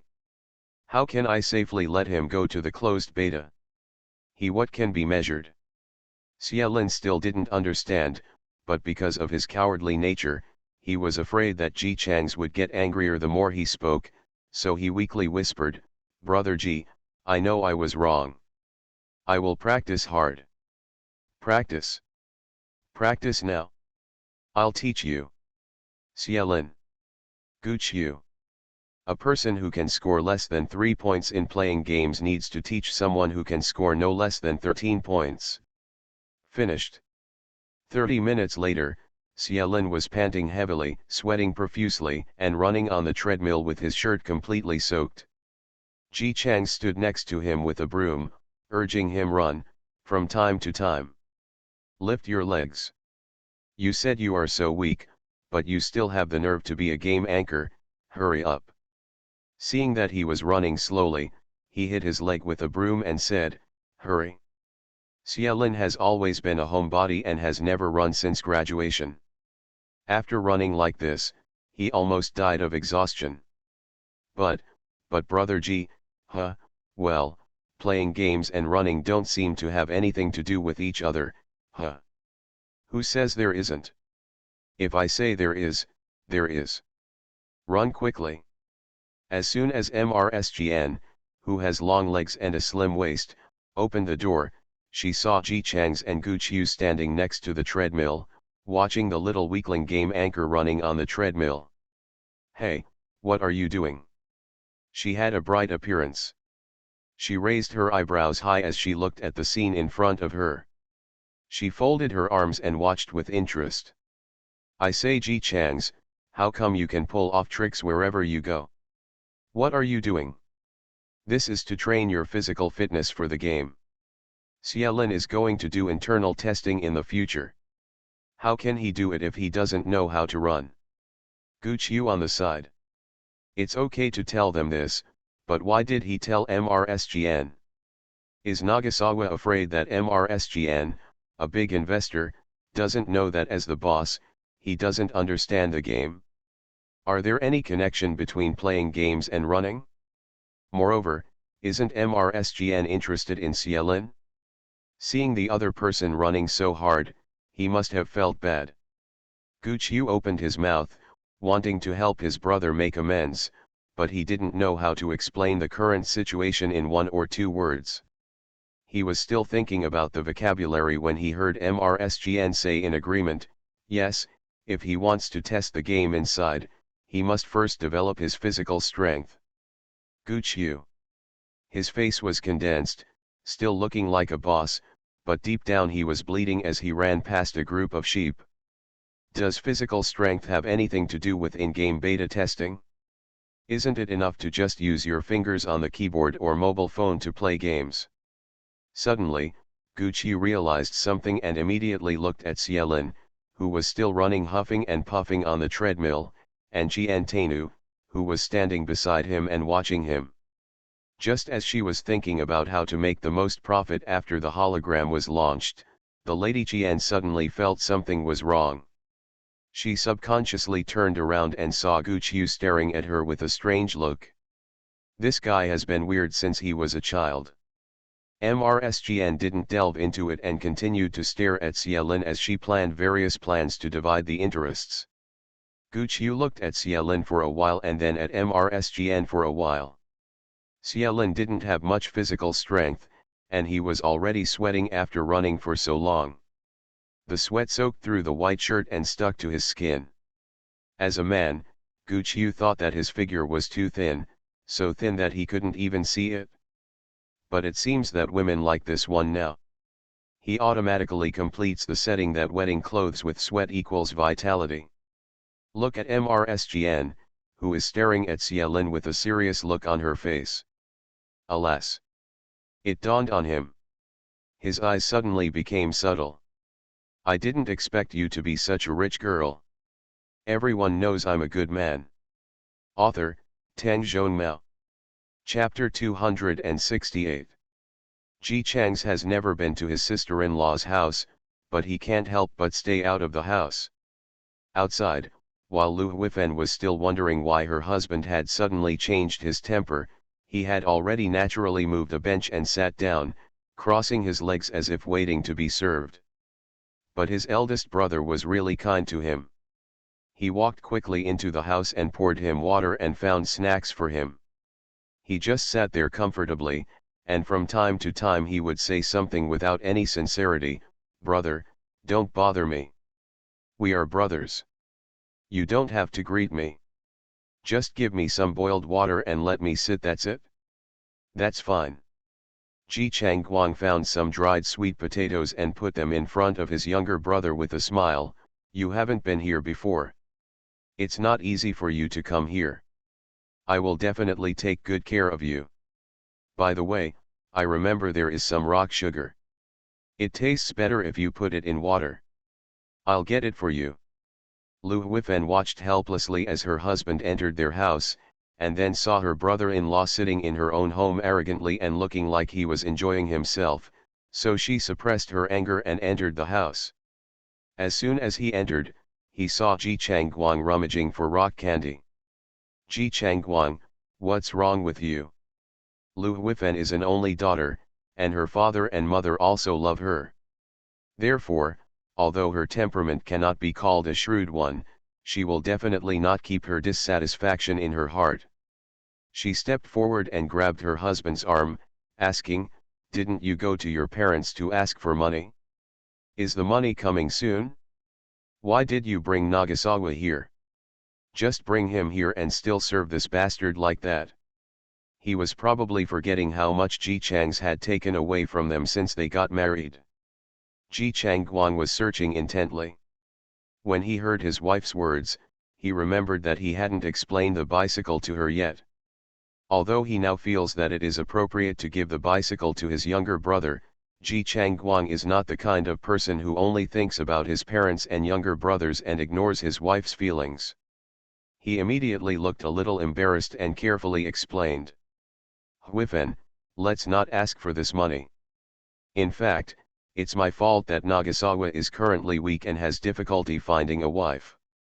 Now that he has finally found a wife, the bicycle should be regarded as a gift to celebrate his wedding." Lu Huifen. She simply suspected that there was something wrong with her ears. "Ji Changguang, what did you say? You don't know how much the bicycle costs? Why should you give Ji Chang's the money you saved for so long? And it's your fault that he can't get a wife. It's because he has a bad reputation for being lazy and lazy. Otherwise, with his face, are you still afraid that he won't be able to find a wife?" Ji Changguang said quickly, "No, Huifen, that's not how it works. Nagaze is actually not lazy. He is just weak, so he can't do the work. He is diligent." Lu Huifen. That Ji Chang's who is waiting for others like an uncle outside, is diligent. Sure enough, Ji Changguang must have been possessed by evil spirits. "Listen to me, we misunderstood Nagasawa before. He is a good boy, let me tell you." Before Ji Changguang finished speaking, he heard the door to the yard opening again, and then the voices of Father Lu and Mother Lu were heard. "It's them who are back." The couple could only stop talking for a while and go out to tell them about Ji Chang's visit to the house. Lu Huifen was very good at handling this aspect. Even though Ji Changguang was living in their house and eating in their house, Lu Huifen always gave him face whether in front of his parents or outsiders. Just like this time, even if she was dissatisfied with Ji Chang's, she would only drag her husband into the house and say it. After going out, she would definitely not dismantle Ji Changguang in front of Ji Chang's and his parents. Ji Chang's also heard the noise outside. When his eldest brother and sister-in-law came out, he stood up and looked well behaved. "Dad, Mom, this is Nagasawa, younger brother Changguang."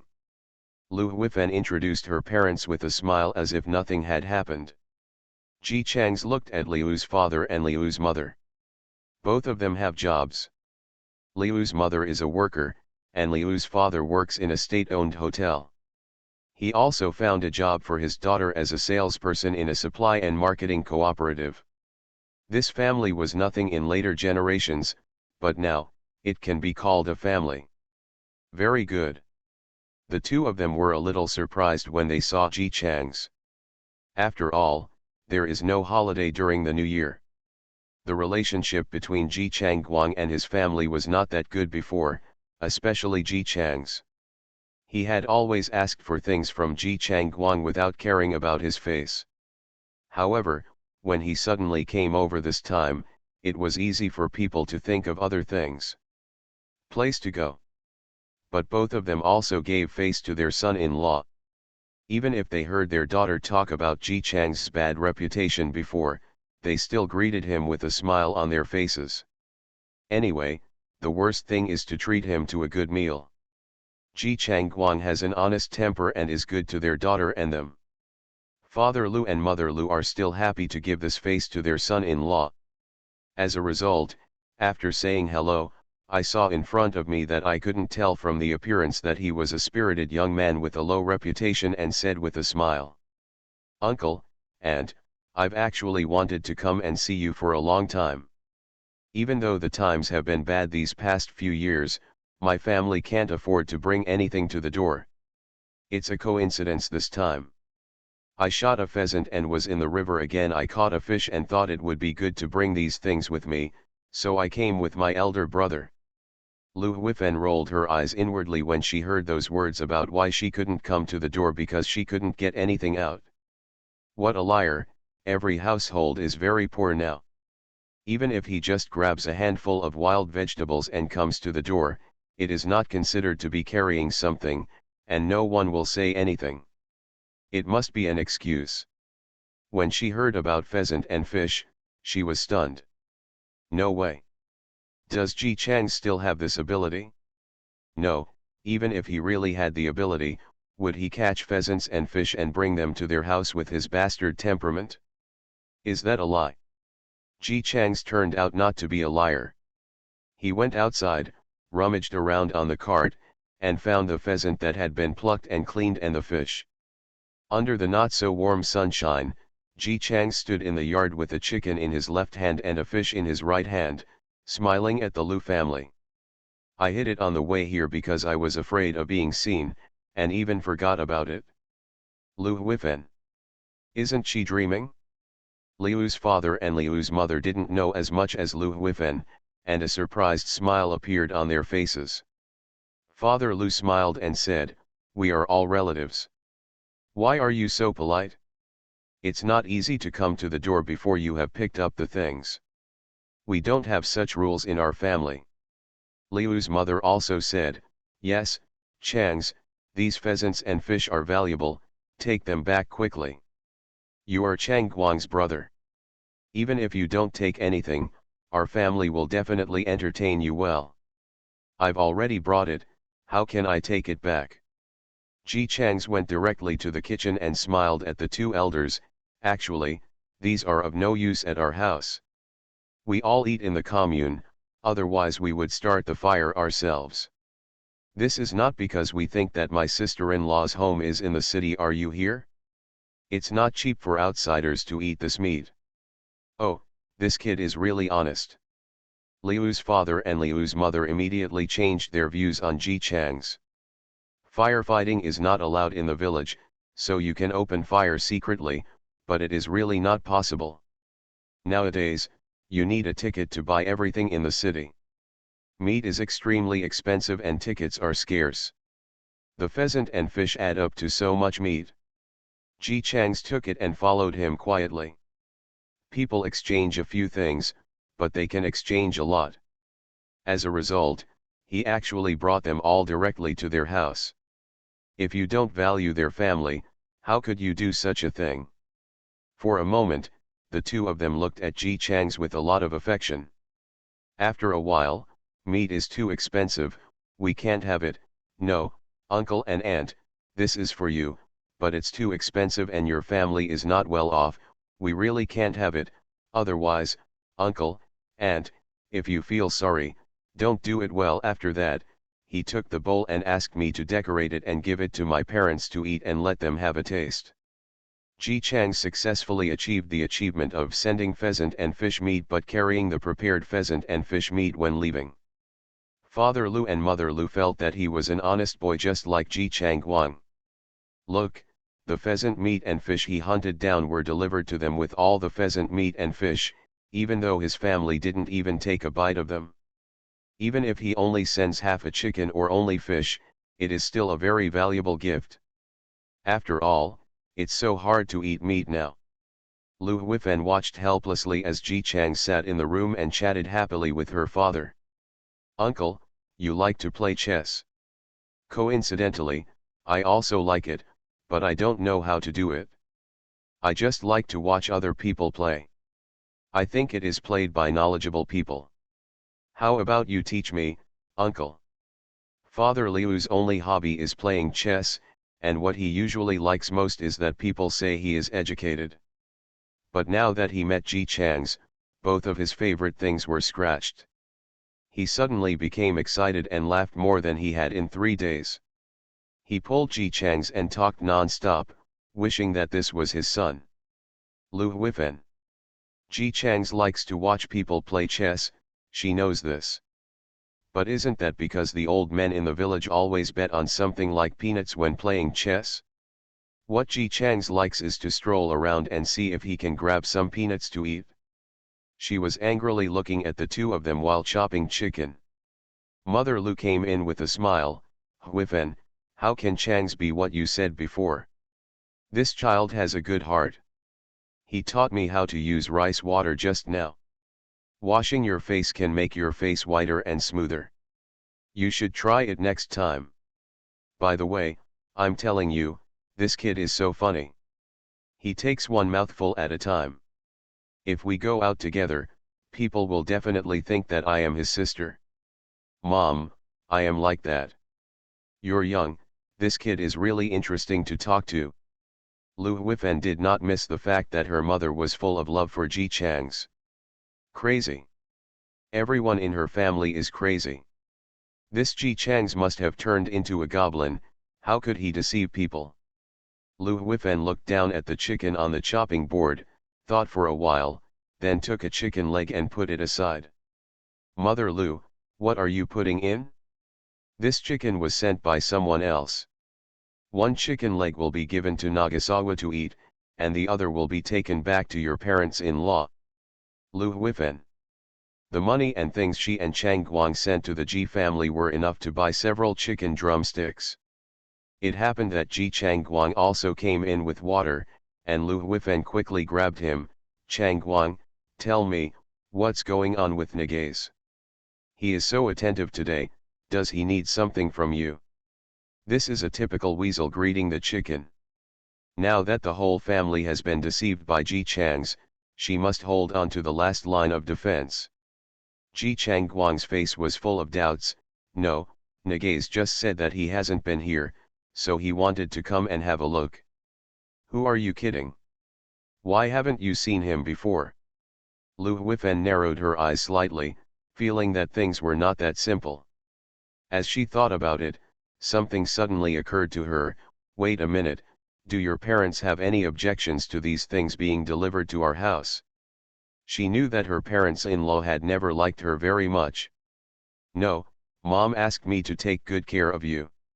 She said it was me who troubled my father-in-law and my mother-in-law. That means you are virtuous enough to allow a grown man like me to live at home. Lu Huifen was stunned. She was so shocked that she even stuttered. Mom, did Mom really say that?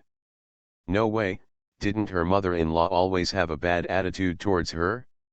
Ji Chang Guang, yeah, by the way Huifen, I want to work hard and see if I can move up. Lu Huifen, didn't you always think it was good to do this? She had told Ji Changguang many times before that he should stop working alone and think about whether he could move up the ladder. It would be tiring to be a worker all the time.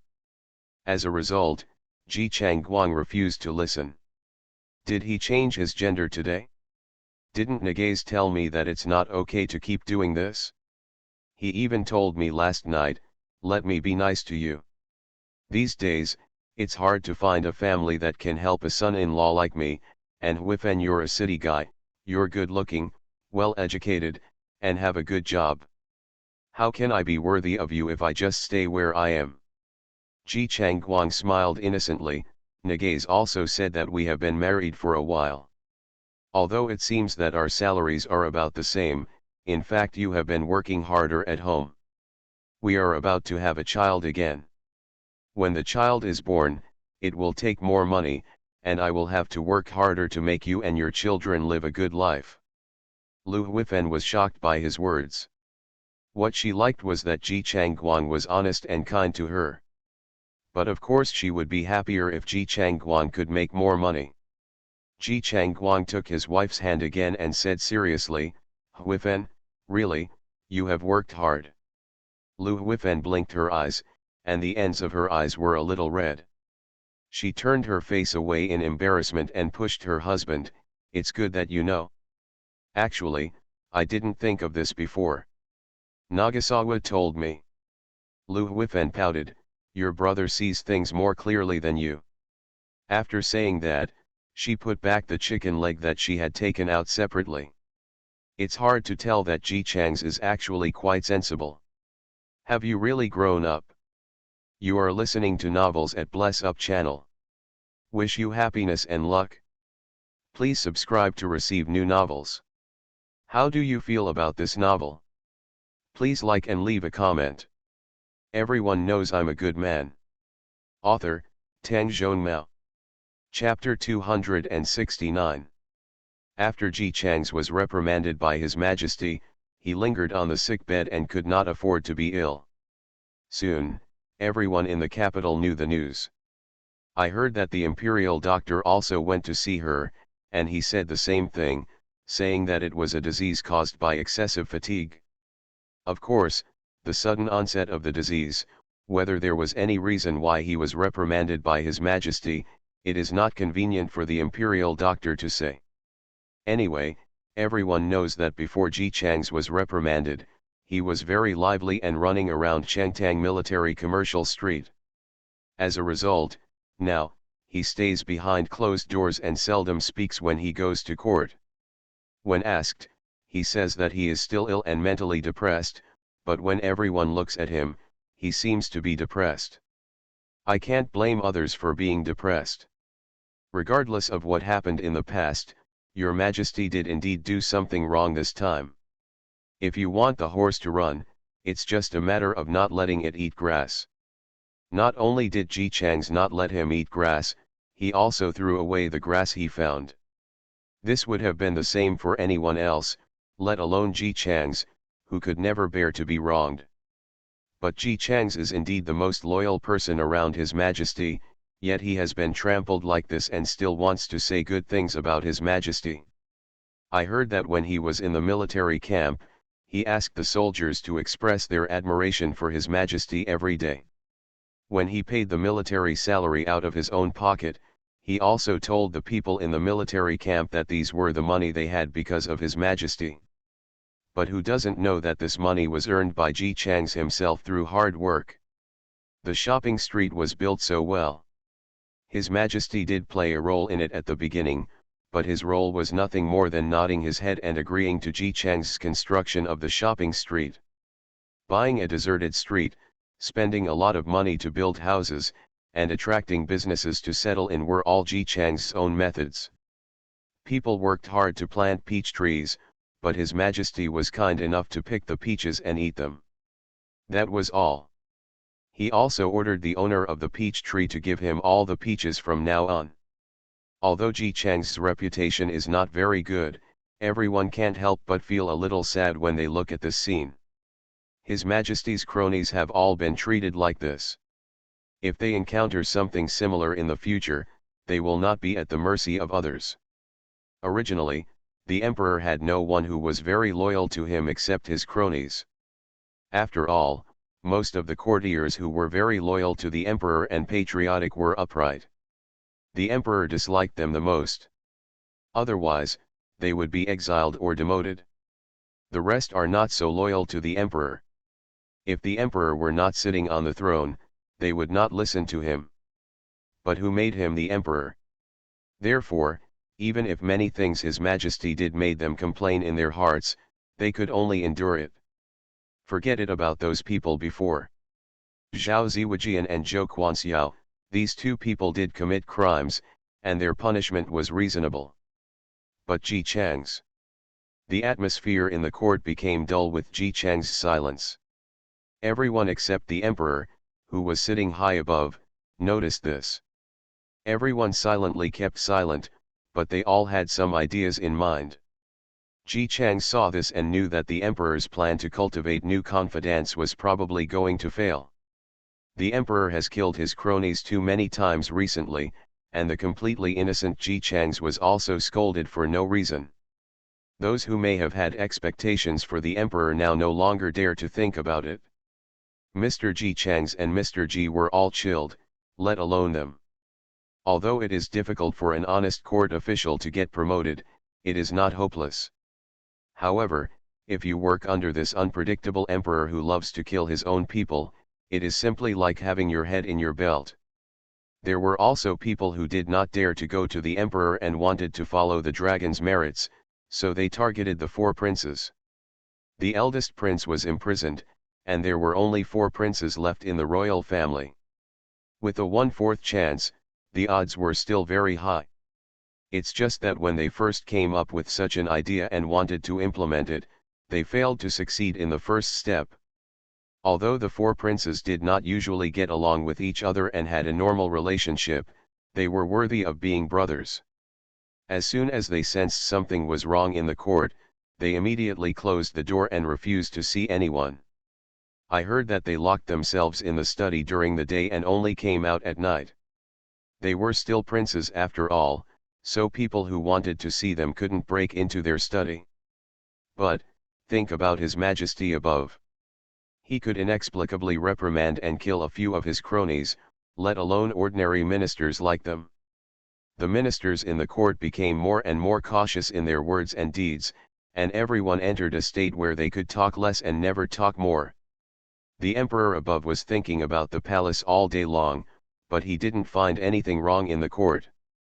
Outside, the 4 princes were hiding behind closed doors, as if they were trying to occupy the study.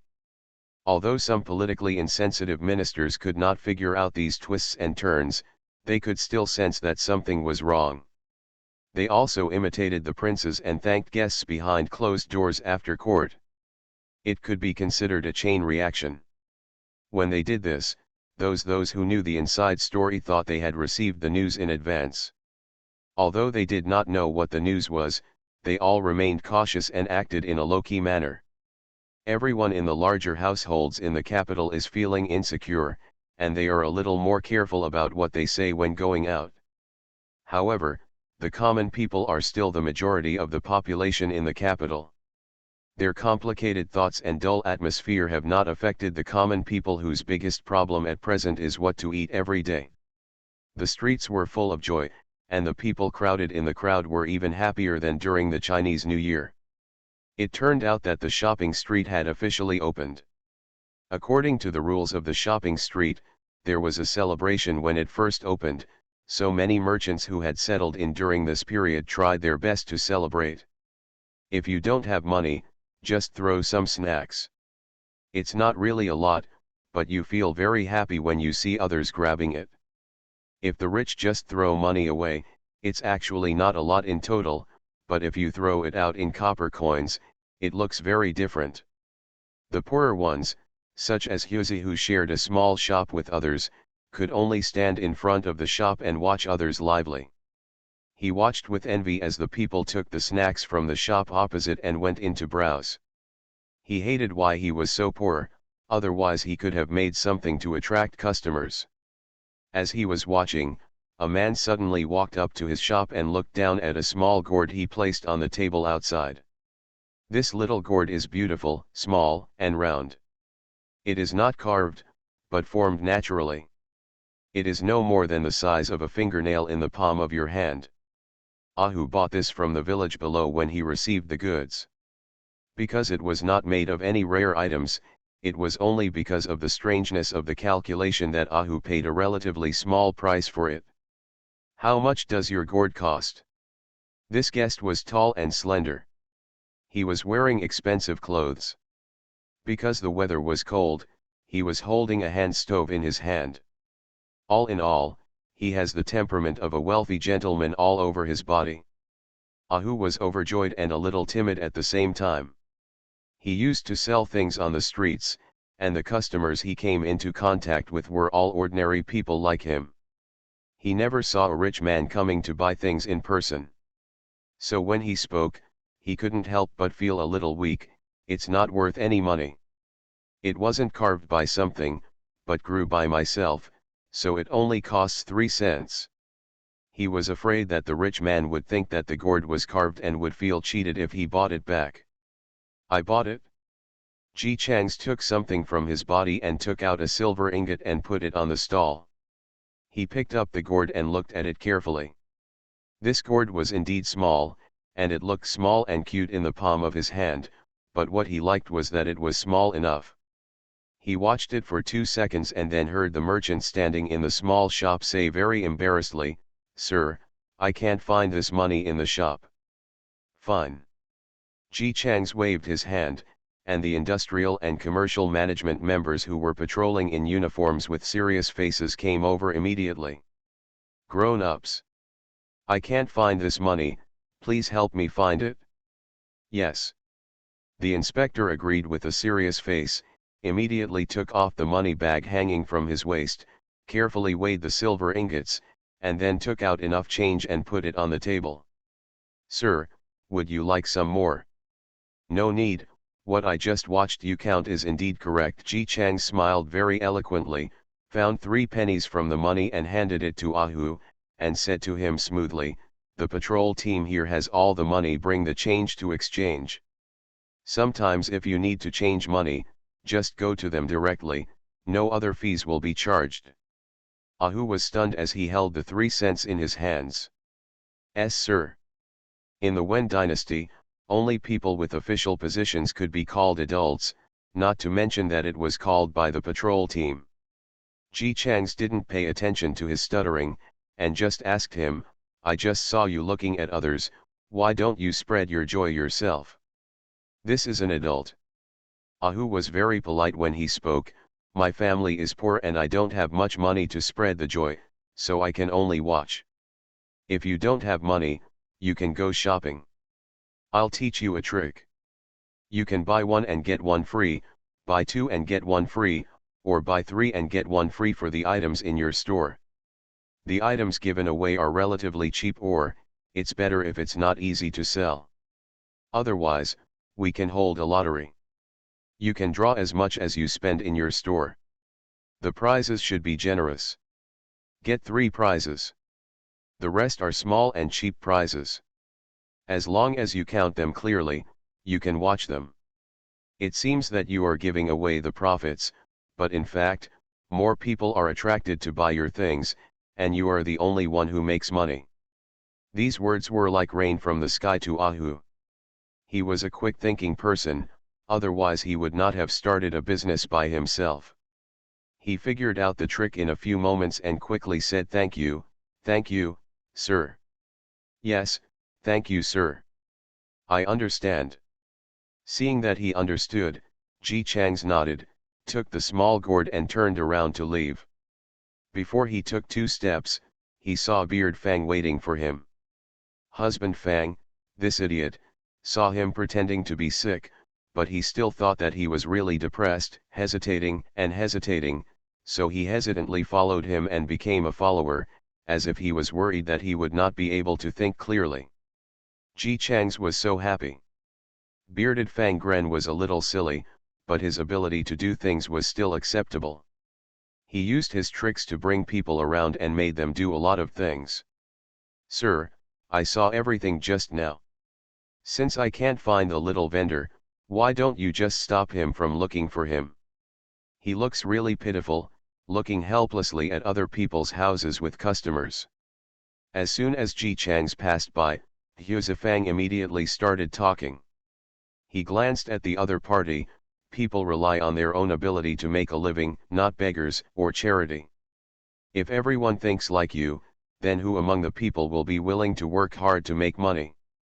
Everyone will work together. Isn't it better to be more pitiful? Husband Fang thought the same thing. He was making money with his own hands. If he did this, he would be looking down on others. He felt ashamed in his heart and lowered his head. "My lord, what you said is that the lower official didn't think carefully. I admire Master Ji more and more. How can you see things and do things so clearly and clearly?" Just when I thought of this, I heard Ji Chang say, "You are not thinking well. I have asked you to do a lot of things with me these days. You didn't realize that I am short of money. You were kind enough to ask me to help him. Who is going to help me? Isn't 2 taels of silver money?" Beard Fang. "Damn, luckily I didn't say my admiration out loud. Your Excellency, it is indeed admirable that you support 70,000 soldiers for one person in the imperial court, but you haven't reached this level yet, right? Why didn't you get this job? Don't you know how expensive firewood and rice are? Do you know how much money 70,000 young men can eat in a day? If it weren't for the support of this shopping street, I would have left by now. I asked your grandfather for alms." Beard Fang. He tried to comfort him. "This shopping street seems to be developing well. I just hope it can become prosperous soon. I have invested so much money in it, it must be prosperous. A prosperous one is definitely a prosperous one." It was the first commercial street in the Wen dynasty, the first street where everything was sold along the way. This was a great surprise to the people who used to be able to only scatter around to buy things. Coupled with the fact that on the first day of business, merchants were trying various ways to attract tourists, and for a while, other streets in the capital were actually empty. This day is the day when foreign businessmen enter Beijing. He didn't come to the capital to do business, he just sold things in nearby cities. After the goods were sold out, he wanted to come to the capital for a stroll. After all, it was the imperial city and it was very lively. It would be better if he could buy some goods and go back. Originally, he had been here several times before, so he was familiar with the city. However, he found that the capital today seemed a little different.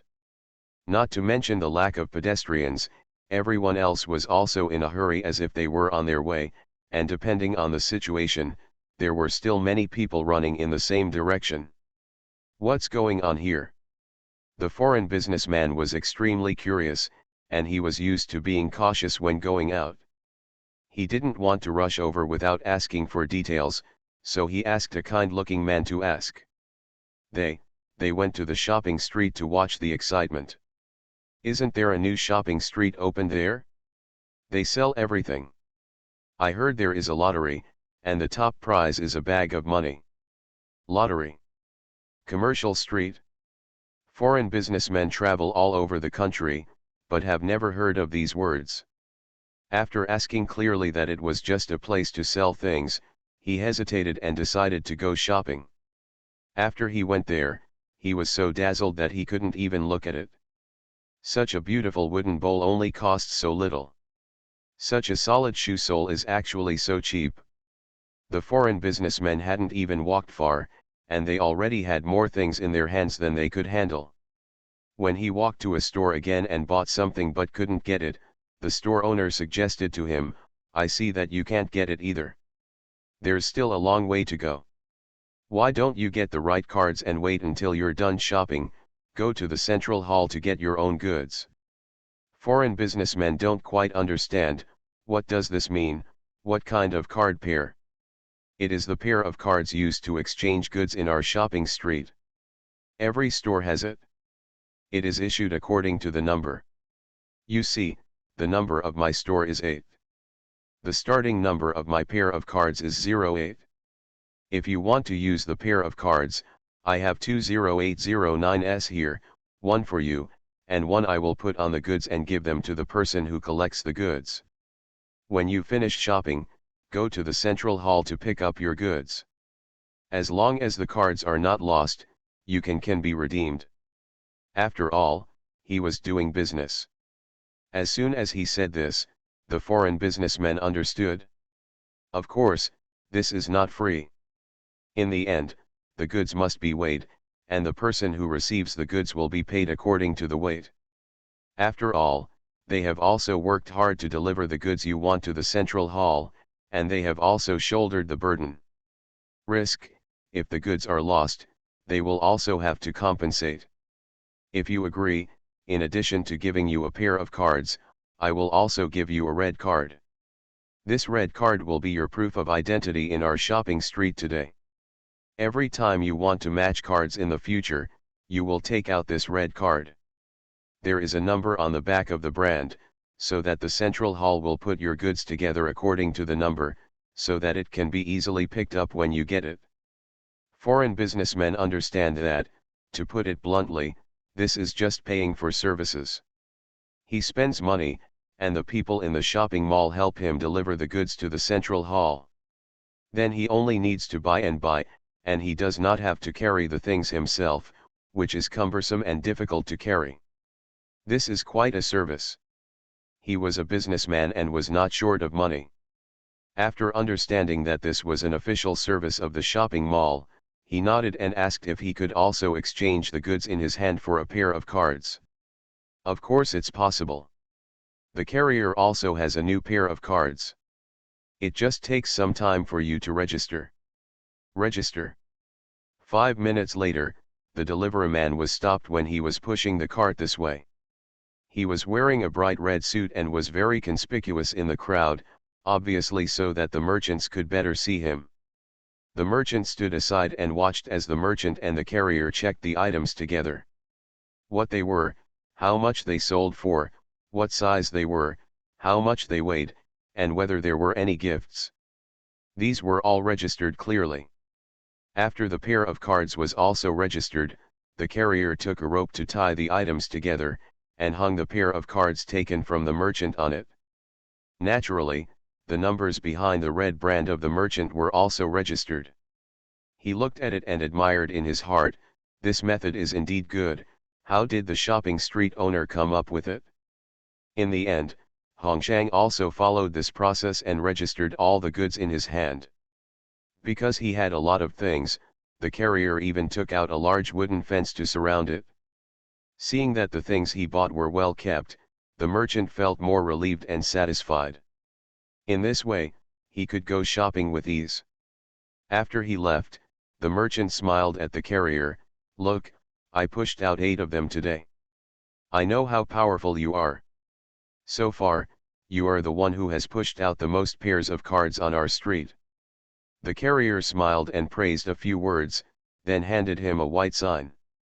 The merchant was holding a white sign with a sincere smile on his face.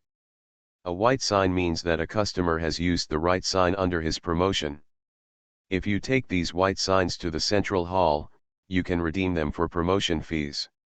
The shop owner cherished the white sign and thought happily. After receiving the sales fee, he would go to the snack shop across the street to buy some food for his children. These children were always greedy. In the past, he had no money. The money he earned today from sales fees alone was equivalent to what he would have made selling goods in one day in the past. It was time to celebrate. Thinking of the scene where his children would happily call Daddy, his smile broadened a little. Fortunately, he made a quick decision and immediately booked a shop after hearing the news a few days ago, and that's how he now looks forward to it.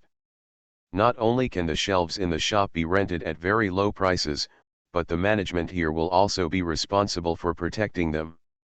Small thieves will not dare to come here. If a customer makes trouble, the picket team will come immediately, so there is no need for them. If you work hard to attract customers, the customers will naturally come.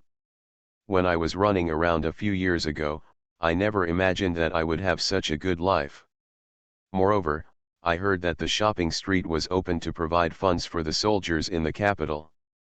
After renting the shops and paying the rent, the Central Hall specially gave them a medal with the words "Patriotic Businessman" on it.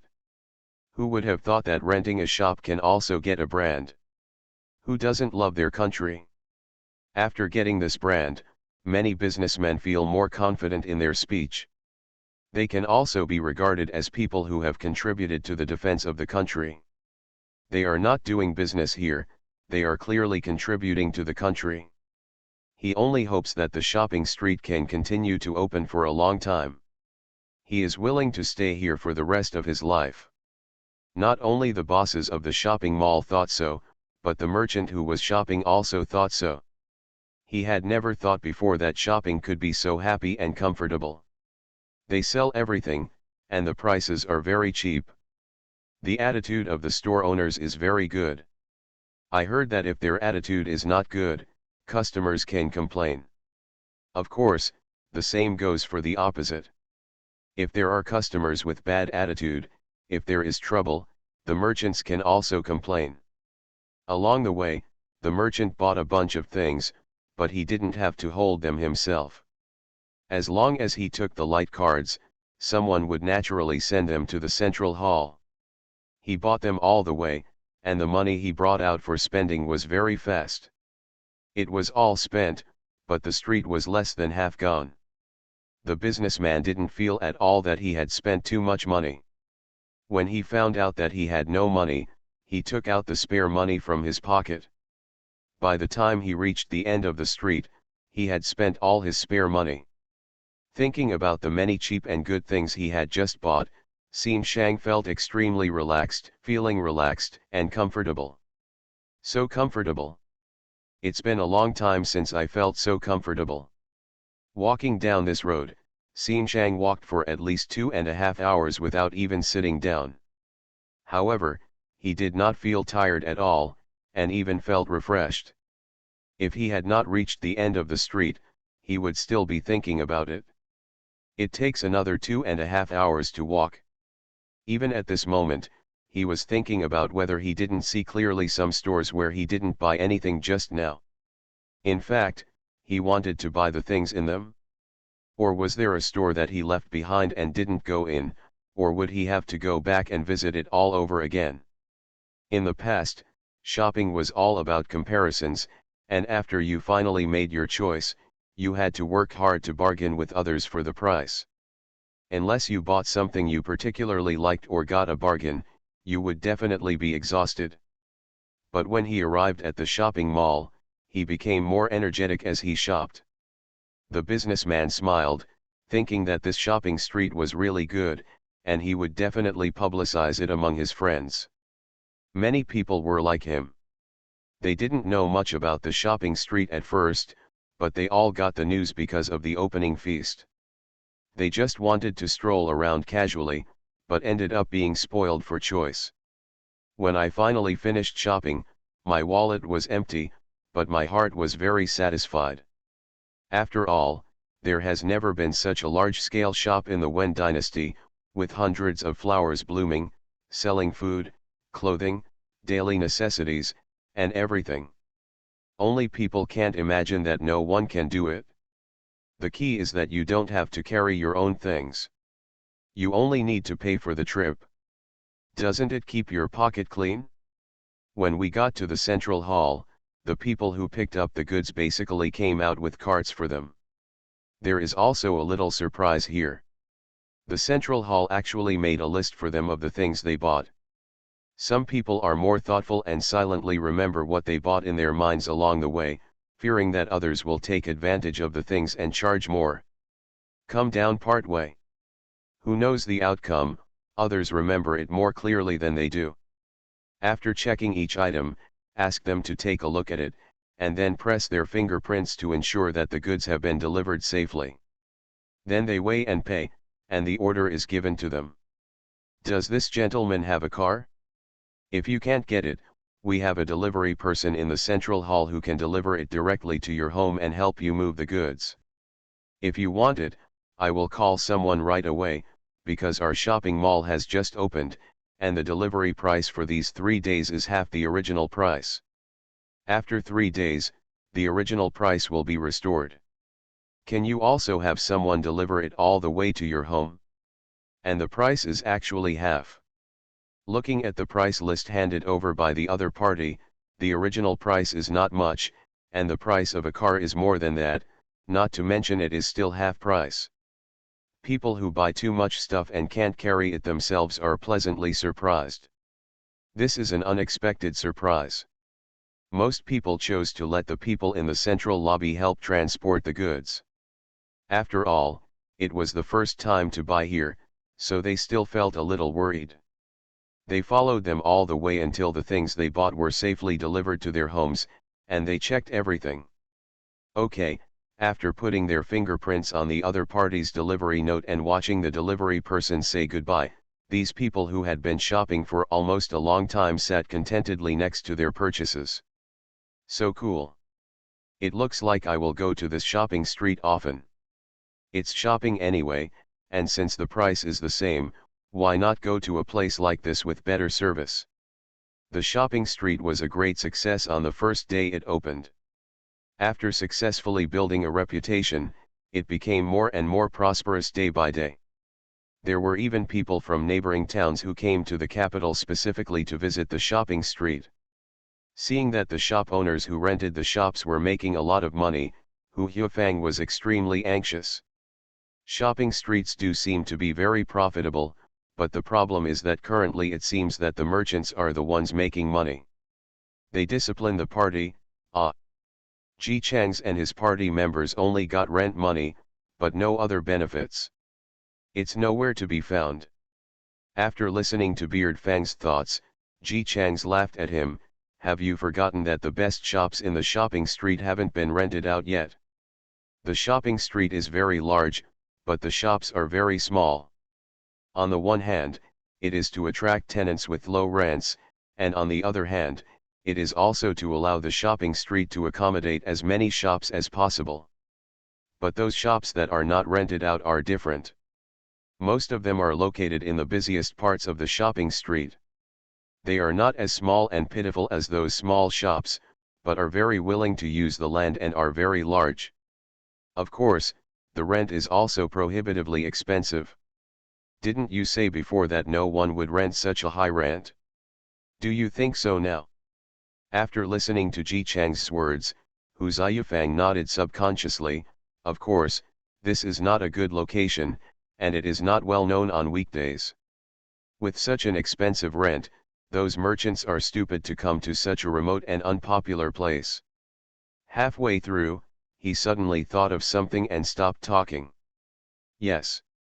Now this place is not remote and unpopular. People come here every day, and the passenger flow is definitely the highest among the streets in the capital. Especially because of its remoteness, the guests who come here are not just passing through but come here specifically to spend money. Then the situation is very different. Seeing that he had figured it out on his own, Ji Chang smiled. I said at the beginning that the shopping street will not be remote forever and no one will go there. He pointed at the small shops. Didn't you still look down on these small shops before, thinking that they could only provide a little rent every month? If it weren't for the large number and variety of these small shops, which attracted the people, why would those expensive and sophisticated merchants come to shopping malls? Hu Zifang tried to argue, there are not enough big shops left here. With such a small location, even if the rent is expensive, you can't make a lot of money. So, the commercial street will not be just this street. Ji Chang's pointed to the side of the shopping street. There will also be a shopping street built there. This time, it is a shopping street specially built for those wealthy shops. With this shopping street next to it, people have already come before it is built. I'm looking for a rental. And the local officials here bought it. Beard Fang built another commercial street. Ji Chang's build a school. And that, the land next to the school. Bearded Fang build another school. Ji Chang's build a school district room. Bearded Square. Ji Chang's now that there are shopping streets and schools, naturally some people want to live nearby. The housing prices here will definitely rise. I can easily make a lot of money, which is enough to feed the soldiers for a long time. Beard Fang, you thought of it when you were building the shopping street. So Ji Chang's expected the scene to appear from the beginning. He built a shopping street and made a name for himself, but in fact, he was focused on selling houses? How can that be possible? Husband Fang breathed a sigh of relief when he heard Ji Chang's denial. He said, how could someone really be such a monster? People only take one step and count it as one step. No matter how smart Ji Chang's is, he can't take one step and count 10 steps. Ji Chang's laughed, I thought of it when I designed Zhou Quanxiao. If the housing prices here rise, it will naturally require manpower and material resources to build it. Hey, I'm afraid there won't be enough people to gather at His Majesty's palace for a while. There's nothing we can do. We can only delay it for the time being. Beard Fang. What an old fox. The early school days are free. Bearded Fang was surprised, free.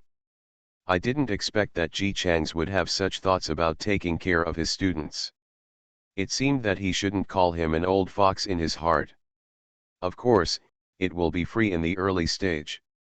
Of course, there are also paid ones. Then you have to wait. Free can attract famous teachers.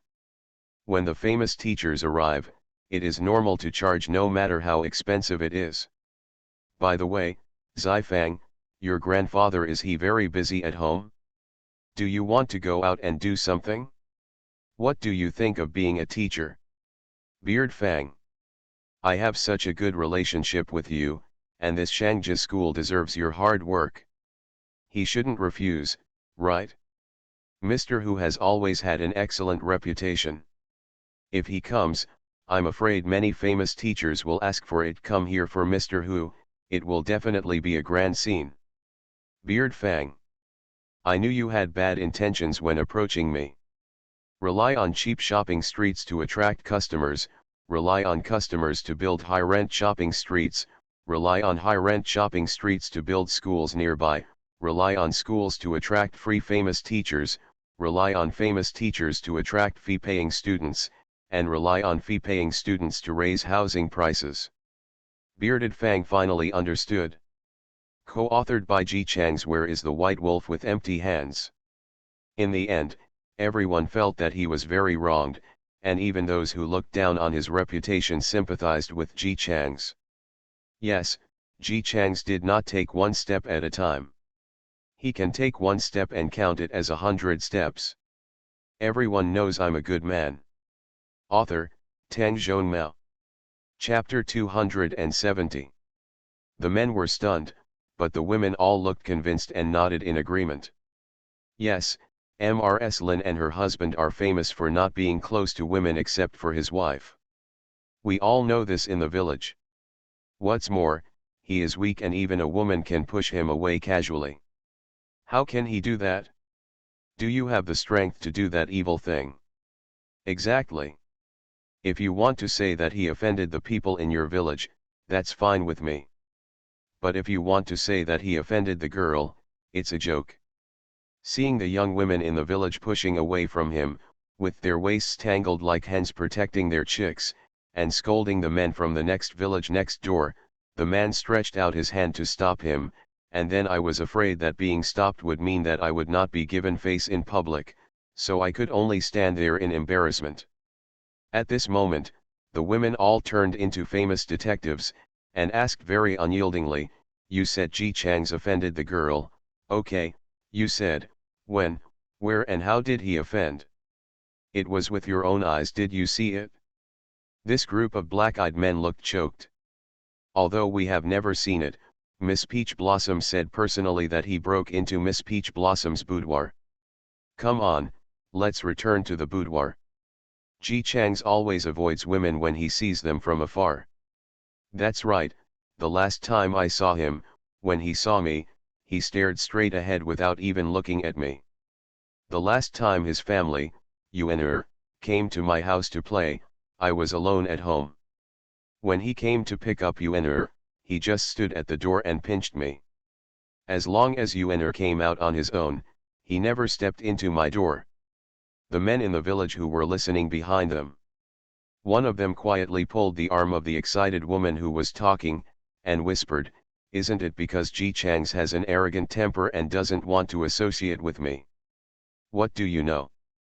His wife threw her arms away and continued to join in the scolding battle emotionally. The black-eyed youths opposite were all in a daze, almost unsteady on their feet, and were trembling when they spoke. How could I defeat them? They were blocked every once in a while and couldn't say anything. In the end, I could only hold on. Killed to death. He was the one who forced his way into Miss Peach Blossom's boudoir. Miss Peach Blossom has a gentle temperament and always speaks softly. Because of this incident, she is still hiding and crying. If you don't hand over the person, we will hand it over to the government. Seeing this, a man who was an apprentice in the town whispered to the female family members, "Why don't we call Ji Chang's out for a confrontation? Don't look at me like that. It's not that I don't trust the people in our village. It's the people in this village who are a little bit different. This strange disease has killed several people this year. Who knows if it will be transmitted to us? What if they keep blocking and don't leave and get sick of us? Why don't we let Ji Chang's confront them? When everyone comes out, if they don't leave, we can drive them away as a matter of course." This makes sense. Although the women believed that Ji Chang's would not do such a thing because of what the male fox said and their own speculations, they were still afraid of getting sick. "Okay, we'll call people over now. If you make random accusations, our village won't be easy to mess with." A man immediately went to call someone. Ji Chang's, who was sitting comfortably in the yard, holding a large bowl and drinking peach blossom water slowly, looked indifferent when he heard this. Following the man to the entrance of the village, he saw a group of black-eyed green men blocking the road, looking unyielding. "It's him. He came to our village wearing these clothes today. Let's go. Follow us to the government office." This group of black-eyed youths were making a lot of noise, but the expression on Ji Chang's face did not change. He was still holding his big bowl and drinking peach blossom water leisurely. "Brother Ji, this group of people said that you went to their village, forced your way into a girl's boudoir, and violated her, but is that true?" asked a man in the village. Ji Chang's replied quickly and calmly, "Fake." He raised his eyes and looked at the black-eyed green people, and simply said, "I went to another village, but I never entered the village. I just followed the fragrance of peach blossoms to the mountain, picked peach blossoms, and soaked them in water to drink." Others also saw the peach blossoms in his bowl and were stunned. "It's not the season yet, how can we get peach blossoms? Can peach trees bloom at this time? Only Lu Sheng had a tricky angle. Why do you use it to soak it in water? Isn't it delicious to make peach blossom cake?" Ji Chang's held the water up to his mouth and paused to drink. He glanced at him, "You are right. I will make peach blossom cake next time." The black-eyed green men were angry. "You still have another chance. The peach tree is only in front of the door where the peach blossom girl lives. How could you not offend the girl by taking the peach blossom?" Ji Chang's raised his eyes and looked at the speaker, his tone remained calm. "Does your girl live in the mountains and forests?" Black eyes and blue. "It seems that no young woman lives alone in the mountains and forests, but what about the peach blossom girl? What do you know? The peach blossom girl is pure and simple. Unlike other women, she doesn't like jealousy and fighting.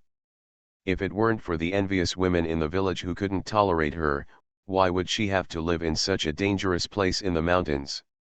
She has been hiding so far, but she bumps into an old pervert like you, no? You must go back with us today to seek justice for Miss Peach Blossom. Ji Chang stood firm and said, I won't go. Why don't you go? I haven't seen any peach blossom girl, I just saw a peach tree, picked the flowers and soaked them in water. You said you didn't see me, so you didn't see me? Do you have any evidence? Ji Chang's, you said I saw you, do you have any evidence? The black-eyed blues choked again. Their muddled brains could not formulate any rebuttal for a while. They were stunned for a while before someone said, Miss Peach Blossom said personally that you offended her. As soon as these words came out, everyone who had been speechless immediately became energetic. Yes, it's you. A weak woman like Miss Peach Blossom is hiding at home and refusing to come out. If it weren't for your offense, how could she cry like that? Peach Blossom girl is a witness, stop making excuses. Seeing their serious words, a man asked, Brother Ji, have you really never seen that Peach Blossom girl? Ji Chang said with a cold expression, never.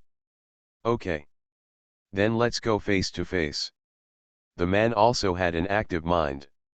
Seeing that he was so sure, he agreed.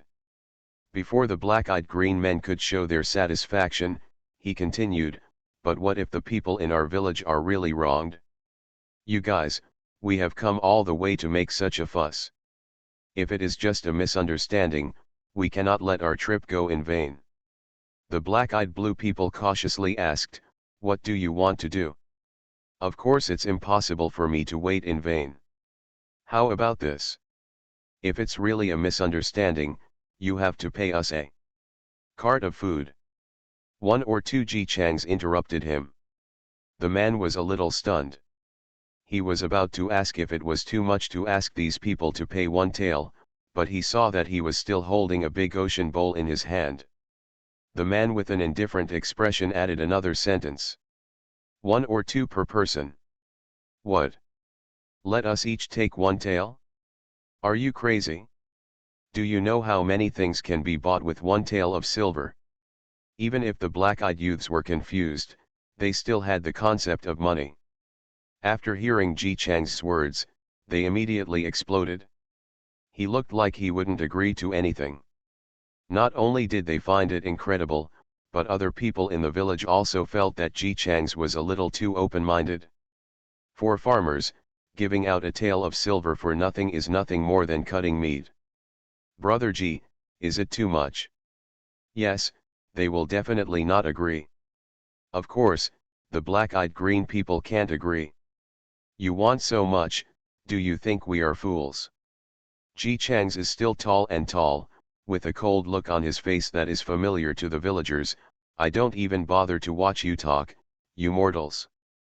It's precisely because I didn't regard you as fools that I asked for 1 or 2. Seeing these black-eyed men stunned by what he said, he continued expressionlessly, aren't you sure that I offended that peach girl? The compensation I want is on the premise that I have not offended anyone. Since you don't have to pay compensation as long as I offend someone, and you are sure that I have offended someone, then even if I ask for 100 taels, it won't be a loss to you, right? Black-eyed blue people. It seems like this is correct.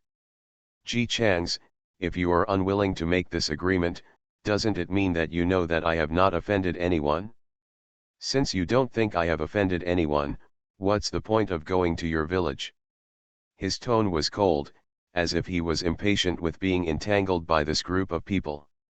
Although he didn't explain it clearly, he meant the same thing both inside and outside. If you don't dare to agree, just leave as soon as possible and don't bother me here. The villagers were standing behind Ji Chang's, listening to what he said and nodding along, with an expression of yes, that's right, until they heard him say something like this. Since you can't prove your firm attitude without making an agreement, wouldn't I be helping you firm your stance by asking you to wait until you make an agreement? Etc. You were obviously forcing them to pay, but why did you end up helping them in the end? The villagers behind Ji Chang's looked confused. But if you think about it carefully, although the last sentence is very strange, If you take the logic seriously, there is really nothing wrong with it. They all thought so when they were sober, not to mention the black-eyed greens who were not very sober. They looked tangled in thought for a while. The peach blossom girl will definitely not lie to them. That being the case, there was nothing wrong with making this agreement. Anyway, when the time came for the confrontation, Ji Chang's wouldn't be able to escape, and they wouldn't have to pay a penny. Okay. Come with us to see Miss Peach Blossom. If you really haven't offended her, one of us will pay you 1 tael of silver. The compensation had been negotiated, so Ji Chang's naturally wanted to follow him. Most of the villagers were afraid that he would suffer a disadvantage due to the overwhelming number of people in other villages. Mostly they wanted to follow him to see the excitement, and they all expressed their intention to follow him. Lu Sheng also wanted to watch the excitement, but he still had work to do in the afternoon, so he could only reluctantly watch everyone follow suit. The lively protagonist Ji Chang's turned to him and said, "Brother Lu, my wife went to town today.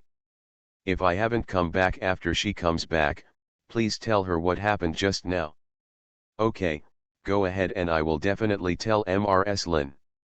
If the work is finished by then and Mrs. Lin is worried that her husband will come to see her, it would be better if he comes along to join in the fun." Ji Chang's and his group arrived next door in a mighty manner. After walking for almost half an hour, most of the people in Ji Chang's village were breathing slightly. They looked back at the rugged mountain road and were speechless. "The peach blossom girl you mentioned lives in such a remote place." Yu Weianqing said angrily, "We are not jealous women in the village. We are just helping peach blossom girl cut firewood, fetch water, and light the fire." She said a few more words to her. They were making trouble at home, saying what we were talking about with her. "I don't know if we meet Miss Peach Blossom at night. Miss Peach Blossom is such a weak woman, but she is just afraid of asking us to help her look for thieves in the house at night. Those snake and scorpion women actually miss me so much." The woman from Ji Chang's village. "Haha, you are someone else's husband. You help other girls chop wood, make fires, and fetch water. You also go to someone else's house at night, and your lady just curses her? If it were me, I would have beaten them with a big stick." The black-eyed woman glanced disdainfully at the young lady who said this. "Women are jealous, but this is just a flower girl who is alone. We are just helping you, but you react like this. It's really embarrassing." You. Seeing that the young woman who was said to be embarrassed was about to come forward to argue with others, Ji Chang's, who had been walking quietly without making a sound, suddenly said, "What this brother said is just to help." Before the young lady in the village could glare at him, he spoke again. "I am too weak to take care of my family, so why don't I do this? When I get down from the mountain, I will go and talk to your ladies and ask them to help me wash, cook and make clothes. In order to repay them, I would also come to help them keep vigil at night." After all, their husband-in-law went to watch over other people's homes at night, but they had no one at home to watch over them. Naturally, they were afraid. "Although I was not in good health, I was still the same. Men, you can still keep vigil." The black-eyed men's eyes widened, looking at Ji Chang's as if they were looking at a super invincible pervert. "What do you mean? You asked my wife to make these for you. And you want to come to my house at night?" Ji Chang's expression was cold, as if he just said something very common. "Why do you all look like this? Just helping out. Help. You are a foreigner, and you ask my wife to do this for you. What if you don't want to seduce a woman? Shameless. If you dare to do this, we will definitely send you to the government. Punish you for your sin of adultery." Ji Chang's responded calmly. "It turns out that a man who goes to your wife's house at night is shameless and lewd. You don't stay at home at night, but go to a girl's house to help." He didn't make any further judgments, and seemed to just sum it up casually. "But this is enough for the young ladies in the village. That's right, You are so shameless. If you go to an unmarried girl's house to stay with her all night long, you are jealous because her wife is not happy. Then if it were another man to accompany your wife, how can you say that she has become shameless? Do you really think you are a wealthy man? Take concubines if you want. Do you have the money to take concubines? If you have the ability, don't let your wife do housework for you, make clothes, shoes and socks, sell embroidery work and get subsidies at home. We are taking advantage again and coveting unmarried girls from other families. When the wife is unhappy, she says that she is jealous. If you give her 10 taels of silver every month so that she doesn't have to worry about the family taking care of you, you see. Is she jealous? What the hell, sisters, do you think this looks like what the boss lady said, a double standard man? The boss lady said, you don't want this kind of man if you can. When they go to other girls to do things that only husbands do for the family, that's called helping. When the men of other families go to their house to do this, it's called just being content. Look at each of them. They are quite poor, I guess. Quite conceivable. Do you really think that our farm girls are easy to bully? Just wait and see, you ladies will break up sooner or later. When the time comes, you go out to help other weak girls. This time, no one in the family will take care of the housework when you are away. The women in this village with the most upright etiquette among the 10 miles and 8 villages are very talkative. After all, it is precisely because the elders in the village do not look down on women that they can successfully develop a comfortable temperament. Coupled with the influence of the male fox, each of them can talk as much as they want. Just a few words from a few people made these men unable to hold their heads up. As men, they didn't even raise their heads when they were being spoken to. However, the husbands of these women did not feel sad at all, and were even very proud. This is naturally because they all learned the way of speaking from the male fox and were demeaning. After finishing off the men from other villages, she did not forget to praise her own husband. Look at you, and then look at my husband. When he goes out, if a strange woman wants to talk to him, he always asks me to deal with it. My husband doesn't like me having contact with other men, but he himself doesn't have contact with other women, so I am willing to only talk to women. What about you? You are eating the food in the bowl and looking at the food in the pot, and you are still complaining about your wife.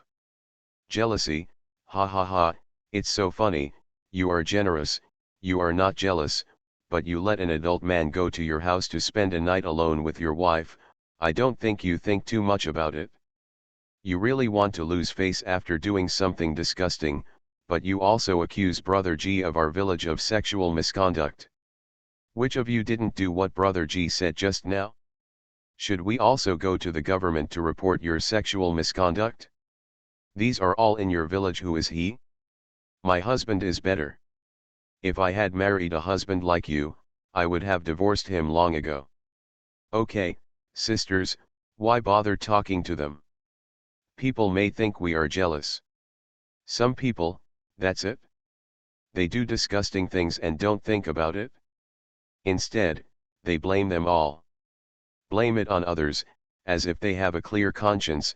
God is doing it, people are watching, we will see if they have cheated on their own wives, and whether the peach blossom girl is willing to choose one of them to marry.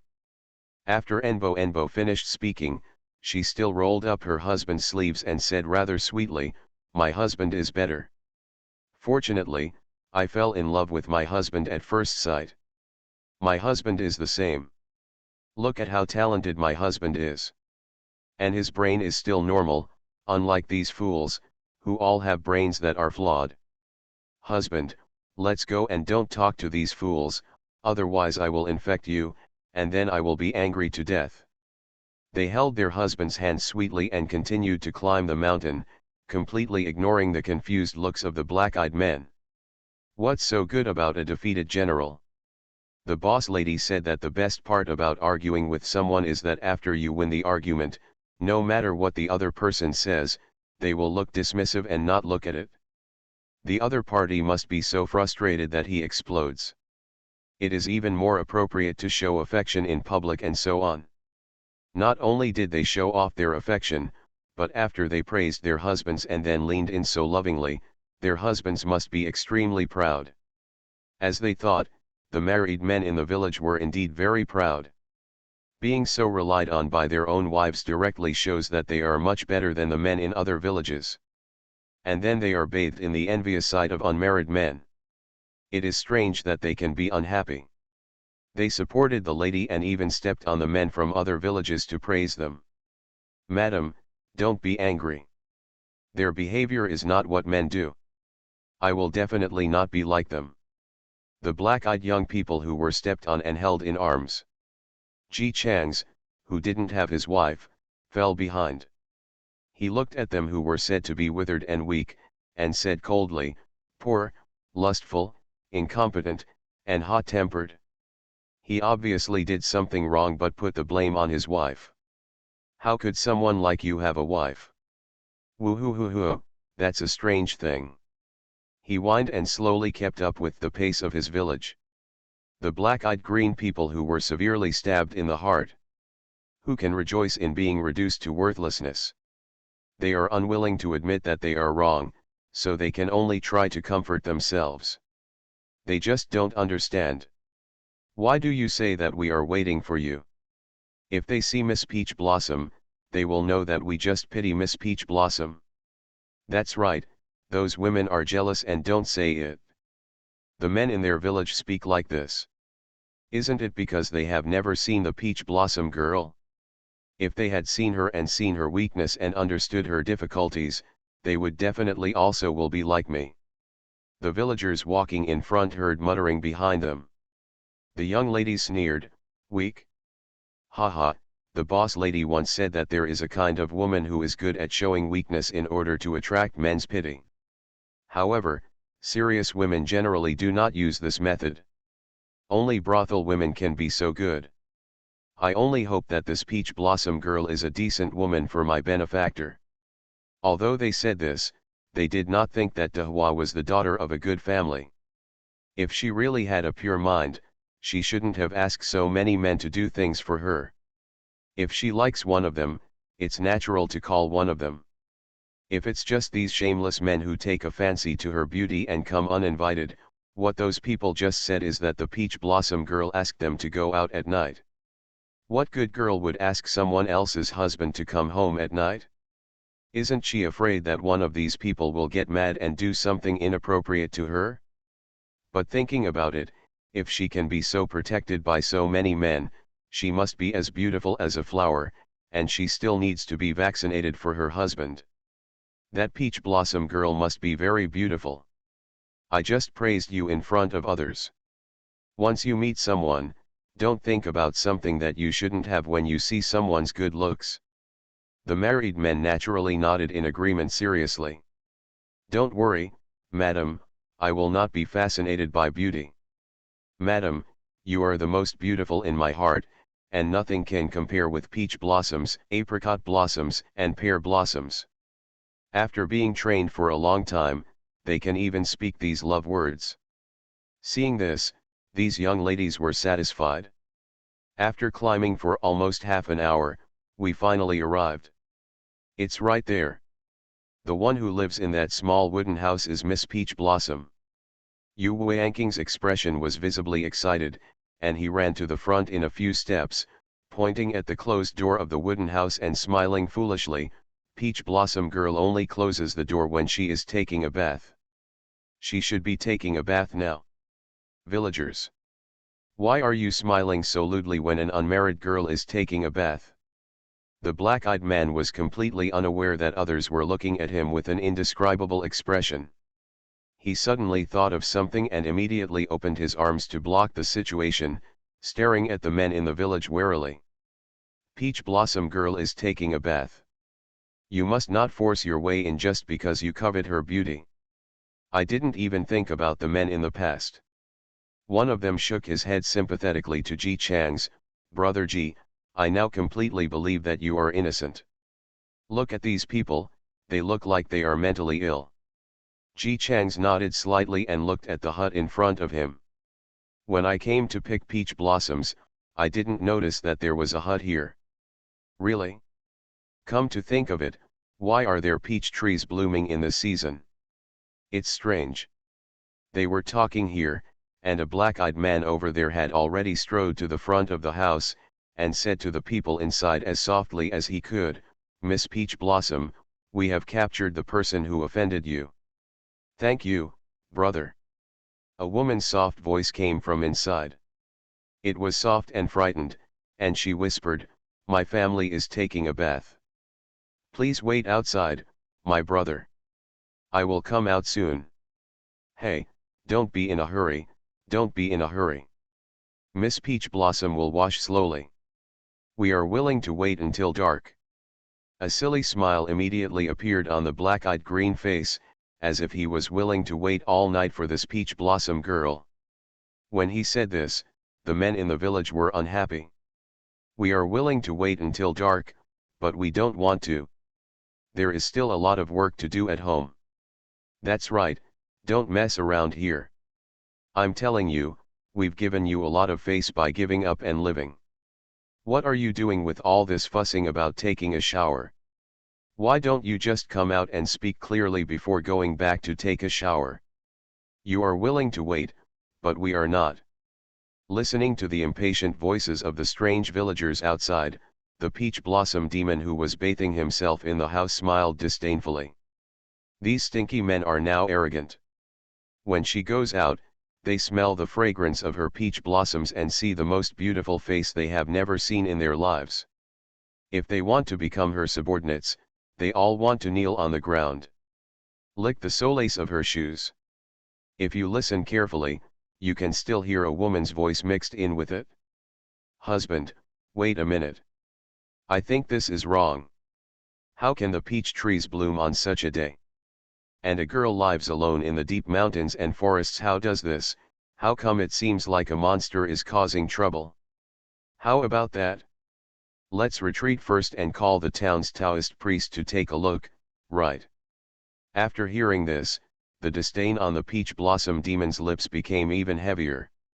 Yes, she is a demon, but when she first practiced, she only focused on practicing her peach blossom fragrance that can confuse people's minds and how to hide her demonic aura. After all, she knew very well that when a demon lived in the world, the most important thing was not whether he could fight it, but how to hide the fact that he was a demon.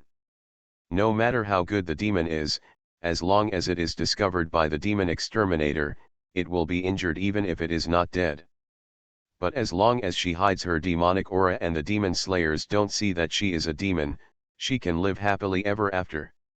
No matter how much those demon slayers doubt her, as long as she pretends to be weak and lets them investigate if you detect demonic energy, you will definitely be able to get away with it.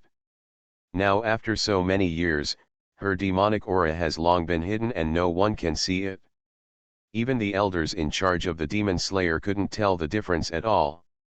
Therefore, she can kill people unscrupulously. Anyway, even if the exorcist suspects a demon, as long as he cannot find the demonic energy in her body, there is nothing he can do to her.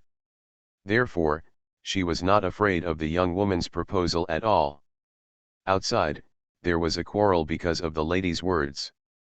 It's still the same group of black-eyed people who were told they had nothing to say at the foot of the mountain before.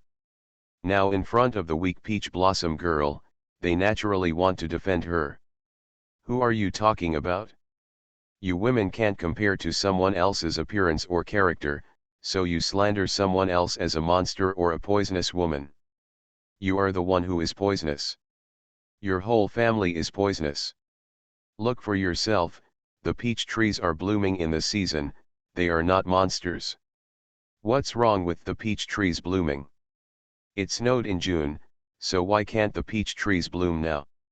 The flying snow in June is just a legend. If your peach blossom girl is really not afraid, call a Taoist priest to come and have a look and she won't die. Anyway, I won't allow you to slander peach blossom girl like this, poisonous woman. You are just jealous of peach blossom girl's beauty. You don't even look at what you look like, and you have the nerve to talk about Peach Blossom Girl here. You can slander the beauty of my wife's birth. Shut up, or I will beat you to death. Amid the commotion, only Ji Chang stood still, watching a gust of wind blow by, causing the petals on the peach tree to tremble. A scent invisible to ordinary people followed the wind, divided into two parts, and floated towards the two of them. Dial people. He seemed to have caught a cold from the wind and wrinkled his nose slightly. A sneeze. This sneeze passed by, and the peach blossom fragrance that hit them was immediately driven back. The peach blossom demon in the room didn't know it, so she just looked at herself in the mirror, put on her clothes, and looked like a beauty out of the bath. Her hair was still wet with water.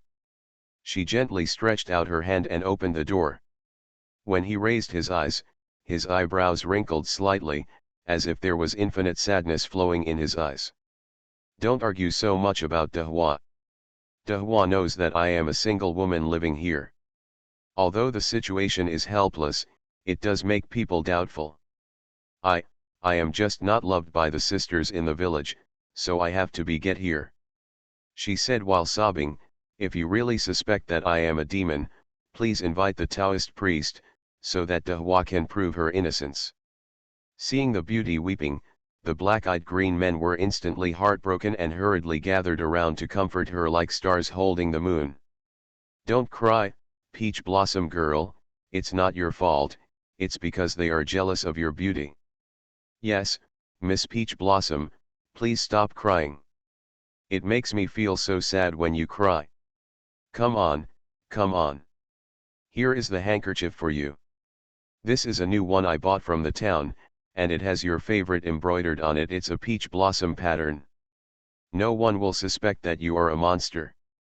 You see, when you came out, they were shocked when they saw your stunning appearance.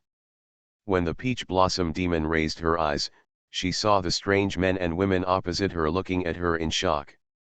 It looked like his chin was almost dropped. She felt proud and touched her face. Yes, even a woman would be stunned by her stunning appearance. The young people in Ji Chang's village were still dumbfounded. You, said she is a stunning beauty. Black-eyed people. Of course it is. Is there any woman more beautiful than Peach Blossom Girl in the world?